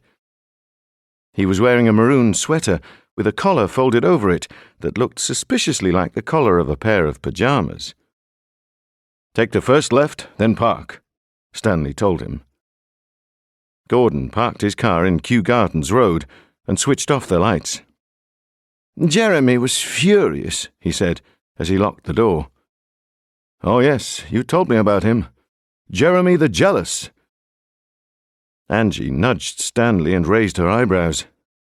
"He's not gay, is he?" Stanley pressed his finger to his lips, but Gordon said loudly, "Gay as the day is long, ma petite." "I don't reckon gays," Angie retorted in a challenging voice. "Oh, no?" Gordon replied. "I don't suppose many gays would reckon you much either, darling." "For God's sake," said Stanley, "do you know what happened to Angie and me tonight? We both experienced the identical dream." "Oh, yes," said Gordon. In the lamplight, he looked haggard and scruffy. "And for that you got me out of bed?" "Gordon, we both dreamed the identical dream, just like we'd lived it.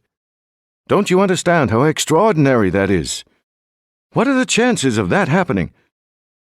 Gordon raked his fingers through his hair, trying to comb it straight. "All right, that's very unusual. But it's hardly a crisis, is it? And why the hell did I have to drive all the way here to discuss it?" Stanley told him how he had encountered Knitted Hood in the Palm House, and how Madeline Springer had brought him here.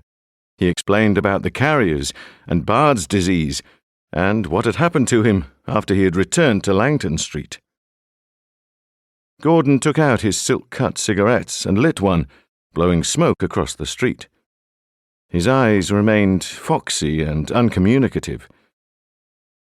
He waited until Stanley finished, and then he said, without any preamble, "You should take Dr. Patel's advice.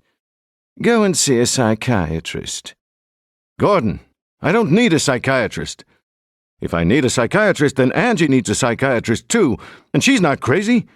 God damn it, Gordon, I'm telling you the truth." Gordon pursed his lips. "Did this Madeline Springer leave you a number where you could contact her?" "Mm-hmm." "Do you think you might have imagined her?" "What do you mean?" "Well, Stanley, my dear fellow, you don't know whether you're asleep or awake. Isn't it possible that after I left you on Kew Bridge, you took a taxi back home and went to sleep, and simply dreamed that all of this happened?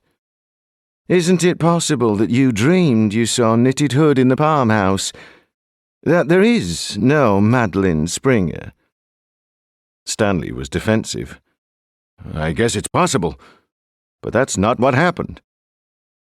"Stanley," Gordon persisted, "are you actually awake now? There is a chance, you know, that you're suffering from some incredibly convincing form of somnambulism. Do you understand what I'm suggesting? Your mind won't accept the world the way it is, not while you're awake. So most of the time, you're technically sleepwalking." "What, are you crazy?" Stanley shouted. "Sleepwalking? What is this? Are you awake?" "What? Are you awake?" "Well, I don't know," Gordon replied. "I may appear to you to be awake. On the other hand, you might be dreaming that I'm telling you that I'm awake. For all you know, I might be home in bed with Jeremy, absolutely fast as." Without any hesitation, Stanley slapped Gordon across the face, so hard that Gordon staggered 2 or 3 steps back across the narrow grass verge and trod in some dog's muck. "Jesus!" he exclaimed, holding the cheek. "What the hell did you do that for?" "Are you awake now?" Stanley shouted at him. "Or am I just dreaming that you're awake?" "I'm awake, for Christ's sake. I'm awake. Look at the state of my bloody slipper." "Ooh-ah!" He's got his Marks and Spencer slippers on. Angie giggled. Jesus, said Gordon, scraping his slipper against the pavement. Stanley clasped Angie's arm.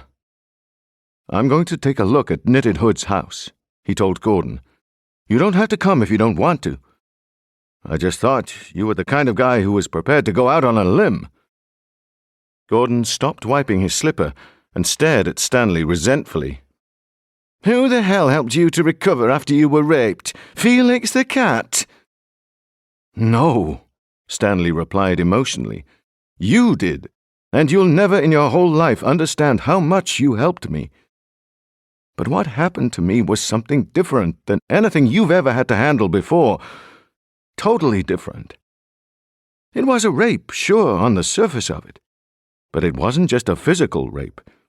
It was like my whole soul was raped.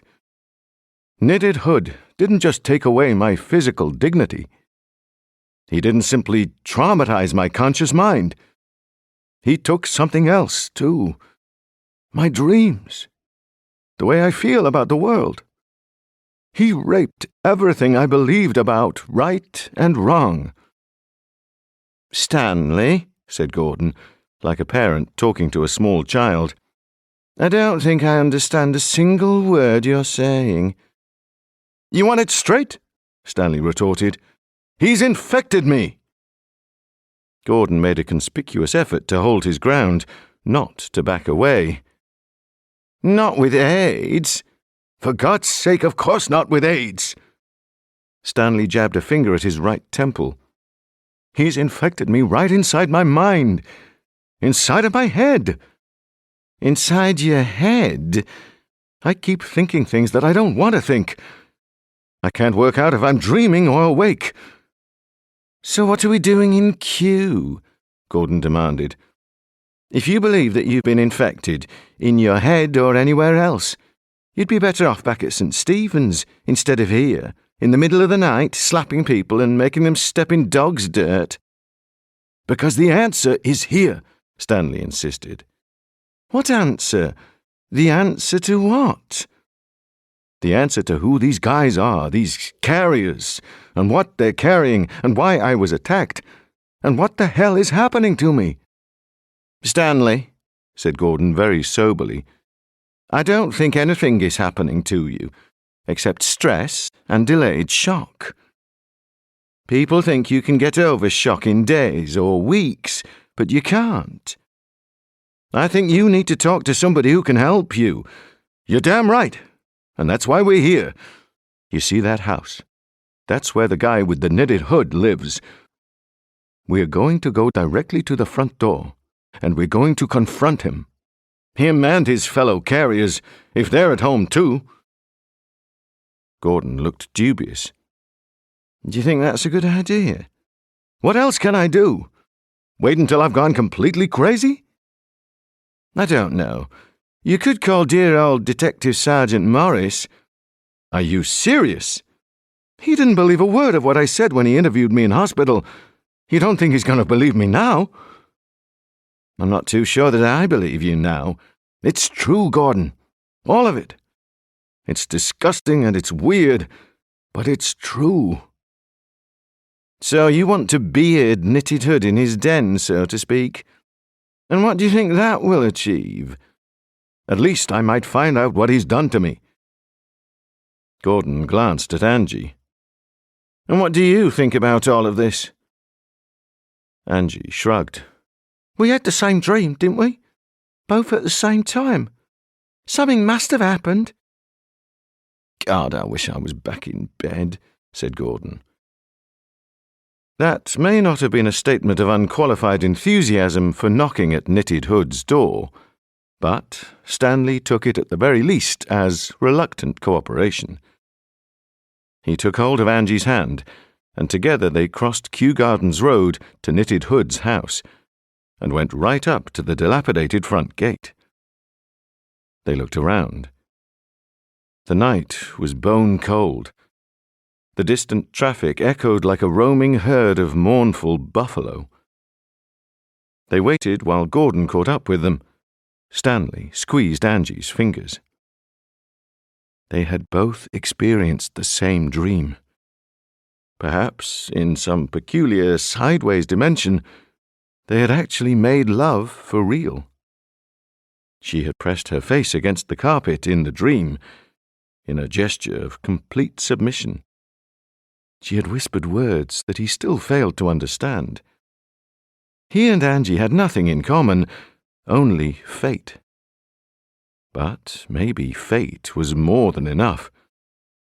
Maybe the greatest of historical events were assembled from coincidence, accidents, two people meeting by chance. He wondered how much of a chance it was that he had been attacked by Knitted Hood.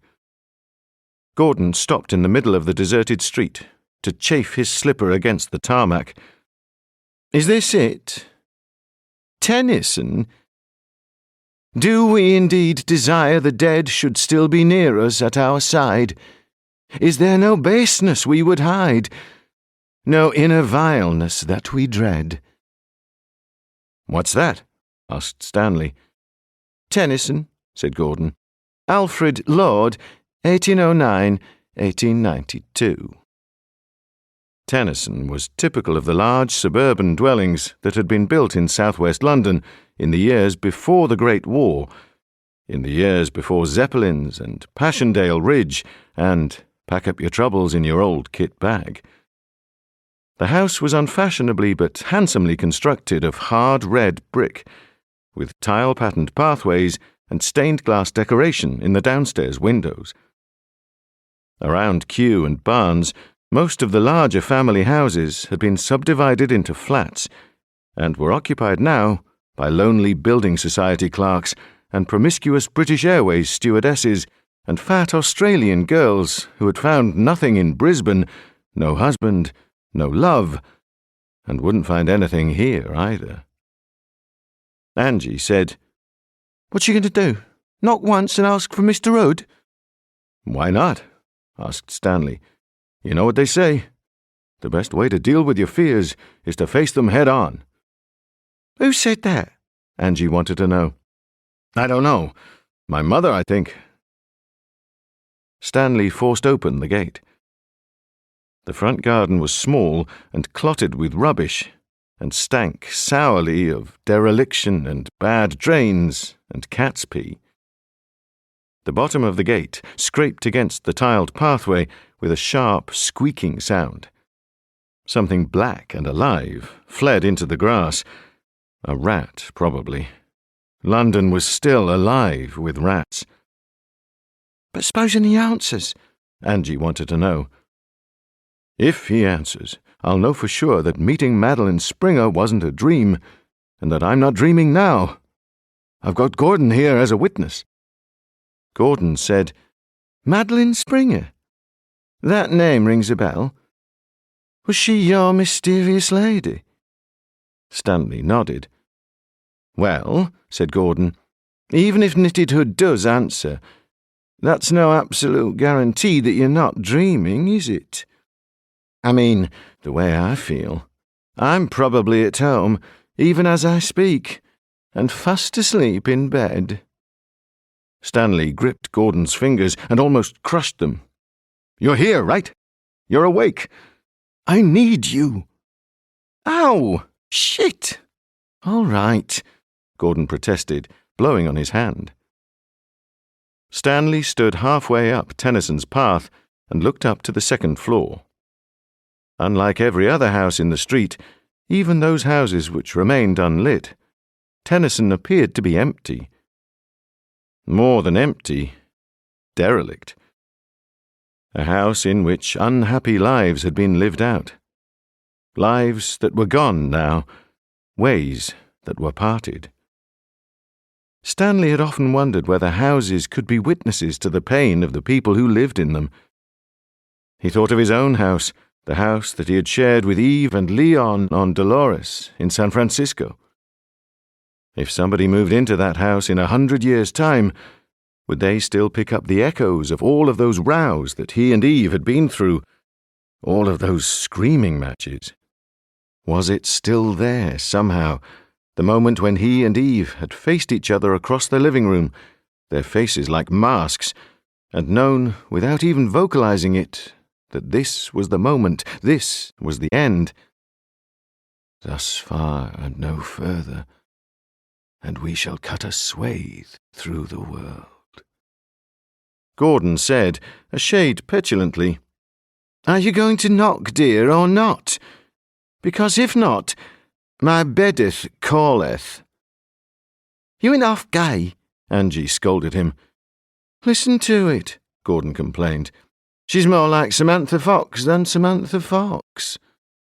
"For God's sake," Stanley said, shushing them. He approached the front porch. It was generously deep and plunged in shadow. 7 or 8 empty milk bottles were arranged in a soldierly line along one side of it, half filled with green, murky rainwater. What Stanley couldn't have known was that they were all of a style of tall, thin milk bottle that had been changed more than 20 years ago. He reached out for the front door. The paint felt weather-dulled and dry, and cracked in places into razor-sharp blisters. He couldn't see very much, but he ran his hands over leaded windows, scarred putty, a corroded brass letterbox. Then, gradually, he raised both hands up the centre of the door, and felt something bronze and heavy and gnarled, something metallic, something which had always possessed its own cold-hearted independence, as some metallic things do, even if they had been made by men. Horseshoes and hammers and hooks. "Gordon," he whispered, "pass me your lighter." "My what?" asked Gordon in a stridently normal voice. "Your lighter, you idiot, and keep it down." Gordon passed over his Zippo. "Who are you calling an idiot? I came down here, didn't I?" "Ashanim donkin pupik," Stanley retorted.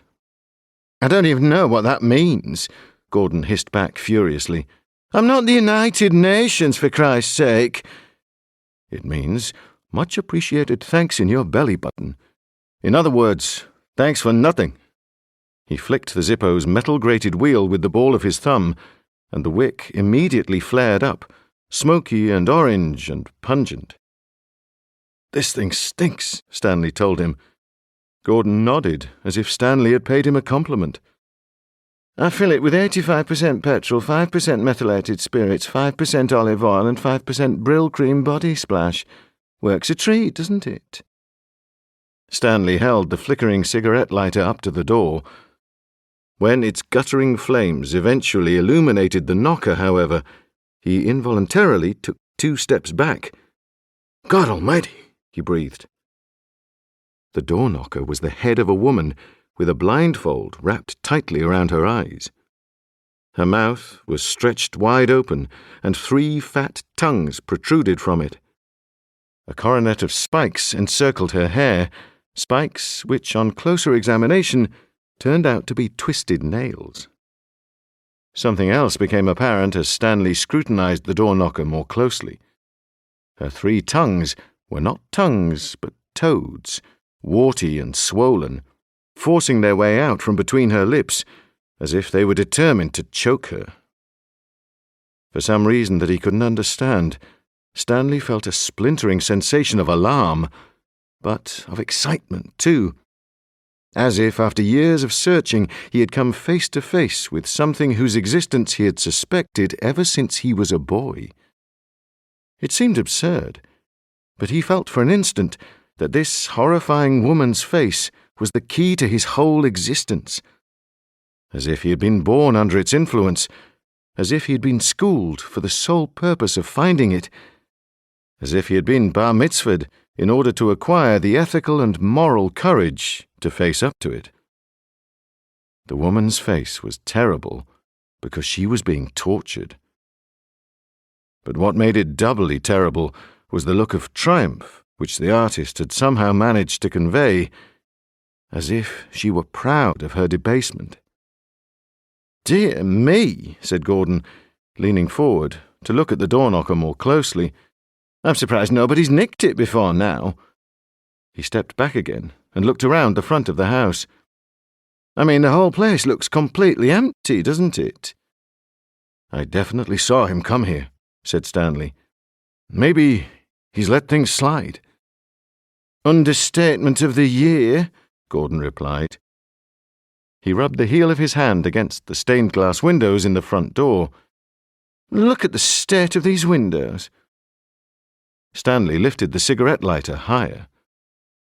The stained glass was grimy, and some of the panes were chipped and cracked. But as he strained his eyes against the swivelling flame, he gradually made out the pictures which had been formed out of triangles and curves of coloured glass. Unlike most Edwardian houses, which displayed stylized arts and crafts flowers or Elizabethan galleons under full sail, these windows showed a ghastly parade of human death. Heaps of naked white bodies were being carted through narrow streets in the shadow of tilted buildings. Skeletons walked with skeletal dogs at their heels, elegant and terrible, with scythes over their shoulders and hourglasses in their bony hands. Fat men were lashed to posts, their bellies slashed open with huge double-headed axes, so that their bowels gushed over the feet of their executioners. Women were paraded around high in the air, impaled on tall poles, holding their arms out wide so that they wouldn't lose their balance and have even more horrifying damage inflicted on their insides. The lower quarter of the windows was taken up by the depiction of an open mass grave, into which hundreds of bodies had already been tipped like shoals of herring. Just as the expression on the face of the door-knocker suggested a kind of masochistic triumph, this stained-glass charivari of agony and death was made all the more grisly because of the glee on the faces of both torturers and tortured. As if pain was something to be celebrated, as if death were a huge delight. "Jesus," Gordon whispered. Angie came and looked at the windows too, open-mouthed, standing very close to Stanley and exuding warm wafts of Lulu perfume. "Bloody hell," she said at last. "It's horrible. Who on earth would want a bloody horrible window like that?" "I'm having a nightmare," said Stanley, with no confidence whatsoever. "I'm still asleep, and I'm having a nightmare. Nobody has stained-glass windows like that. Not in London." "You in a sleep, Stan, love," Angie told him, taking hold of his hand. "I promise you, I can see it too." Stanley kept the cigarette lighter lifted. Normally, he was repelled by pornography, and particularly by sadistic pornography. A friend in the San Francisco orchestra had once shown him a Dutch magazine with pictures of women tied up and tortured. The brightly coloured images had remained in his mind for weeks afterwards, lurid and inexplicable. What kind of woman would want to pose for a magazine like that? What kind of person would want to take pictures of her? Who could possibly derive any erotic pleasure from looking at them? Yet, tonight, he found himself fascinated by the parade of torture and mutilation that flickered in the light of Gordon's Zippo. Repelled, and yet aroused. Almost as if... He extinguished that thought like extinguishing a candle flame with wet fingers. "Almost as if you'd relish such torture yourself." "Are you going to knock, then?" asked Gordon. "I don't really feel like standing here for the rest of the night." "What do you think?" asked Stanley dubiously. "I think you should do what you came to do, especially since you've dragged Angie and me along too. To be quite honest with you, I shouldn't think there's anybody at home, knitted hood or not. And if there is, he certainly isn't Mr. Tasteful Home of the Year, is he?" "These windows," whispered Stanley, running his fingertips across the grimy images. He held the lighter flame really close so that he could distinguish the colours of the glass. They were drab ambers and sickly greys and diseased-looking greens. "Certainly not things of beauty and a joy forever, are they?" Gordon remarked. Are you going to knock, then? Asked Angie. Even she was growing impatient. Stanley reached out gingerly for the huge, frightening door knocker. As he did so, however, Gordon said, "There's a bell here." Stanley pressed the brass button. They heard the faint trilling of the bell somewhere in the back of the house, where, in hinter times, the servants would have heard it. "Bet you £5 there's nobody in," said Gordon, with a confident sniff. "You ain't half pessimistic," Angie told him. "That's me," Gordon retorted. "The gay pessimist." But it appeared as if Gordon was right. The arcane door remained closed, and they heard no noises or footsteps inside the house. Stanley, with some reluctance, hefted up the door knocker and gave it a timid bang, but again there was no response. "Well, I'm sorry, it looks like I've dragged you out of bed for nothing," Stanley admitted. "Oh, come on, give it one more shot," said Gordon, and gave the knocker 3 tremendous slams against the door. A dog started barking across the road, and in the house opposite, a bedroom light was switched on, and then a curtain was drawn back. "You didn't have to wake the whole damned neighborhood," Stanley hissed. "You were right, okay? There's nobody home." As he said that, however, the front door squeaked very quietly on its hinges and opened a little way, no more than 2 or 3 inches. Stanley and Gordon collided with each other as they both stepped hastily away from it, expecting to see Knitted Hood confronting them, or worse. Angie said, "You're not scared, are you?" Stanley kept his eyes on the slightly open door. It was completely dark inside, and as far as he could make out, there was nobody there, although he thought he could detect the faintest pattering noise, and he thought that he could smell cold and damp. Rotten carpets, dry rot, disused store cupboards with unnameable fungus growing in them. "Hello?" he called, his voice strangulated. "Hello?" Gordon gave the door a cautious push. It swung open even wider, revealing a shadowy hallway with stairs rising on the right-hand side. At the very end of the hallway, another door stood ajar. And through that door, they could dimly make out another stained-glass window, a very pallid and yellowy stained-glass window, on which was depicted yet again the face of the blindfolded woman. This time, however, she wore no coronet of twisted nails, and her mouth was tightly closed. "Hello," Gordon ventured. "Is there anybody home?" "Cooey," called Angie. Gordon turned to stare at her. "Cooey? That's no way to call on a diseased maniac rapist, for God's sake." Angie flushed and looked embarrassed, until she realized that Gordon was ribbing her. In fact, Gordon had woken up sufficiently to have regained his waspish sense of mischief. And even if they weren't going to have a real adventure, at least they could have some laughs. "I vote we go inside and take a look," he suggested. "I mean, just look at the state of this place. Nobody lives here. Then if you see your lady again, your Madeline Stringer or whatever her name is, you can tell her that she's talking through the back of her head." "Actually, she said that he didn't live here," said Stanley thoughtfully, remembering Madeline Springer's words.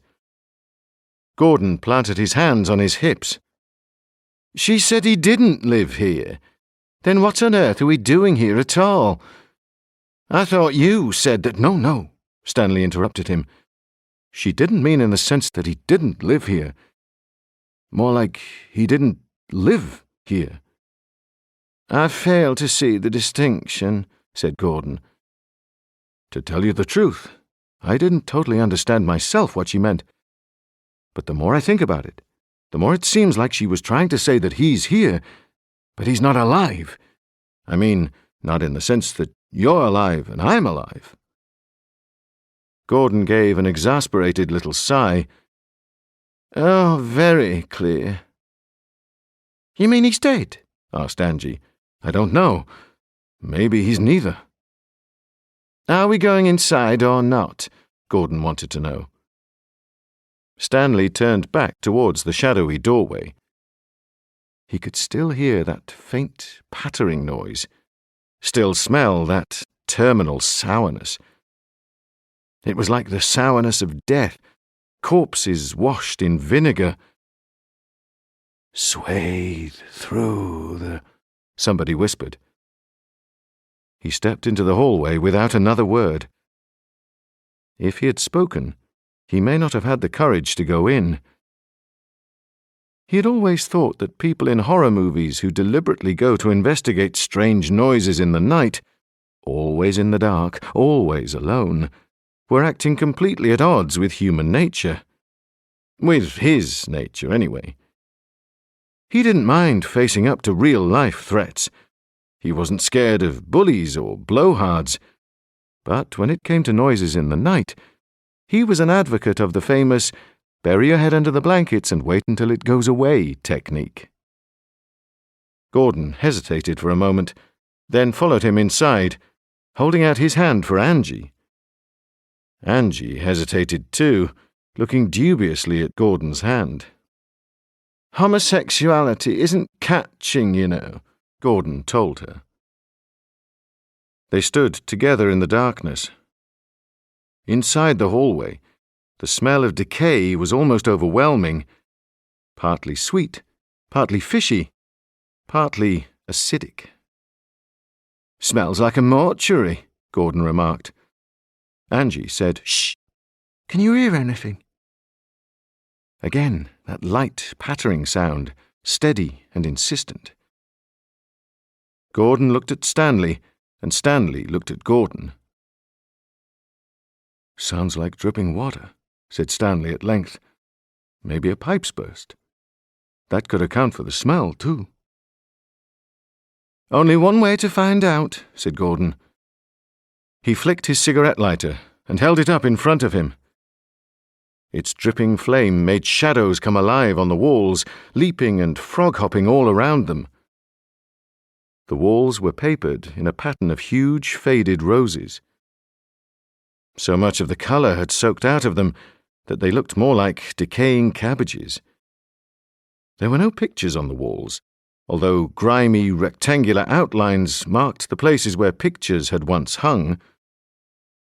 At the far side of the hallway was suspended an old barometer, its veneered case corrugated by years of damp. Its face was thick with dust. Its needle was stuck at rain. Gordon ventured further along the hallway, and Stanley followed him. Angie came close behind, clinging on to Stanley's sleeve. Ahead of them, the stained-glass window of the blindfolded woman gleamed and stirred in the light of Gordon's Zippo, almost as if it had suddenly awakened. Now that they were closer to it, Stanley could see that the background to the woman's head was made up of dozens of hooded figures, facing left and right, their outlines interlocking like one of the illusory drawings of M.C. Escher. "What do you make of that window?" Stanley asked Gordon. But he was interrupted by Angie exclaiming, "Ugh!" and suddenly lifting up her left foot. "This carpet's bloody soaking!" In her strappy little shoes, she had noticed the sodden carpet first. Gordon lowered the lighter, and Stanley could see that the crimson-patterned Axminster was swollen with water, and that every time he put his foot down, he squeezed out a large, wet footprint. "Burst pipe, no doubt about it," said Gordon. They had reached what Stanley presumed to be the door to the main downstairs living room. They paused, and now they could hear the water much more clearly. Gordon placed his hand against the door and said, "Soaked through, absolutely soaked through." "That pattering sound," thought Stanley. "That doesn't sound like a burst pipe. That sounds like—" "Can we go now?" Angie fretted. "I'm going to ruin me shoes." "Let's just take a shufti in here," said Gordon. and turned the door handle. But the door wouldn't budge. He turned the green key and announced, "It's not locked. The frame must have swollen in the wet. How about putting our shoulders to it?" Angie held the cigarette lighter while Stanley and Gordon thumped their shoulders against the door panels. "Come on," she jeered. "You two couldn't fight your way out of a paper bag." Gordon gave the door a petulant kick. "We have to do it together," Stanley told him. "It's no good us bouncing backwards and forwards alternately. It's like music, okay? Timing."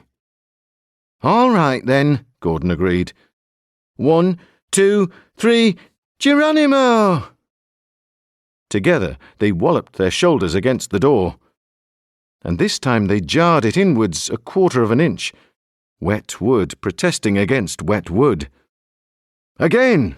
shouted Stanley, and this time they almost managed to open it. "One more!" The door hurtled open and judded 1/4 of the way back again. Angie let out a sarcastic, "Hooray!" but she swallowed it almost as soon as she said it. Inside the living room, it was gloomy and cold, and a persistent wind blew. The walls snaked with running water. The carpeted floor was awash. In the middle of the room, a 3-piece suite of heavy brown 1930s design stood miserably dripping. The tiled hearth overflowed. On the sideboard, water trickled out of the brimming fruit bowl, in which 3 or 4 swollen apples still bobbed, blotchy and brown, like human kidneys in a specimen jar. Inside the living room, there were no burst pipes. Inside the living room, it was raining. Stanley held out his hand. It was rain, there was no mistaking it. He stared up at the ceiling, but there was nothing to be seen there except water-stained plaster. The rain was falling out of the ceiling as if the ceiling simply weren't there, as if it were open sky. Yet he could see the ceiling clearly. He could see its damp, blurred acanthus leaf mouldings and the ugly brown glass lampshade that was suspended from the centre of it. He took 1 step into the room, then another. The wind was the same as the rain. It blew keenly through the room as if the walls simply didn't exist. Yet the walls did exist. He could see that they existed. He could feel them. And even though the rain was falling from nowhere at all, it was making the walls wet. Stanley touched the sofa. It was upholstered with soggy brocade. He lifted an antimacassar from one of its cushions and held it up for a moment. It dripped. He dropped it. It was real. He could feel it was real. But this whole room was very much more than it appeared. It wasn't just a dowdy, wet living room in southwest London. It was somewhere else, too. In defiance of all the laws of matter, in defiance of any kind of logic or sense, this room was 2 places at the same time. Stanley turned back to Gordon, who was standing in the doorway with an odd expression on his face, as if somebody had just tried to explain the theory of relativity to him and failed. "Am I dreaming?" Stanley asked. Gordon stared at him. "It's raining. How can it be raining?" "Am I asleep or am I awake?" Stanley demanded. Gordon stepped into the room too and lifted his face to the ceiling and to the falling rain. "You're awake, Stanley, and I'm awake too. What about you, Angie? Come on in." "No fear," said Angie. "It's bad enough getting my shoes wet without getting my hair wet too." Stanley walked around the room in a slow, measured circle. The rain plastered his hair against his forehead and darkened the shoulders of his coat. It was extraordinary. It felt exactly the same as if they were standing outside, and yet here they were in somebody's living room, He drew back the brown brocade curtains, heavy with water, and through the murky, misted-up window he could see the orange sodium lights of Kew Gardens Road.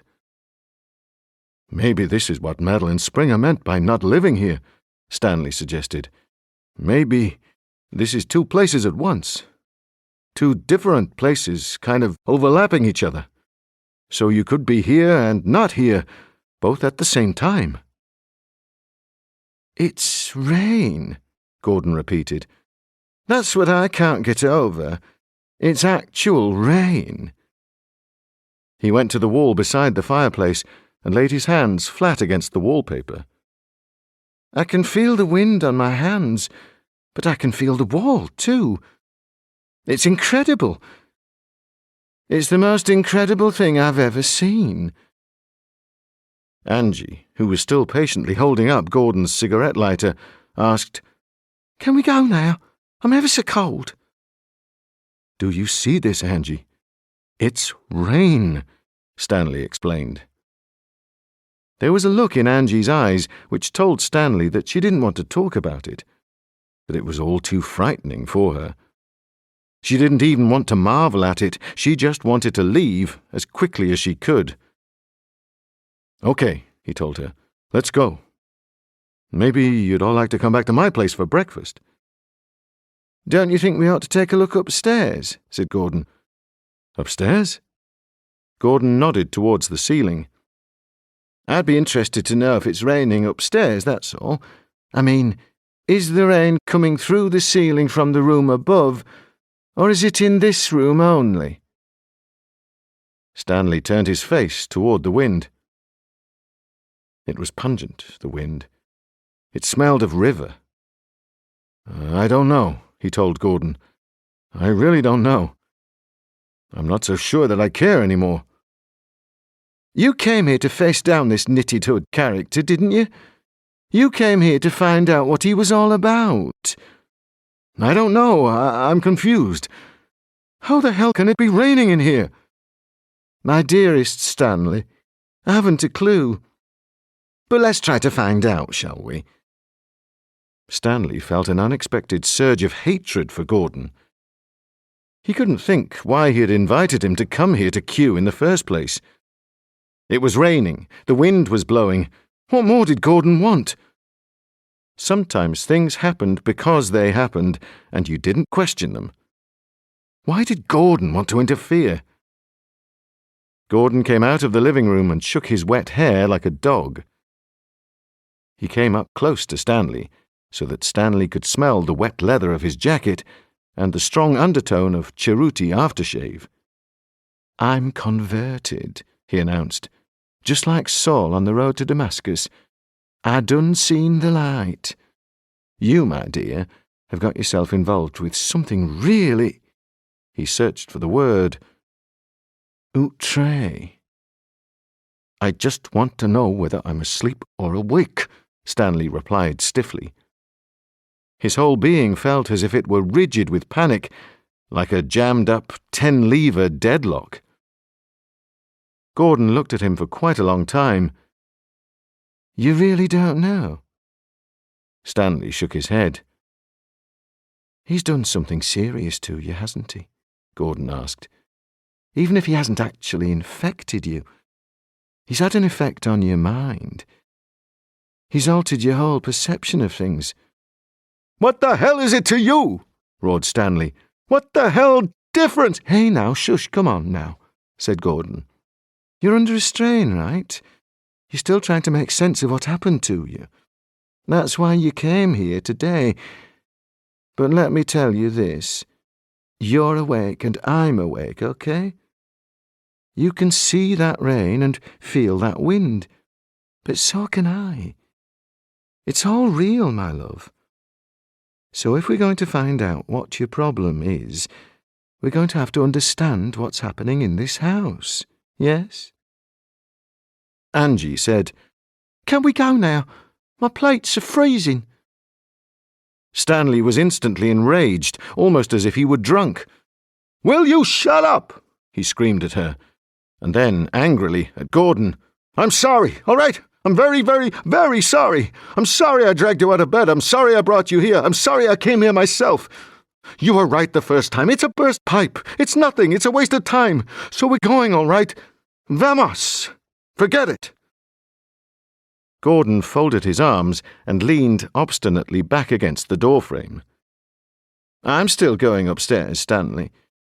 You don't witness the greatest miracle since the loaves and the fishes and turn your back on it and go back home for gold blend coffee and a bowl of Rice Krispies." "Gordon, this is my life and my problem," Stanley replied, trying his best to be patient, his voice wet sand slushy with badly contained rage. "Exactly," Gordon replied. "And that's why I'm going to go on helping you, whether you want me to help you or not." "God preserve me," said Stanley. "He will," Gordon smiled. "And so will I." Gordon took the hot, flickering lighter from Angie and squelched back along the wet, carpeted hallway to the foot of the stairs. He mounted one stair, then another, while Stanley stayed where he was, with his back against the faded rose wallpaper, watching him, and Angie shivered like a young child lost at Coney Island. After a 6th or 7th stair, Gordon leaned over the banister rail, the lighter flame held close to his face, so that it looked like an illuminated clown's mask suspended in the air, and asked, "Coming, are we? Or are we scared?" "Do we have to?" Angie asked Stanley. "I'll go," Stanley told her. "You wait outside. We won't be long." "I'm not waiting outside by myself." "Well, in that case, come on upstairs with us. I doubt if there's anything up there." They walked to the foot of the stairs, and Stanley went up first, turning to Angie and saying, "It's okay. There's nothing to be frightened of. It's just some kind of weird natural phenomenon. You know, like St. Elmo's fire or mirages in the desert." "All right," Angie agreed, although she didn't sound very happy about it. Gordon climbed on ahead, taking 3 and 4 stairs at a time. He turned a bend in the stairs, and for a moment all they could see of him was his huge, hunchbacked shadow. "Sounds like it's raining upstairs, too," he called back. "Bloody hell," Angie muttered. "Right as your father this is." "Come on," Stanley encouraged her. Gordon's insouciance had given him new courage. "It's only rain, after all." They joined Gordon on the upstairs landing. There were 5 doors off it, 4 bedrooms probably, and a bathroom. On the walls hung dozens of dark and diminutive paintings and prints, so small that they were almost miniatures, of the same blindfolded woman whose likeness appeared on the door-knocker and in the stained-glass window at the end of the hallway. Stanley peered closely at the pictures and discovered that each of them varied slightly. In one, the woman had a coronet of what looked like fishhooks piercing the skin of her forehead. In another, her mouth was crammed full to choking with a green herb that looked like parsley or coriander. In a third, the head of a dead martlet protruded from her lips. "What the hell do you think these pictures are all about?" he asked Gordon. Gordon, leaning over his shoulder, slowly shook his head. "I haven't the faintest idea. Perhaps they're all symbolic. They remind me of tarot cards a bit. Rather medieval, if you know what I mean." When Stanley examined the paintings even more closely, he could see that their backgrounds varied too. In some, there were gloomy forested landscapes or the battlements of broken-down Teutonic castles. In others, there were deserted beaches, or overgrown gardens, or long empty corridors with harlequin-patterned tiles. All that every one of the paintings seemed to carry in common was the blindfolded girl and a small hooded figure in the distance, a figure that was always looking away or hurrying off in the opposite direction. Stanley stopped in front of a painting in which the blindfolded girl was depicted in front of a landscape of boggy, deserted fields, and a ramshackle collection of huts and lean-tos and pig pens. In this picture, thick, whitish fluid was pouring from the sides of her mouth, and Stanley could only guess what it was supposed to be. "I recognize that landscape," he whispered to Gordon. "You recognize it?" "I saw it when I was in hospital, in a dream or some kind of hallucination. It's the same landscape, I swear it." Angie shivered. "Do you mind if we hurry up, please?" They all looked around the landing and listened. The same sound of rain pattering onto wet carpets was just as apparent up here as it had been downstairs in the hallway. "Let's try some of these doors," Stanley suggested. "This room looks like it's directly on top of the living room, right?" They opened it up, but it was nothing more than a linen cupboard, still filled with neat stacks of pillowcases and towels and yellowing sheets. Gordon said, "I get the feeling that whoever lived here left in rather a hurry, don't you? I mean, who's going to leave all their best linen behind?" "Perhaps they died," said Angie. "Yes, well, perhaps they did," Gordon agreed. "But I'm beginning to think that Stanley could be right, and that Knitted Hood does live here, or not live here, whichever way you want to put it." "You're actually beginning to sound like you believe me," said Stanley. "Well, yes," Gordon admitted with a complicated little smile. "It's not every day you see it raining inside somebody's living room, is it? And, listen, if you're right about that landscape, if it's really the identical landscape you saw when you were in hospital, then there must be some connection between whoever lives here and what happened to you when you were attacked."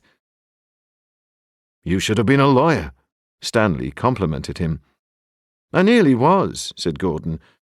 "Unfortunately, you know, I was always a little bit too flamboyant." He turned to Angie. "Too much of a raging gay, in other words, my little buttercup." "Are we going or what?" Angie wanted to know. Her teeth were chattering, and she was obviously far too frightened to be riled by Gordon's bantering. Stanley thought that it was remarkable that Gordon was able to remain so light-hearted. He might be effeminate and oversensitive, but now that he had decided that he was going to find out what was happening in this extraordinary house, he seemed to be nerveless, completely lacking in fear.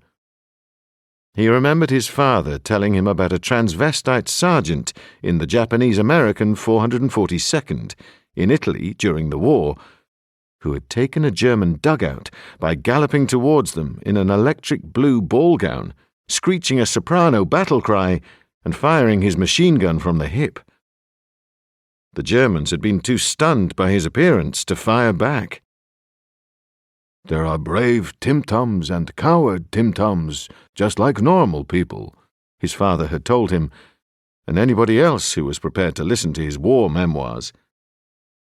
But Stanley knew that he would have been mortally grieved if Stanley had turned out to be homosexual. He was almost pleased that his father hadn't lived to witness the breakup of his marriage to Eve. "All right, what do we do next?" asked Gordon. "Let's try this one," Stanley suggested, taking hold of the handle of the door to the left of the linen closet. The handle was duller and more corroded than any of the others. The wood felt damp. The door was easier to open than the living room door downstairs, although Gordon had to give it a sharp kick to free it from its frame. Inside, it was raining hard, but it was much lighter than the living room, because the street lamp directly opposite Tennyson was able to shine into the window.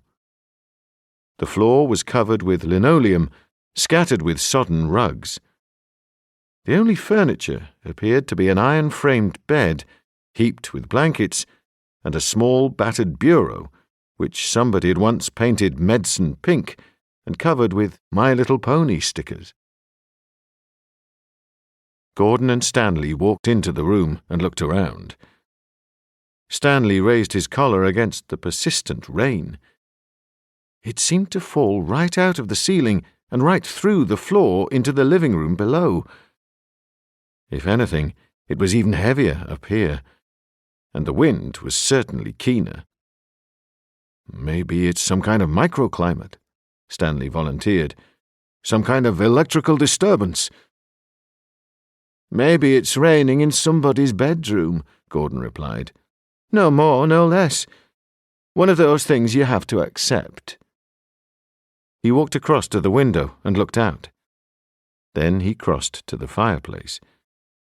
It was small and arched, a typical Edwardian bedroom fireplace, in olive green tiles with